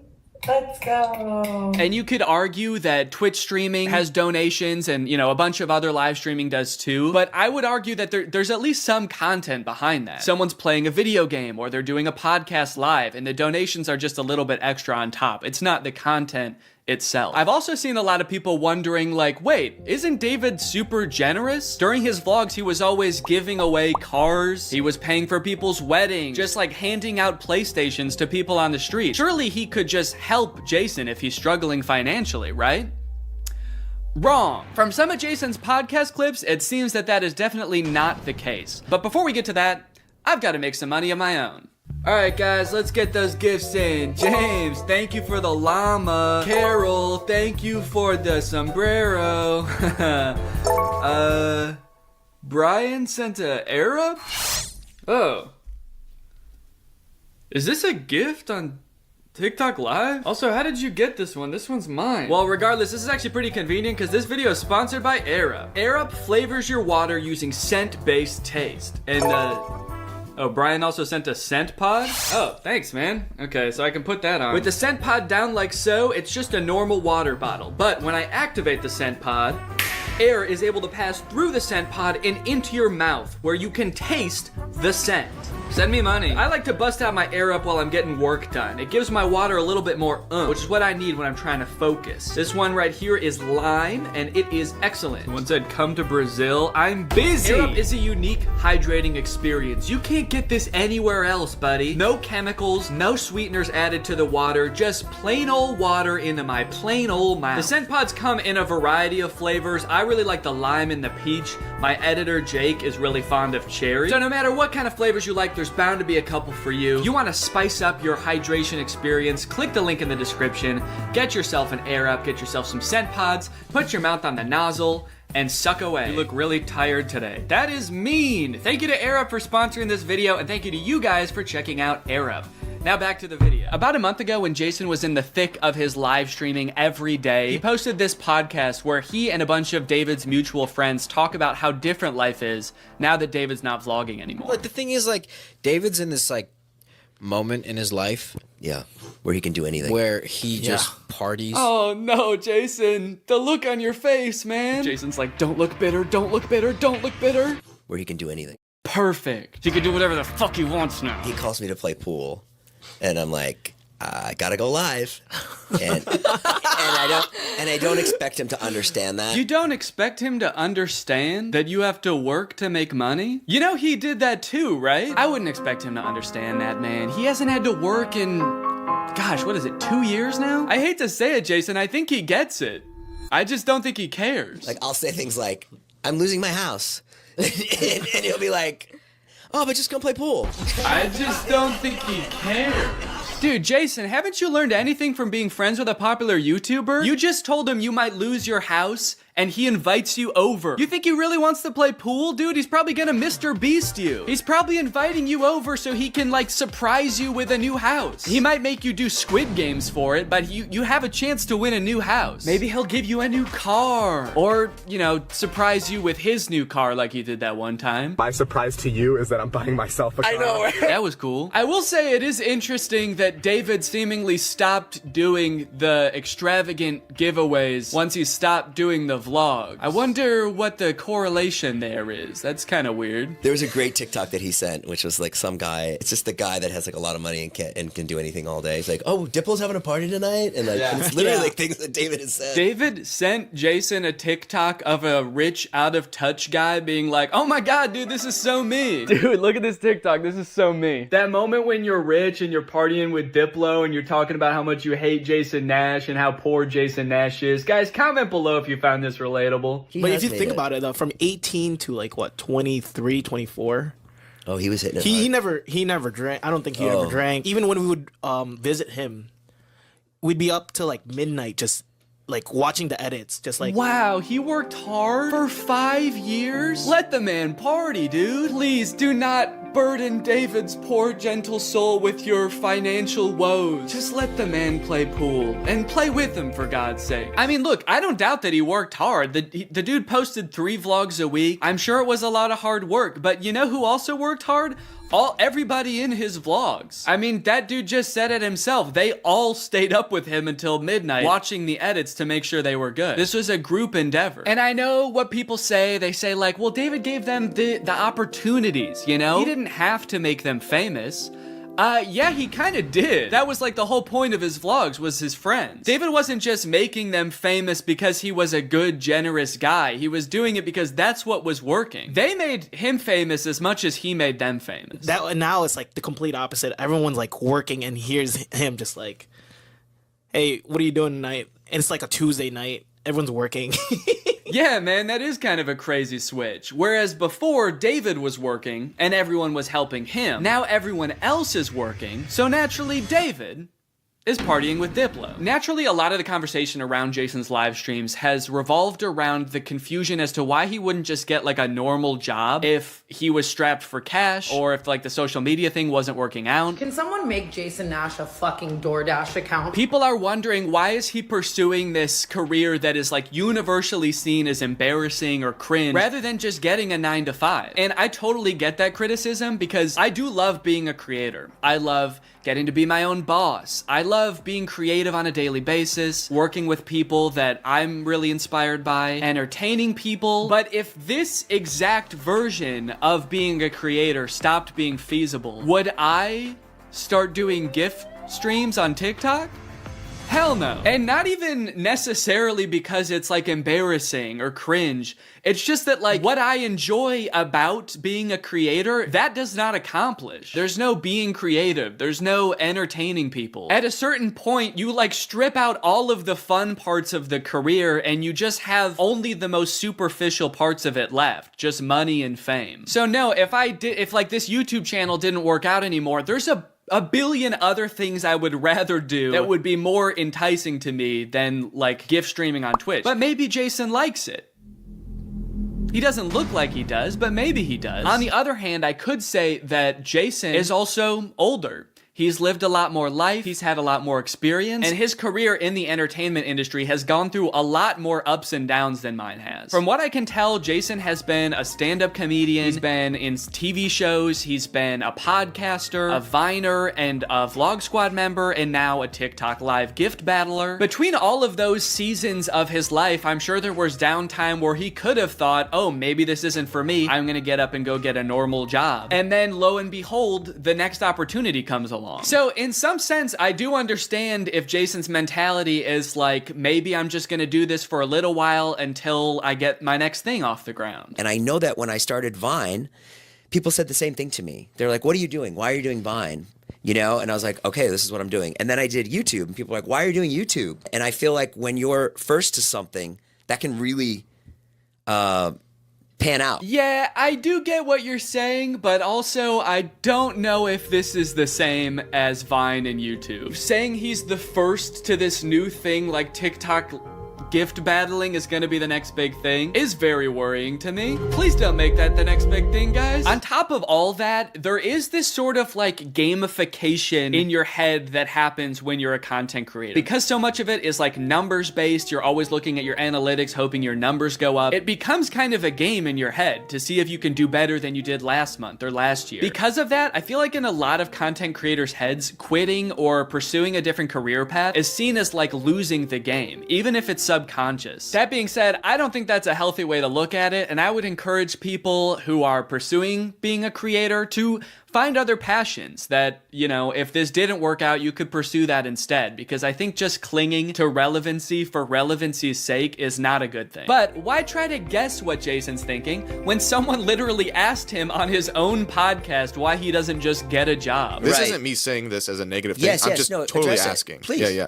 Why don't I get a real job? No, I know why you do it. Yeah. But like... No, man. I know why you do it. It's pretty clear to me. But could you tell everyone else why you do this? Someone said that the other day. Why don't you get into real estate? I'm like, I hate it. I don't have a real estate license. Bo Granny? Oh yeah, I forgot. You have to be born with a real estate license to do real estate. But darn, Jason Nash was born with a TikTok account. So he has to do that instead. Right. Now look, would I be on TikTok Live if I wasn't in like a financial hole? I don't know. Probably not. But also like YouTube wasn't really working. And I needed to find something. OnlyFans. I can't do OnlyFans. This is such an unrelatable thought process to most people. YouTube is not working out for him, and his first thought is OnlyFans? TikTok begging people for money? It just comes off as being so set on being an influencer that nothing else matters to this guy. Listen, it is what it is. It's like, I was on Vine, I was on YouTube, I was on Snapchat, and now I'm doing this.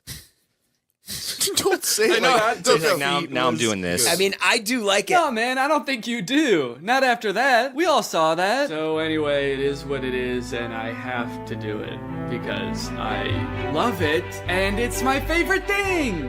Phew, that was close. Hey, we can hear you. What? You said that was close out loud. Oh no! Do you ever think about going to DoorDash or to like a?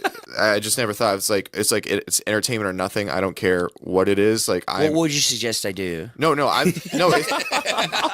It's just that Let me get a job at Lululemon. From what I can gather from this clip and the way they're laughing about the prospect of being a DoorDash driver or working at Lululemon, those jobs are not even on the table for Jason. I don't know his personal finances, but Jason lives in LA, he owns a house, he has kids, he has a wife. So I feel like when he's saying things like, I don't have any other skills, what he's really saying is, I don't have any other skills that would allow me to live the exact same life that I'm currently living. And honestly, I could understand if he really does like the TikTok live streaming thing, but don't laugh at other jobs like Lululemon or DoorDash like you're so above doing them, yet you're on TikTok literally asking people for money. And I do totally get that Jason has kids that he has to support, that I'm totally empathetic to that situation. It is kind of ironic that his solution to that is to ask other people's kids for money online, but that's neither here nor there. This whole situation kind of reminds me of this TikTok I saw about a month ago. My Roman Empire is all of those influencers who dropped out of college or quit their jobs, moved to LA, then became irrelevant. Like, where did they go? What are they doing now? One interesting thing that I don't know if a lot of people know is that I feel like a lot of creators who get into this situation can actually leverage some of the connections they make while they're relevant and some of the skills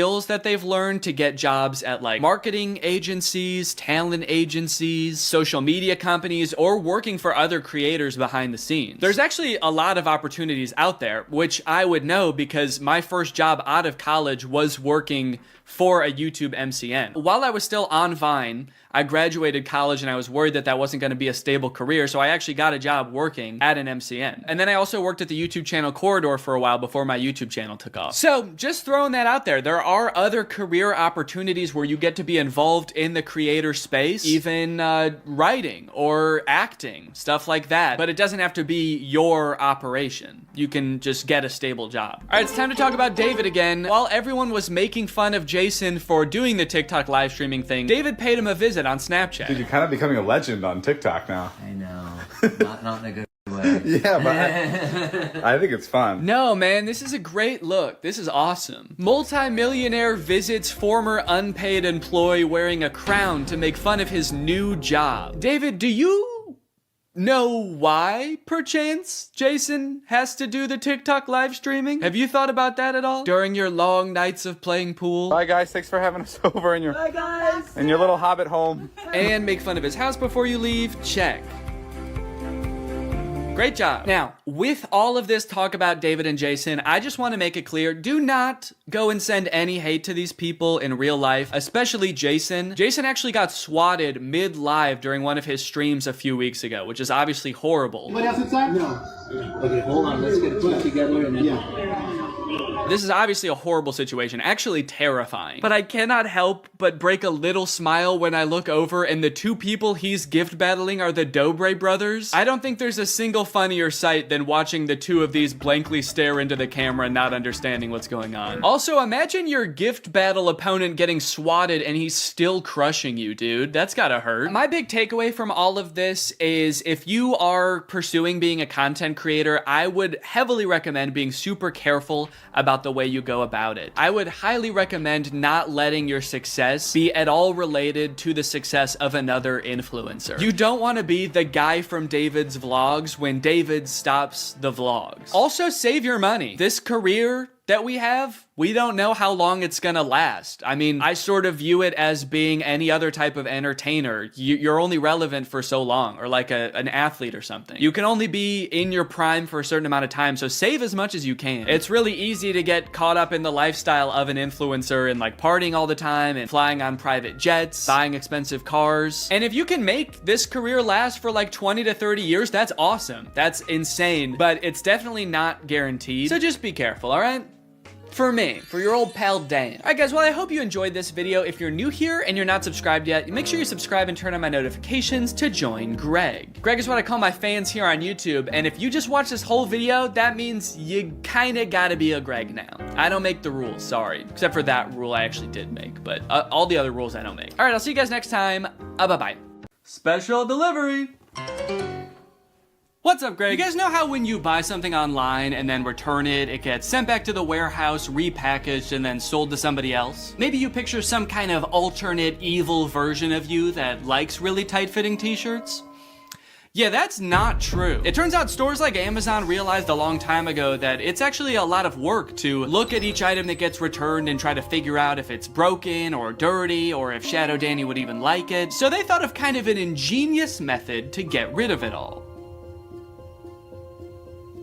They throw it in a landfill. That's where an estimated 6 billion pounds of returned items end up every year, but luckily, some of them escape this fate. Sitting in giant boxes in these third-party facilities across the country, these mysterious forgotten items cling to some sense of hope that they might find a new home. And I am very curious as to what's in these boxes. On Amazon, you can buy like anything from a dancing monkey plush toy to a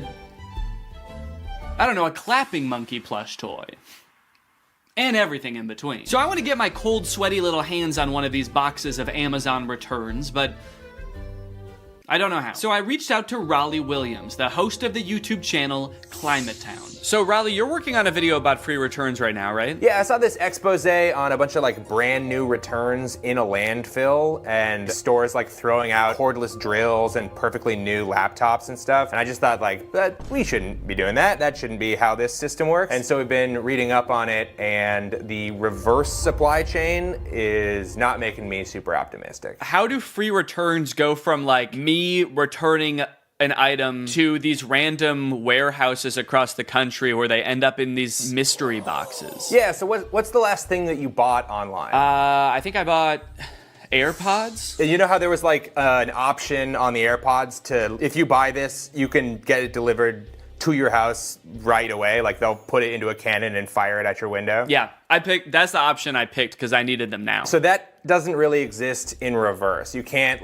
you don't have your own cannon to like jam the AirPods in and fire it off back to Apple. So you put it into a box and then you ship it to what sort of seems like is back to the store. But it's not really going to the store, it's going to a thing called a returns center. So that's like this big ass warehouse where they get hundreds of thousands of returns from like all the crazy shit people bought from the internet. A lot of the returns get just thrown away at the dump. Some of the returns get donated, and then in some cases, they're gonna sell those returns to these bulk item liquidators. And this is kind of a good solution sometimes because you can actually get a little bit of money for those returns. So let's say you're like Sports Authority and you get a bunch of hockey sticks back. You can sell those to a bulk item liquidator for like pennies on how much they actually cost. Got it. So it's only hockey sticks at these facilities then? Oh my no, it is so many different items. Hockey nets, hockey pucks, goalie masks, hockey sticks. Did we say that one? So all these boxes full of returns,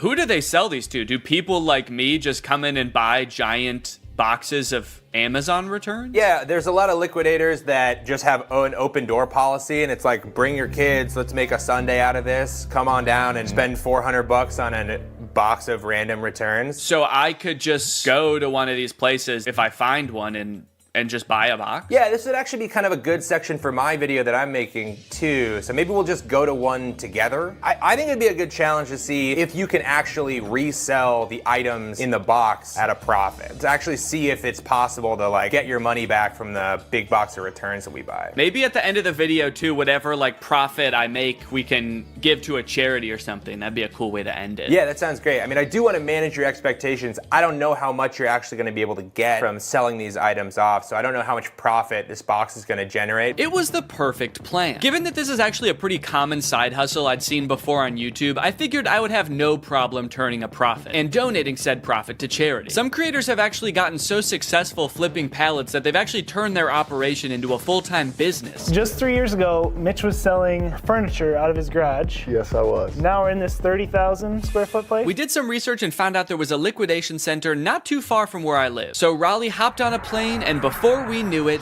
there we were, in a place filled to the brim with things that for some reason or another, someone thought they wanted, but then changed their mind. A baby car mirror so you could start a safe road trip with your lovely baby. A breast enhancer that takes 2 AAA batteries. I was captivated by the untold story behind each item. This place also had overstock items in bulk, like $66,000 worth of pacifiers, and hundreds of this one aquarium decoration. I don't mean to sound like Cotton Eye Joe when I say this, but where did all this stuff come from? And where will it go? Raleigh and I searched the grounds for a while, looking for a box that spoke to us. We walked down corridors of bubble makers and as seen on TV products. We thought these women's blouses were pirate shirts, but eventually, we found the box for us. Priced at just $340, this box was a hodgepodge of various Amazon returns. Big boxes, small boxes, a Chewy box, a box of what appeared to be sweet and sour chicken. What rare, priceless gems could be waiting in here to uncover? We paid the fee,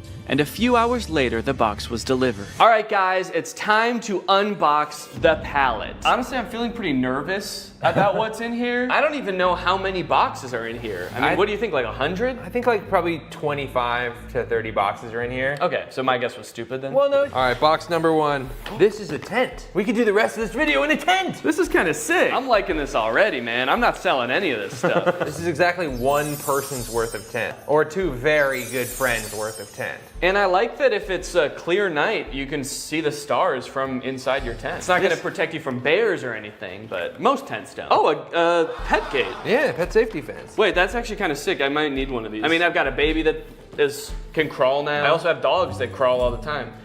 When dogs walk, is that called crawling? They're on all fours. It's just walking. When a horse walks, is it called crawling? Oh yeah. Yeah, it's a Keurig. It's got the K right on top and everything. I wonder if it works. Now I'm noticing, if you look right here, there's like a little bit of scuffing. Yeah, I think this might be a gently used Keurig. As long as they used it gently. Oop, did a piece of... I lost a bit. I lost a bit of the Keurig. I'm going for the sweet and sour chicken. Oh, baby. Will it really be? So this is an example of a return. Somebody has like put it in a different box probably, and they've returned a thing. So they almost certainly took it out of the packaging, lost the packaging, and then said, fuck it, I'm returning it anyway. Oh, is it a vacuum maybe? I'm thinking, oh yeah, vacuum, little brush. It's a car vacuum. That is great. Maybe whoever ordered this wanted a car vacuum, and then between the time they ordered it and they got in a car crash and never wanted to set foot in a car again. Okay, or positive version, they ordered this. It worked so good. Their car was so clean. They're like, I'm not gonna need this again. They never needed for another it. 10 years. So. I cleaned it so good that it's never gonna get dirty again. All right, so this Chewy box was another one of the ones that like, it might be Chewy stuff or it might be... Based on everything else so far, I'm gonna say it's not Chewy stuff. And also I can tell it's a rug just by looking at it. It's also the way they packaged it. It's like if Chewy packaged something like this and it came to your house, I would never shop at Chewy again. Yeah. It's like, yeah, it's fucking Chewy, come on. Dog treats spilling out the side. There's like tufts of dog hair stuck to the tape. Hey, do me a favor, ask your fucking dog if he cares how it's packaged, all right? Oh, it's soft though. Feel that rug. Wow. Yeah, I think it is some kind of, oop. Oh, this is nice. This is a nice padded floor. For your doggy duffel bag. And it looks like someone did put their dog in there. Yeah. It's all furry. Dog tested and returned. Dog tested, disapproved of. Dog disapproved. Right. A little rusty pan. Is it rusted? Oh, no, that's the brand? No, it is rusted. It is rusted. Oh, geez. So they must have used this a lot then. Yeah.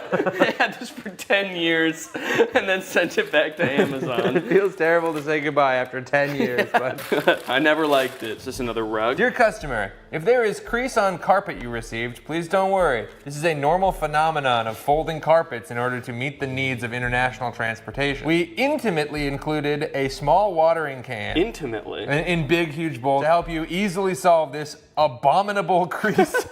This crime against God of a crease. There were a few staple categories in this particular palette. For example, a shocking amount of tents. Could this be like a changing tent? Oh, yeah, maybe it is. Yeah. I think I just found another tent. We have an orange tent here. Okay. Also a bunch of rugs and 2 toilet accessories. I could understand why Amazon wouldn't want to take this back. Honestly, this one, I'm gonna give them a pass on this one. But there was a category of items that worried me the most, and that was the items that I didn't even know what they were when I unboxed them. Wait, whoa. I don't know what this is, but it says mind reader. This thing can read my... Ah! Get out of my head! Get out! I can hear your thoughts. Why would it be called a mind reader? It's like, was this the coaster you wanted? How did you know? Get out of my head! Look at what, I don't know. It's like a garbage bag? I think so. What the hell is this? Okay. And was it just like wood? It's a plank of wood! Wow. And does it say on the back, this is a set, do not separate? Oh, does it? This is a set, do not separate. There is one thing in here. Yeah, I wouldn't know how to if I tried. I'd need an axe. The more boxes we opened, my hope that we might find some cool, mysterious, rare item started to fade. People aren't constantly ordering cool doodads on Amazon and then returning them. As we came to find out, life is mundane, and so was a lot of the stuff in this box. Until we found this cool bird feeder. A smart AI recognition bird feeder. What does it recognize? I think it recognizes the kind of bird. Ooh, wait, that's actually kind of cool. It's kind of cool. Maybe if it sees a squirrel, it won't like put anything out. If it sees a squirrel, it shoots it. Okay, yeah, look at the bird seed comes down. Your little camera looks at him, says, blue jay detected. Wow, that's actually kind of cool. That's great. I could definitely find someone that wants to use this. In total, there were 34 boxes, and without making a single dime yet, we had already spent 55 minutes taking it all out of the box. I'm not going to show us unboxing every single item, but if you're curious, here is a list with all 34 items we unboxed. Battery low, your GoPro will automatically power off. Wow. That's weird. Perfect timing. Do I have a rectangle on my head? It's a little one. It sort of looks like you're like Harry Potter's brother. He has like got a little rash on your head, but not the lightning bolt. He like saw Harry get Avada Kedavra and he like ran away and just ran into a wall. Yeah. The boy who goofed. Yeah.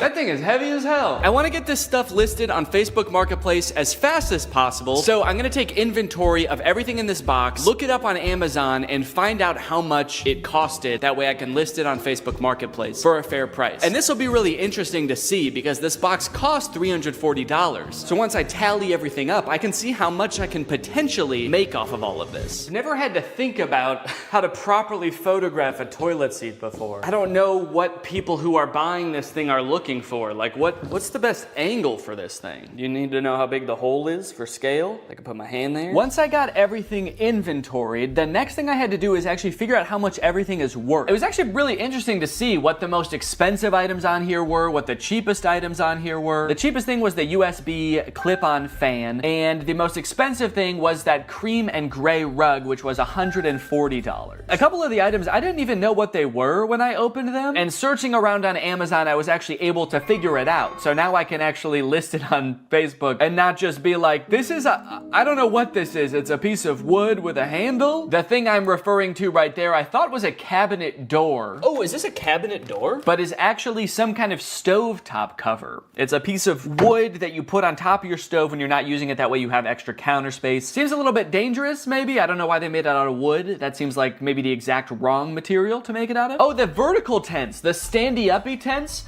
are for privacy and showering in the woods. So I guess you just climb in there and you just dump water on yourself? Or maybe if you get some kind of hose to go in there. Yeah, it's for showering. It's not for sleeping standing up, surprisingly. So in total, the box cost $340 and there are 34 items, conveniently. It's almost like they did that on purpose. But basically, I have to sell everything for an average of $10 or more to break even or make a profit. But if I wanted to make the maximum amount of money possible, then I would make around $1,700. And then if you subtract the $340 that I bought the pallet for, or Raleigh bought the pallet for, really, then the profit would be $1,350. So that is the maximum amount of money I could make from this. 1,300 smackaroons. But as I'm sure you're aware, that's not how Facebook Marketplace works. I don't think I'm gonna be selling these for anywhere near the amount that you could get them for new. I wanna try to sell this for a good price, but I will also be battling with my other want, my secret want, which is to get all of this stuff out of my garage as quickly as possible. I can barely back my car into the garage right now because this box is so big. So there's like an angel and a devil on my shoulder right now. The angel saying, come on, Danny,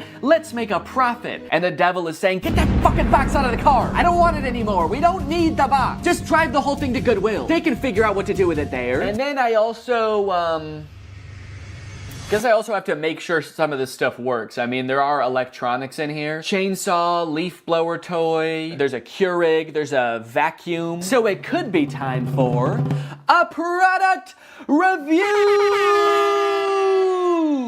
section of the video! Now, $13.50 is a serious chunk of change, and if I wasn't donating this to charity, I would definitely want to make sure that I keep my profits safe and maybe even put them to work for me. But how do I go about saving that much money? $1,300 isn't gonna fit in my pockets unless I buy more pants. That's why this video is sponsored by SoFi, which is Oh, it's not pants. Okay. SoFi is a next-gen finance app, and they're gonna help you bank, borrow, and invest all in one place. And I bet you can guess where that place is. It's in the app. But don't just take my word for it. Listen to me in a suit.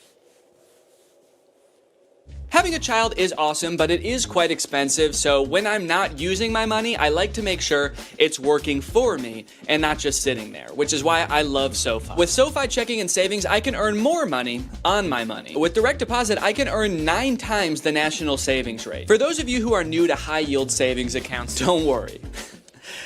Daddy's gonna walk you through it. It's basically an account that makes your money work harder for you by giving you something back in interest. Your typical savings account at your local bank earns you about 0.45% interest.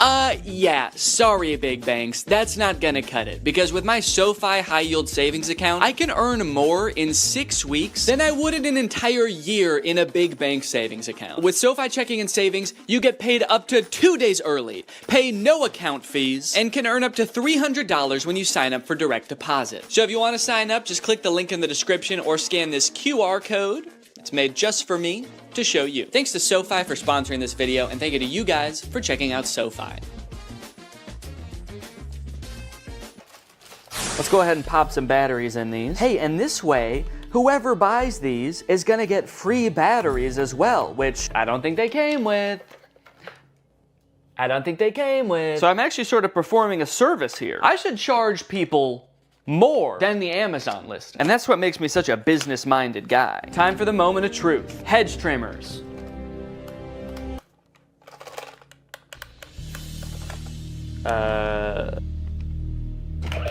Whoa! Okay, this one works. I didn't even mean to turn that on. As I picked it up, I accidentally pulled the trigger. This one, it seems like doesn't want to do anything, and this one was so ready to work that the second I touched it, it was like, yes!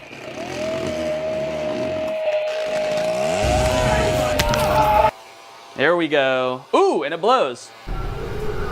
Okay, well, we got 2 out of the 3. And if someone buys these, I can just ask them if they want that one, even if it doesn't work. Next up, this clip-on fan. It's actually rechargeable, so there's a USB-C here. And let's see if it has any power right now. Oh.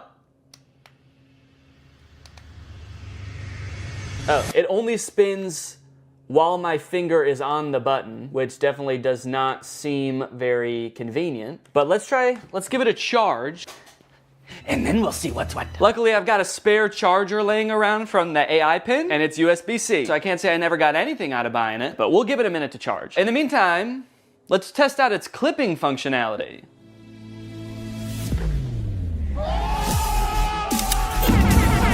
Hell yeah. Up next, oh no, golly.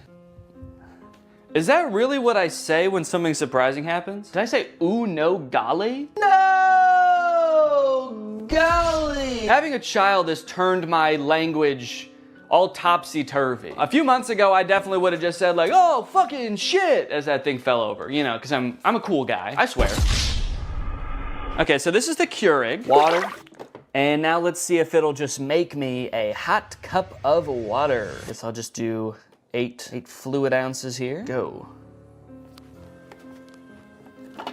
Does it know there's not a cup in here? Go! Why isn't it going? A Keurig starts going right away, right? You press it and it just starts going like... In my experience, every time I've used a Keurig, you press it and it goes right away. Okay, maybe it knows there's not a cup in here and it is mad about that. All right, let me see if I have a Keurig cup laying around. Found one. Maybe I have to put a mug here. Maybe it won't start unless it detects. Does it have mug detection technology?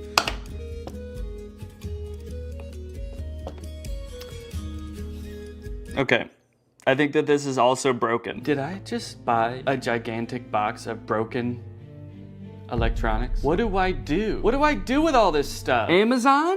I'm demanding you contact me to take all this stuff back and fix it and sell it again. I don't know how to fix a Keurig. I don't have the resources for that. Damn, dude.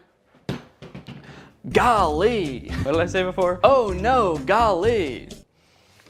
Ah! Smart AI recognition bird feeder. You get an automatic notification when you have a visitor. So you could get a notification that says like a cardinal's here or a hummingbird's here. How terrifying would it be if at like 4 a.m. you get a notification that's like Gary's here? You're like, who the fuck is Gary? You go on your phone, there's just a video of a man shoveling bird feed into his mouth. Thanks. I'm the CEO of this company. It tells me where all of them are, and I eat bird seed. Seat for the birds to hang out? Neat. Why doesn't this come with instructions? Okay, I have to scan the QR code to download the Bird Lover app from iOS or Android. Okay, so maybe the instructions will be on there. Bird Lover feeder. Bird Lover feeder?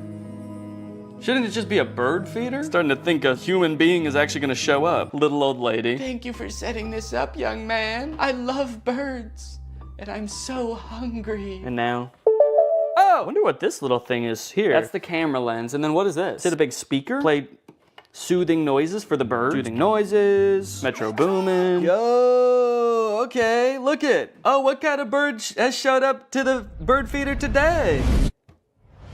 Danny Bird. Okay, can I take a picture? Oh, I got a notification. Bird feeder camera has detected movement. I like that it's just saying that the smart bird feeder has detected movement. Obviously, it's not saying bird detected. It's like, we have detected something, but it's not a bird. You should probably just look for yourself to see. You're not gonna believe us if we tell you. It works! Man, I was worried about this one, because I actually feel like this thing's pretty cool, and I wanted it to work really bad, so why did someone return it then? That's the question. So many stories behind these boxes, you know? What happened in this person's life between when they ordered the AI bird feeder and when they returned the AI bird feeder? They suddenly started hating birds? Okay, surely by now the clip-on fan is charged, right? Let's take a look. Ooh, it is! It works! Okay. The clip-on fan works. In my effort to provide an excellent experience for my customers, I want to go beyond just the electronic items, okay? There are some non-electronic items that need my attention. Actually, there's just one. It's the rug with the abominable crease. And guys, I have really bad news. There is not an abominable crease on this carpet. There are two abominable creases. Right here and right here. That is just abominable, man. Actually, looking at it like this, there's kind of more than two, because there are some horizontal ones too. They're a little less severe, so I might not call them abominable, but I might call them like, dastardly. But they did give me instructions on how to fix the crease, so I'm gonna try all of this, and then I should have a perfectly good rug to sell. Let me get some water. God, my finger is getting tired from spraying. This is such a tiny little sprayer that you have to spray so many times. Okay, I've spritzed it. Wait, why is it still completely full? It's like I didn't use any water. That's like how much I filled it up in the first place. Kind of magic watering can? Okay, well, we've got a soggy crease. I'm pretty happy with it. So I'm gonna give it a few days, just like the instructions recommend. And then hopefully this will be ready to sell. The last things I needed to test were the tents. Yeah, this is nice. This fits me. Yeah, I've got over a foot of headspace. Give you guys my POV. There's my little piggly wigglies. Plenty of room, man. Maybe they returned it because they thought they would fit in the tent, but they're 8 feet tall. All right, well, I'm gonna give this tent a 10 out of 10. A tent out of tent, actually. Whoa! Hi. So this is definitely some kind of privacy tent. I guess maybe for changing and stuff, if you're on a camp out with the boys and you're all sharing a tent and you don't want the boys to see your bare butthole when you're changing, then you get one of these set up and now you can go in here just like this, and now you can't even tell that my butthole's out. Okay, here's what it looks like inside the tent. I don't know, I've done a decent amount of camping in my day and I've never felt the need to have one of these vertical tents. I'm gonna have to give it, honestly, I'm gonna give it like a 4. It does what it's supposed to do, but I don't know why it does what it's supposed to do. So, yeah, oop. You know, being in this one when that happens would probably be scary. You're standing in there, you got your willy out, and then it just blows away. All the boys are sitting around the campfire, and suddenly you're just like, oh, I got the tent so this wouldn't happen. This last tent I was very confused about as I was putting it together. It's completely transparent, but has no ventilation. My suspicion was right that there is no ventilation in here. I mean, at least not without opening these windows. There are windows. Okay, so let me close this up, and now we'll just sit for a second. We'll see. Well, okay, hang on. This is not even big enough to sleep in, actually, now that I'm thinking about it. No, it's not big enough at all. This must not be a camping tent. Must not be for sleeping. What other, is this, oh, maybe this tent is like to keep you warm because it is insanely hot in here. That's why I say that. So, yeah, I guess there's like no problems. Oh, there's sand in here. What the hell? Look at, there's sand all over here and dirt on the inside. Okay, someone for sure used this. Despite being a little worn, it does the job. So I gave it an 8. out of 10. After all of that testing and reviewing, I was finally able to get everything up and listed on Facebook Marketplace, and a few days later, I got a message. It was Barbara, and she wanted my pet gate. Hello, how are you? Sorry I'm late. Oh, that's okay. Since I didn't want to give 34 strangers my address, I decided I would meet each customer at a nearby grocery store. Well, let me show you the gate. I have 2 little Yorkies. Oh, cute. Yay! Yay! And the next day, I met Irene to give her my landscaping lights. Hello, Irene. Oh, sorry, did I scare you? I 1000% did scare her. She screamed and jumped when I said her name, but that didn't matter because I had just made $23. Just about every day I was heading off to the grocery store parking lot to meet with yet another potential customer. I felt like I had the foundations of a real small business on my hands. Another day, another drive to the grocery store parking lot. Goodbye, sweet and sour chicken box. Goodbye. I was spending a decent amount of time driving to and from the grocery store and waiting at the grocery store, but that didn't really matter because I was making money, baby. I don't have the money. You paid me on Zelle. All right, we're a few days in now. How are things looking? I don't know if my listings just took a while to get into Facebook's algorithm or something, but they weren't getting any interest for the first couple days. But then suddenly, on the second or third day, I started getting a ton of messages. Just like that. And the messages are great because it means that I might be able to sell something, but it is also like really hard to keep track of. If you've ever sold anything on Facebook Marketplace before, you probably have dealt with this, but people will message you and then just disappear after you respond. Hi Danny, is this still available? You only have 4 pieces. They're talking about the pathway lights, there are only 4 of them. I don't know why they needed to tell me that. I know that. Don't shame me for how many pieces I have. Yes, are you interested? Yes, it's 4. And then they just completely ghosted me. They just messaged me to insult me. Hi, is this available? Yes, it is.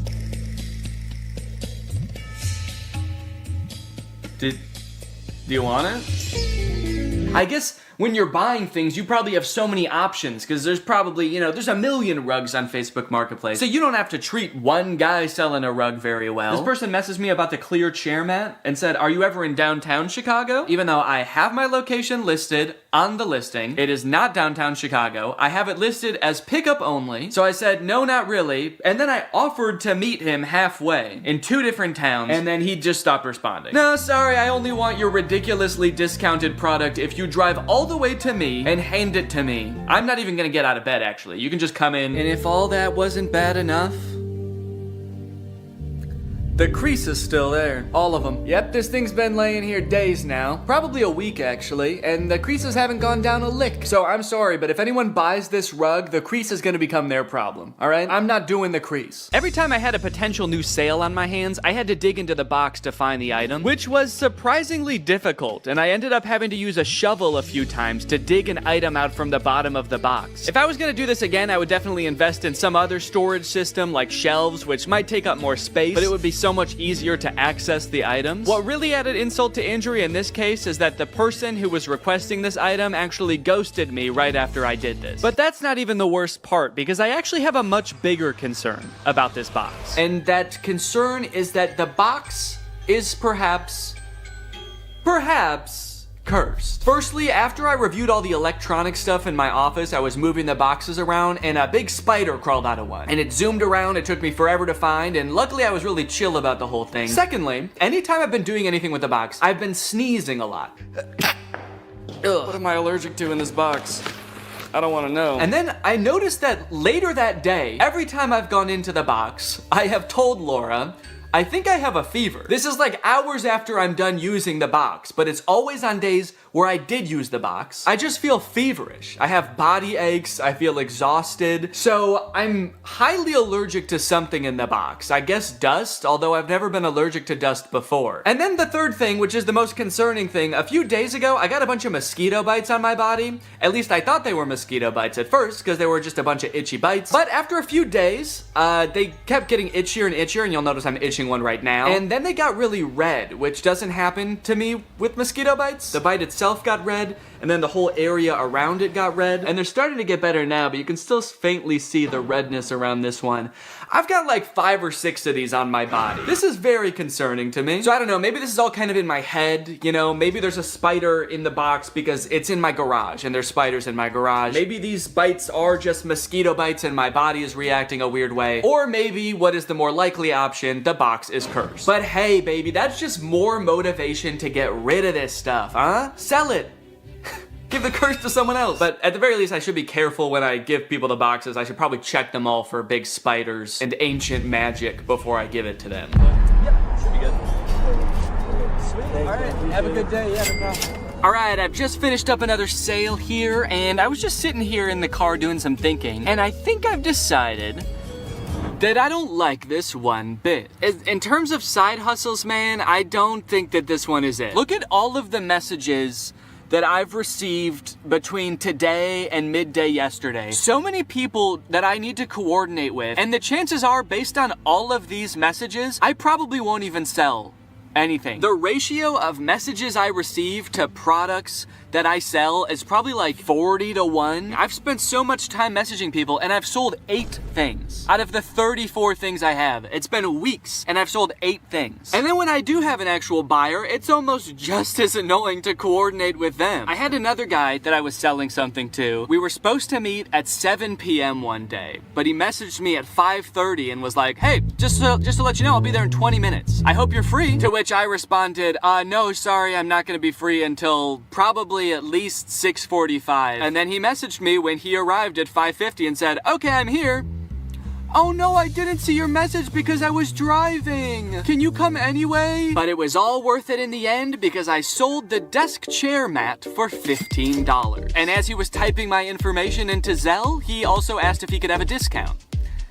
And I gave him one. Guys, I'm not good at this. Now, to be fair, this is completely my fault. I signed up to do this video. When Raleigh proposed, we did a collab, and I decided on this idea as my end of the collab. I had watched, I think 1 video about pallet flipping on Amazon, and I thought it looked easy. And I don't know where my critical thinking was when I watched this video, because watching it back in hindsight, there were definitely some red flags. This is a video called The Best Side Hustle No One Is Talking About, Flipping Amazon Return Pallets. It was made by this channel. They're a couple. They do a lot of Amazon pallet flipping, and so I thought it looked fun. And I think what really drew me in is this little bad boy right here, the MSRP counter. Every time they open a product to see what it is, they tally up how much it costs on Amazon, and they add that to the MSRP counter. By the time they're done unboxing the pallet, their MSRP counter is like $3,000 for a $500 box. So that's great, you know? They made $3,000. Except, no, they didn't. They've unboxed a bunch of stuff and they've added up what it would have cost them to buy new. It's crazy that, to me,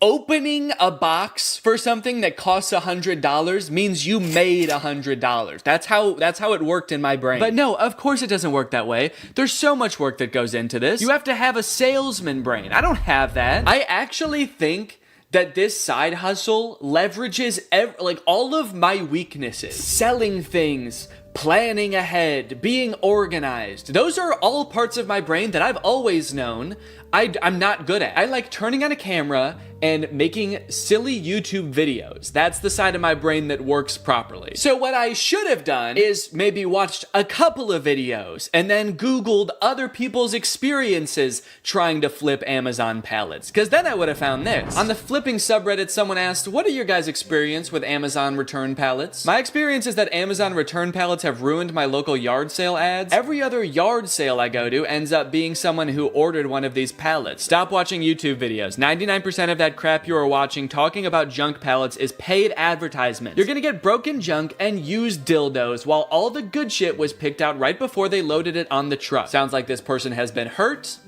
and disgusted. This person said, depending on where you live, there's probably many people already doing this. I actually think it's better to wait and buy from these people at yard sales when they're trying to unload their death pile of merchandise. So hold on, there's Amazon, then the warehouses, then the people buying the pallets. They can't sell them, so they do a yard sale. Then there's other people coming to the yard sale to flip that and sell it to other people. How deep does this chain go? And why do I feel like it somehow all eventually ends up in a landfill anyway? Knowing how many people are doing this and failing is also making it seem like there's no way I can sell all this stuff because obviously there's competition. There's other people probably selling the same stuff and they're probably better at selling than me. They're already 3 steps ahead of me. They're waiting for me to sell it at a garage sale so someone else can buy it, and then that person throws it away eventually. They're waiting by the garbage can for them to throw it away so they can pick it up for free and then sell it for $1. But that's when I thought of the perfect plan.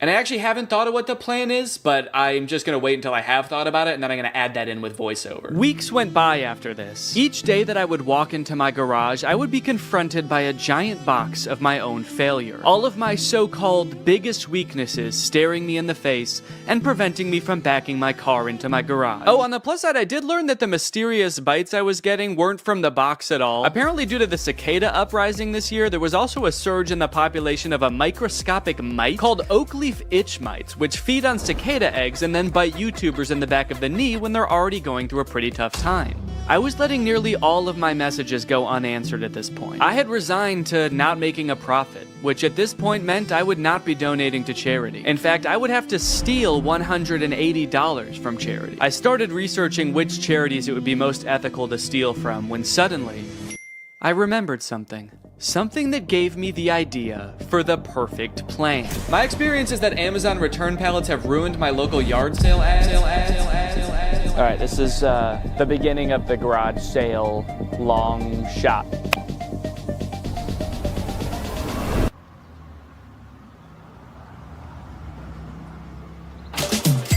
Thank you. You know what I think you'd love? A tall green tent. Pleasure doing business with you. Cha-ching. Another satisfied customer. I'm on a roll. Yes. Thank you. Yes. Yes. Yes. I thought she was going to want the bird feeder. She looked like the perfect candidate for the bird feeder. She actually laughed at the idea. She asked about it. I told her what it was, and then she laughed at me and said, "That's hilarious." And then she left.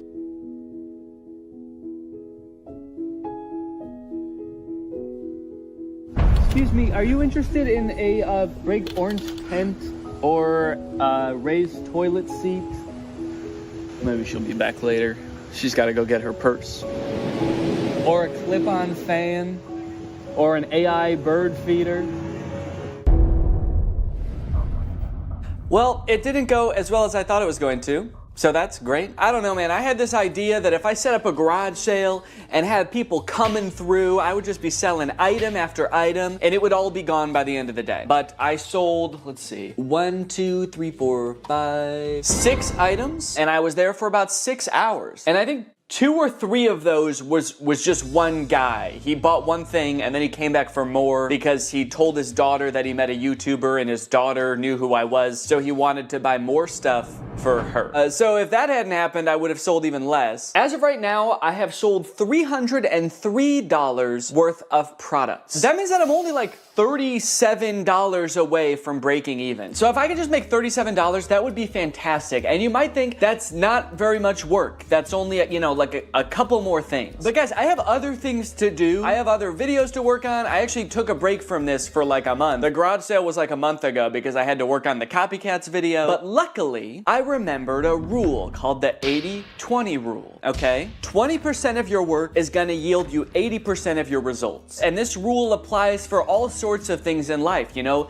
In a classroom, maybe 80% of the trouble is caused by 20% of the kids. In customer service, probably 80% of your calls are from 20% of your customers. And if I apply that to this, maybe 80% of my profit can be from 20% of my products. I need to be focusing on the few products that are gonna yield me that last $37. So if I just look at the 3 most expensive products that I still have on my list, I have the rug, which on Amazon is $150, the raised toilet seat, which on Amazon was $80, and the marble toilet seat, which was $90. I need to focus on the stuff that's gonna bring in the big bucks, because I have like 16 or 17 products still listed, and if I am trying to field messages and coordinate with people for all of those products, I'm gonna go insane. So I fished the big rug and the 2 toilet seats out of the box, and unlike last time where I was just hastily taking pictures as quickly as possible, I took some time. I created eye-catching photos to show these products unique features and assure people the toilet seats had never been used. I also took some time to enhance the descriptions and the product listings, and then I also posted them on Craigslist. As for if it worked,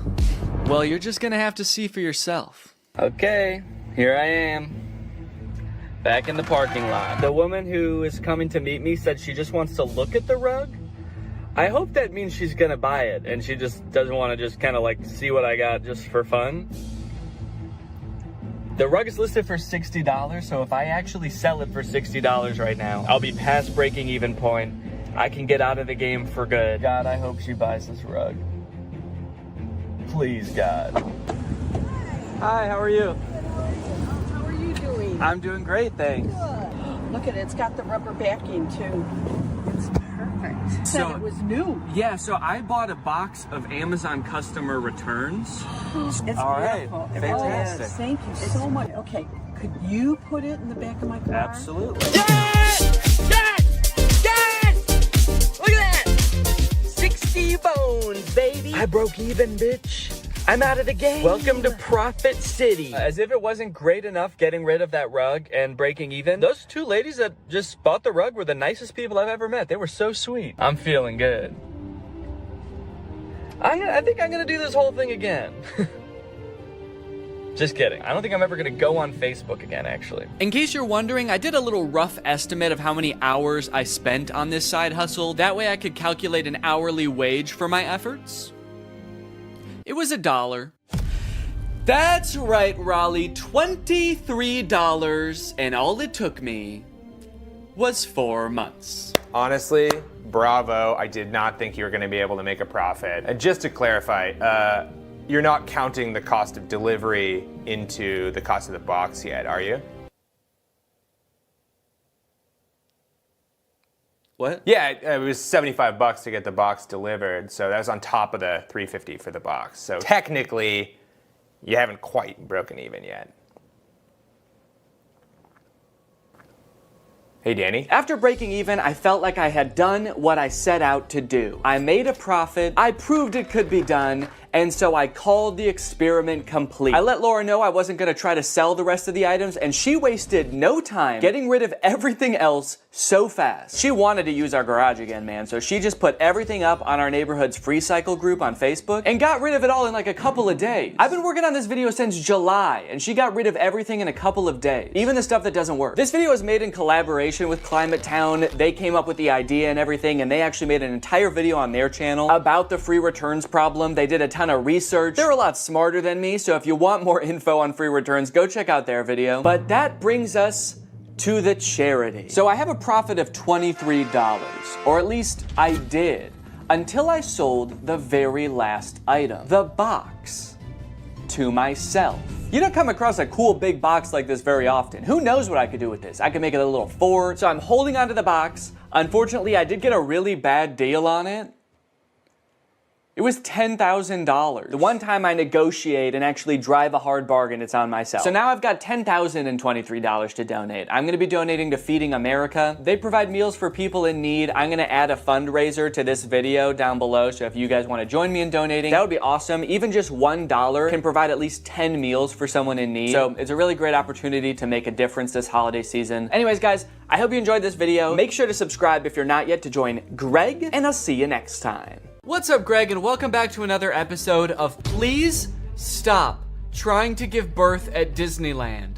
Please. Did you guys know about this? I just found out this is a thing. Women are trying to give birth at Disneyland in order to get a free lifetime pass. Don't do that. As I'm sure you guys are aware, because Disney is such a huge company with so many adoring fans and people love going to Disneyland, there are a ton of like urban legends and lore surrounding the Disney parks. You guys may have heard of some of the more outlandish ones, like there's one that like Walt Disney's head is like frozen and buried somewhere at Disneyland or something, or like it's like Buzz Lightyear's head on the Toy Story ride or something like that. But today I wanted to sort of dive into some of the urban legends surrounding the Disney parks. Mostly the strange things that Disney adults do at the Disney parks. Although some of these things are so weird that I hesitate to call these people Disney adults, some of these things are a little extreme. Kind of feel like I should call them something else. These people are like Disney extremists or something, I don't know. The first one, like I said, women flock to Disneyland to give birth and get a lifetime free ticket, which is such a bad idea on its face. Like, please give birth in a hospital, give birth where there are like medical professionals around and not like a chipmunk. And the worst part of it is obviously this perk is an urban myth and does not exist. This is not a real thing. Laboring women have shown up at Disneyland in the hope that their bub will be born there and get a lifetime free ticket. But guess what? That perk is an urban myth and does not exist. Important to note, this article is Australian. That's why they're calling the baby bub. They're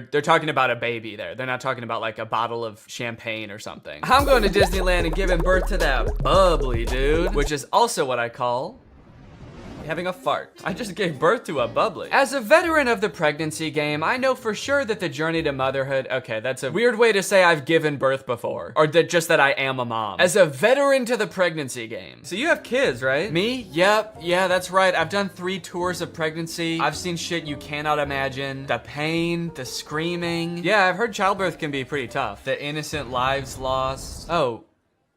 What? The airstrikes. So many civilian casualties. Are we still talking about giving birth? Yes. Laboring women are racing to Disneyland's gates in hopes that if their baby is born there, they will secure their child a lifetime pass. Okay, so the article goes on to describe that there are people that have given birth at Disneyland before, and people have tried to replicate it and give birth at Disneyland, and they've gotten caught, and it hasn't gone well. I do feel like the article is over-exaggerating, though, saying that laboring women are racing to Disneyland's gates. Like, pregnant women have, like, the baby already coming out and they're shoving it back in, like running into Disneyland. There's just like a crowd of angry mothers-to-be banging on the gates in front of Disneyland. Let us in! We must release our spawn! Like making a break to the Pirates of the Caribbean ride to do a water birth. I just feel like they're exaggerating a little bit. I don't know if I would characterize it quite like that. So you're probably wondering how this rumor started. Like, did Disney ever at one point give a lifetime pass to someone whose baby was born at Disneyland? Well, I will let this TikTok explain that. Today in Disney history, the very first Disneyland baby was born. Rosa Salcedo gave birth to a 6-pound,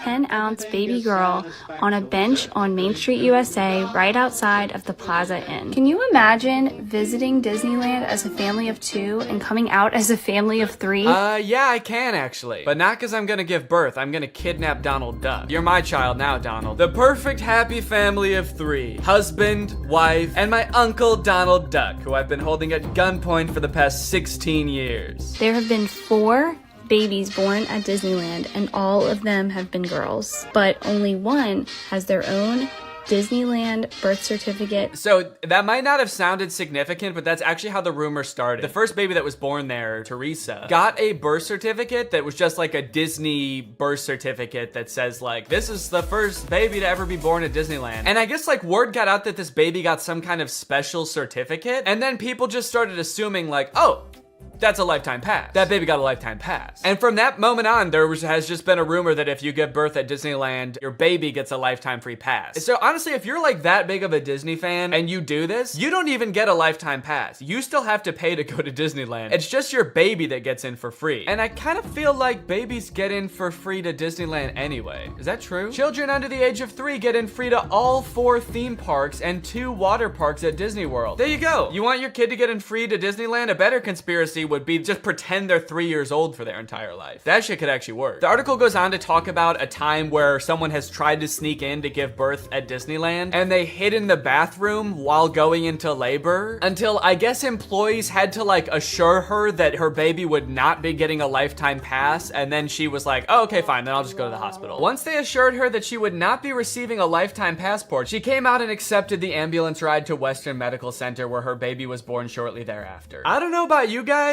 but it kind of sounds like she failed the test. If you know anything about Disneyland, you know how well the cast members there, all of the employees, all the staff, all the people in costumes are trained to like respond to every circumstance. It sounds like you just entered the giving birth at Disneyland experience, and honestly, you didn't make it to the end where you get the prize. It also says that this discussion board, The Laughing Place, has some hilarious forum chats about this topic. So I guess other people have been like sharing stories about this happening on this forum, but when I clicked on on it, it turns out that it doesn't exist anymore. Which kind of sucks because I wanted to find out more times that this has happened, but honestly, it is probably for the best. Kind of sounds like they were talking about some pretty sick shit in there. You think you're gonna go to a Disney forum and see people talking about like, my favorite movie's Coco, but instead you see people talking about like, I'm gonna give birth inside of Pluto's house. I'm gonna go to Disneyland and get fucked by Goofy, and then Goofy's gonna be the father of my child, and I'm gonna give birth on It's a Small World. And I'm gonna make Elmer Fudd cut the umbilical cord. Is Elmer Fudd a Disney character? I actually don't think he is. But he's gonna be there anyway. And then me and my freak mutant, half goofy, half human child will both get lifetime passes. Free pass for life for my little freak. Passes or not, being born in Disneyland is a pretty cool claim.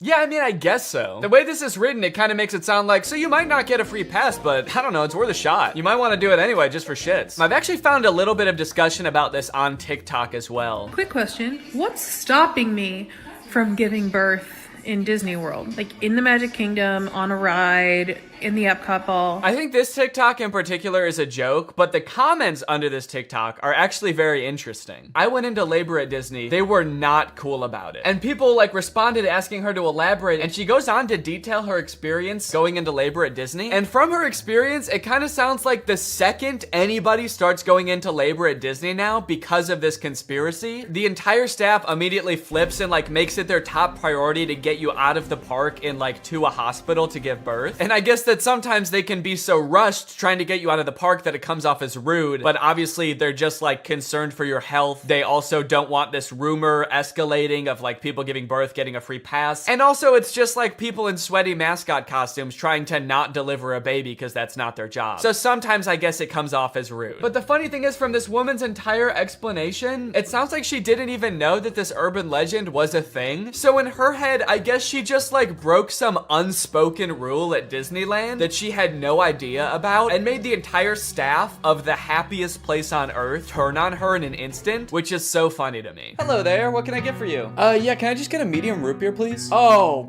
great. Oh, great, another guy here to put his balls in the root beer.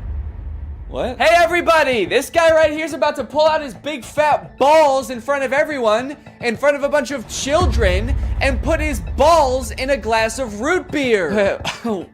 Why would I do that? Don't play dumb. I'm not playing dumb. I am dumb in this situation. You've clearly heard that if you put your stupid fat balls— why do you keep calling them fat? In the root beer at Disneyland, you get to spend the night with Minnie Mouse. Oh, what the fuck? No, I just wanted some root beer. Is that true? No, it's an urban legend. But no matter how many times we tell people it's not true, we still get perverts like you coming to Disneyland, ordering root beer just so they can put their stupid— don't call them fat balls in it.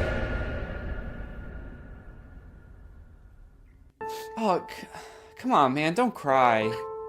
I already am. Why do you still sell root beer if this keeps happening? Because if you shit in the root beer, you actually do get a free fast pass for Space Mountain. Okay, I don't want to put my balls in root beer, and I definitely don't want to shit in the root beer, okay? I legitimately just want to drink some root beer. Oh. Sorry, my bad, man. I didn't know. Okay, well, that's literally what I asked for, so here you go. Ah, what the fuck is that? It's Walt Disney's head. You said the secret code, so here's his head. No, root beer. What? I wanted root beer. I wanted to drink root beer. So no head? No. Overall, pretty disappointing that anyone actually believed this in the first place. In what world would Disney want to foster an environment where mothers are coming into their park, their theme park, to try to give birth? Especially if they're not like billing it back to the person that gave birth and being like, okay, here's your hospital bill, and because it's Disney, it was $1 million. Now, by now, it should be no surprise to you that there are some people in this world that want to spend every waking moment of their lives at Disneyland, especially their most precious moments in life, which is why you can also get married at Disneyland. Let's take a look at some of the craziest places you can get married at Disney World. Starting at $12,000, you can get married at the Haunted Mansion in Disney World. But just like expecting mothers trying to sneak into the bathroom to pop out a quick a quick person. Couples are of course also trying to cheat the system and avoid paying to have their wedding at Disney. So they'll just like sneak in with like themselves, maybe a couple family members and an officiant, and just like have the wedding in like a somewhat secluded area of the park. Here we have an article that details a San Diego couple sharing their secret Disneyland wedding story. Not many people can say they secretly got married in Disneyland's Sleeping Beauty Castle. 2 years ago, Gabriel and Andrea had been saving up for their dream wedding at Disneyland. However, when they began looking for wedding options at the park, the couple said that the cheapest option was $12,000. Instead, they decided to spend their life savings on a house. Great move, honestly. No complaints so far. That's a very wise choice. So Gabriel and Andrea decided to have a secret wedding at Disneyland. The couple gathered Gabriel's oldest daughter, an ordained minister, a witness, and packed their bags, heading for Disneyland for what they called a guerrilla-style wedding. Now, I don't know much about weddings. I've only had one, but I do know that you don't generally want to have them guerrilla style. Like when we were planning our wedding, that word almost never came up, I don't think. Just imagining them describing their wedding afterwards, like, yeah, it was so romantic. We hid in the bushes for 8 hours in the hot Florida sun, wearing camo paint, waiting for the crowds to die down. You know, just sort of waiting out the crowds and the gunshots, the airstrikes. Airstrikes? Then we popped out and I said I do. Happiest day of my life. Here's my favorite picture of the big day.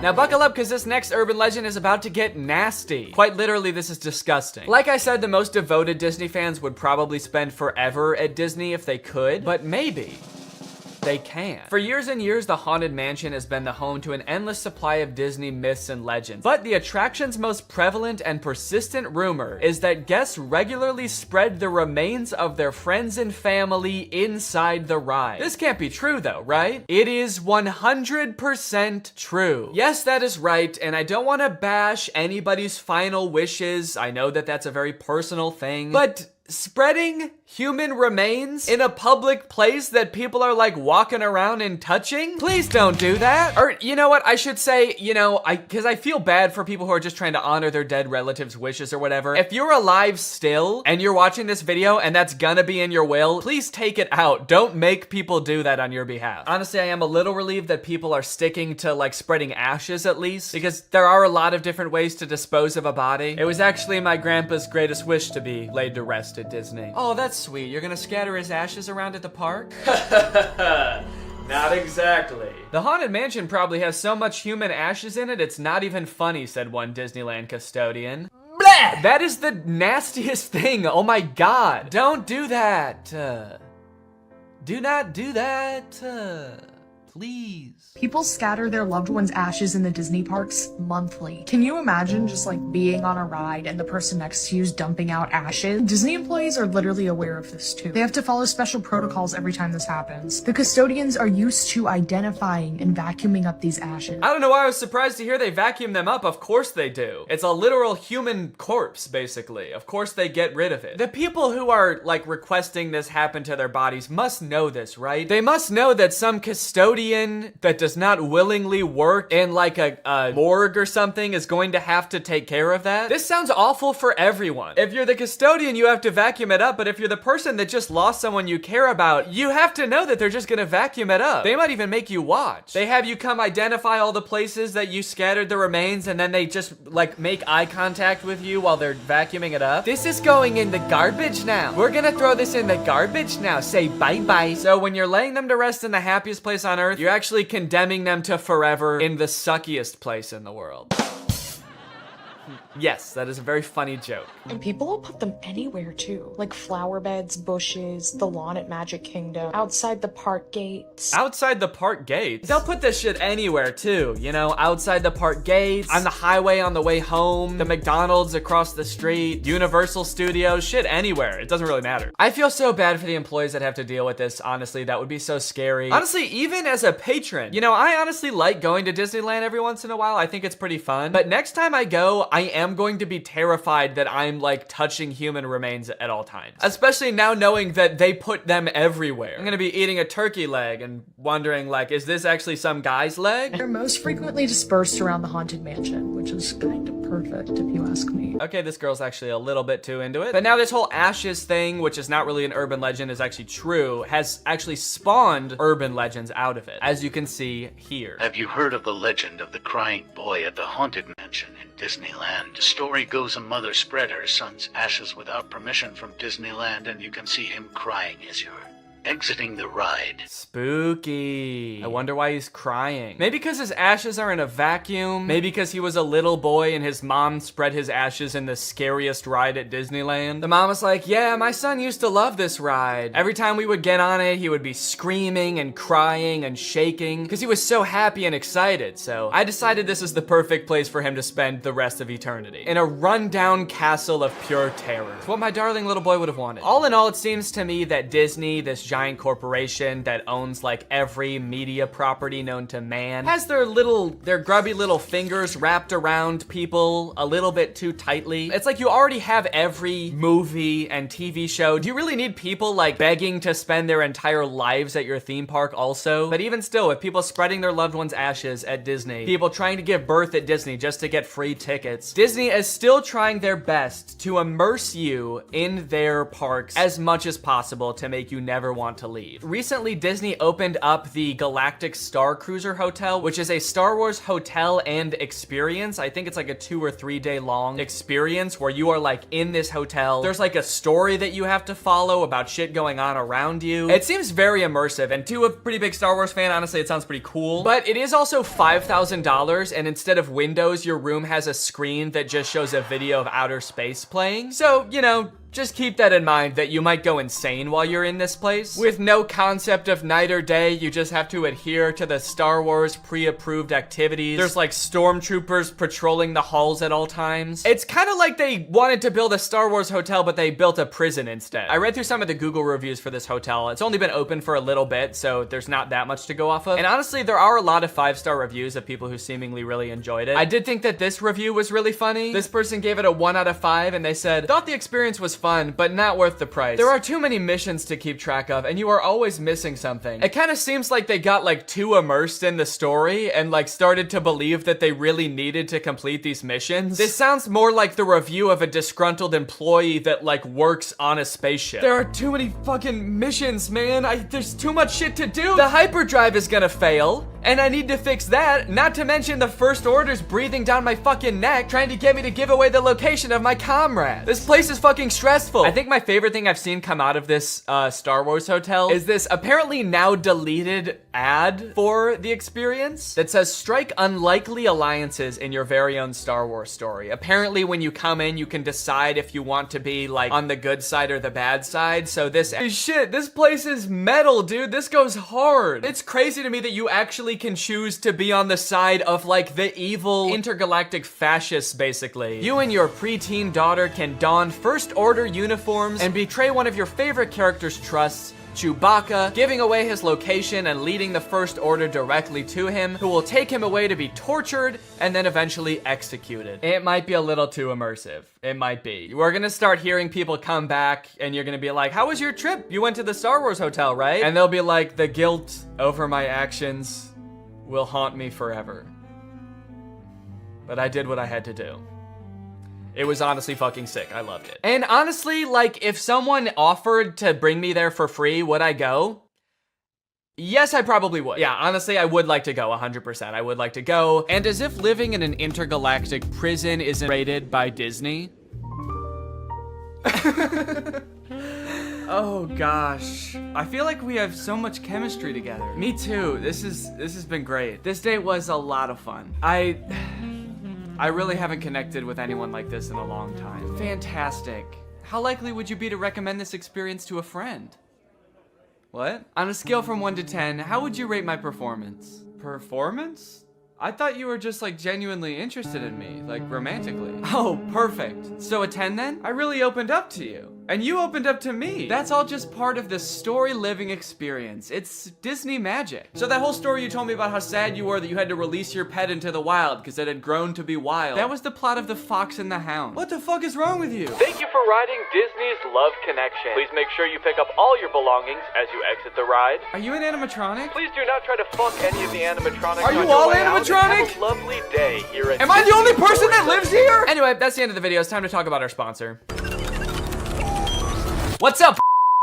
It's me, a hacker, and I'm so excited to steal your data because you don't have today's sponsor, ExpressVPN. You see, sending data over an unencrypted network is a lot like sending a postcard. There's no envelope to cover up your info and protect your sacred message. So any old creep with a little bit of basic computer knowledge and a little bit of free time can come along and check out all of your private information. I'm talking passwords, financial details, hell, emails. I'm gonna look at all of it. I'm doing it right now. Hey guys, I was just kidding. It's just me, Danny. I wasn't kidding about most of it actually. Just the part about me being a hacker, but the rest of it is true. Oh, there's not enough light on my face now. Can I just sort of illuminate my face with this?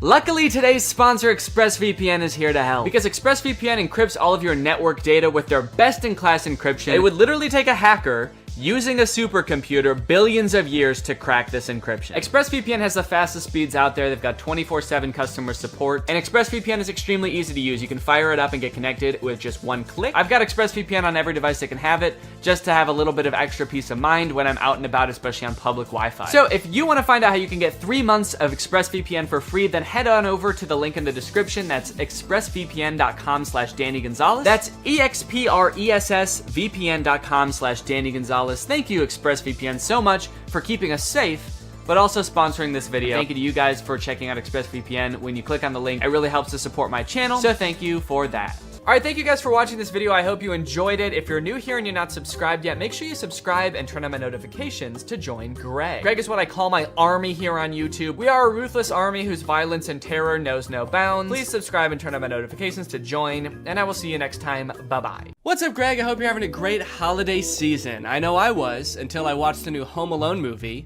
And I got sick, also. I think the movie might have given it to me, honestly. You know, guys, when you think about it, I guess it makes a lot of sense that they would make a new Home Alone movie, you know? Hollywood loves their sequels. There's sequels of sequels, and they've already made like 5 Home Alone movies, so why stop there? And sure, like nobody has watched or even been interested in the last like 3, but all the more reason to make another one, you know? Sort of a comeback Home Alone movie this could be. I guess could have been, if it wasn't already out and wasn't already bad. It's a shame, man. I really liked the first 2 Home Alone movies, but then after that, nothing feels the same. And I don't know what it is about this one in particular, but watching this little kid beat the shit out of these burglars, it's just not as fun as it used to be.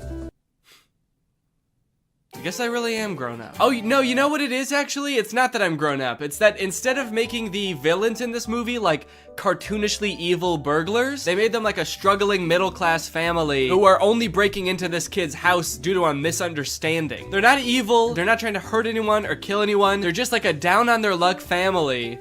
And this rich kid is just fucking him up at every turn, dude. This movie is insane. You know how a Home Alone movie goes. There's a kid, he gets left in his house by himself, there's robbers who try to break in, and the kid sets up a bunch of traps to try to hurt them and embarrass them. And that's exactly what happens in this movie. So you're probably wondering, who are these robbers and why do they want to break into this kid's house so bad? So let me tell you. Pam and Jeff McKenzie are parents. They live in the same area as the main kid, Max. And the movie starts off with them having an open house. They're trying to sell their house because they're both down on their luck. One of them doesn't make very much money and the other has just lost his job. And so they're trying to sell their house to keep food on the table for their families.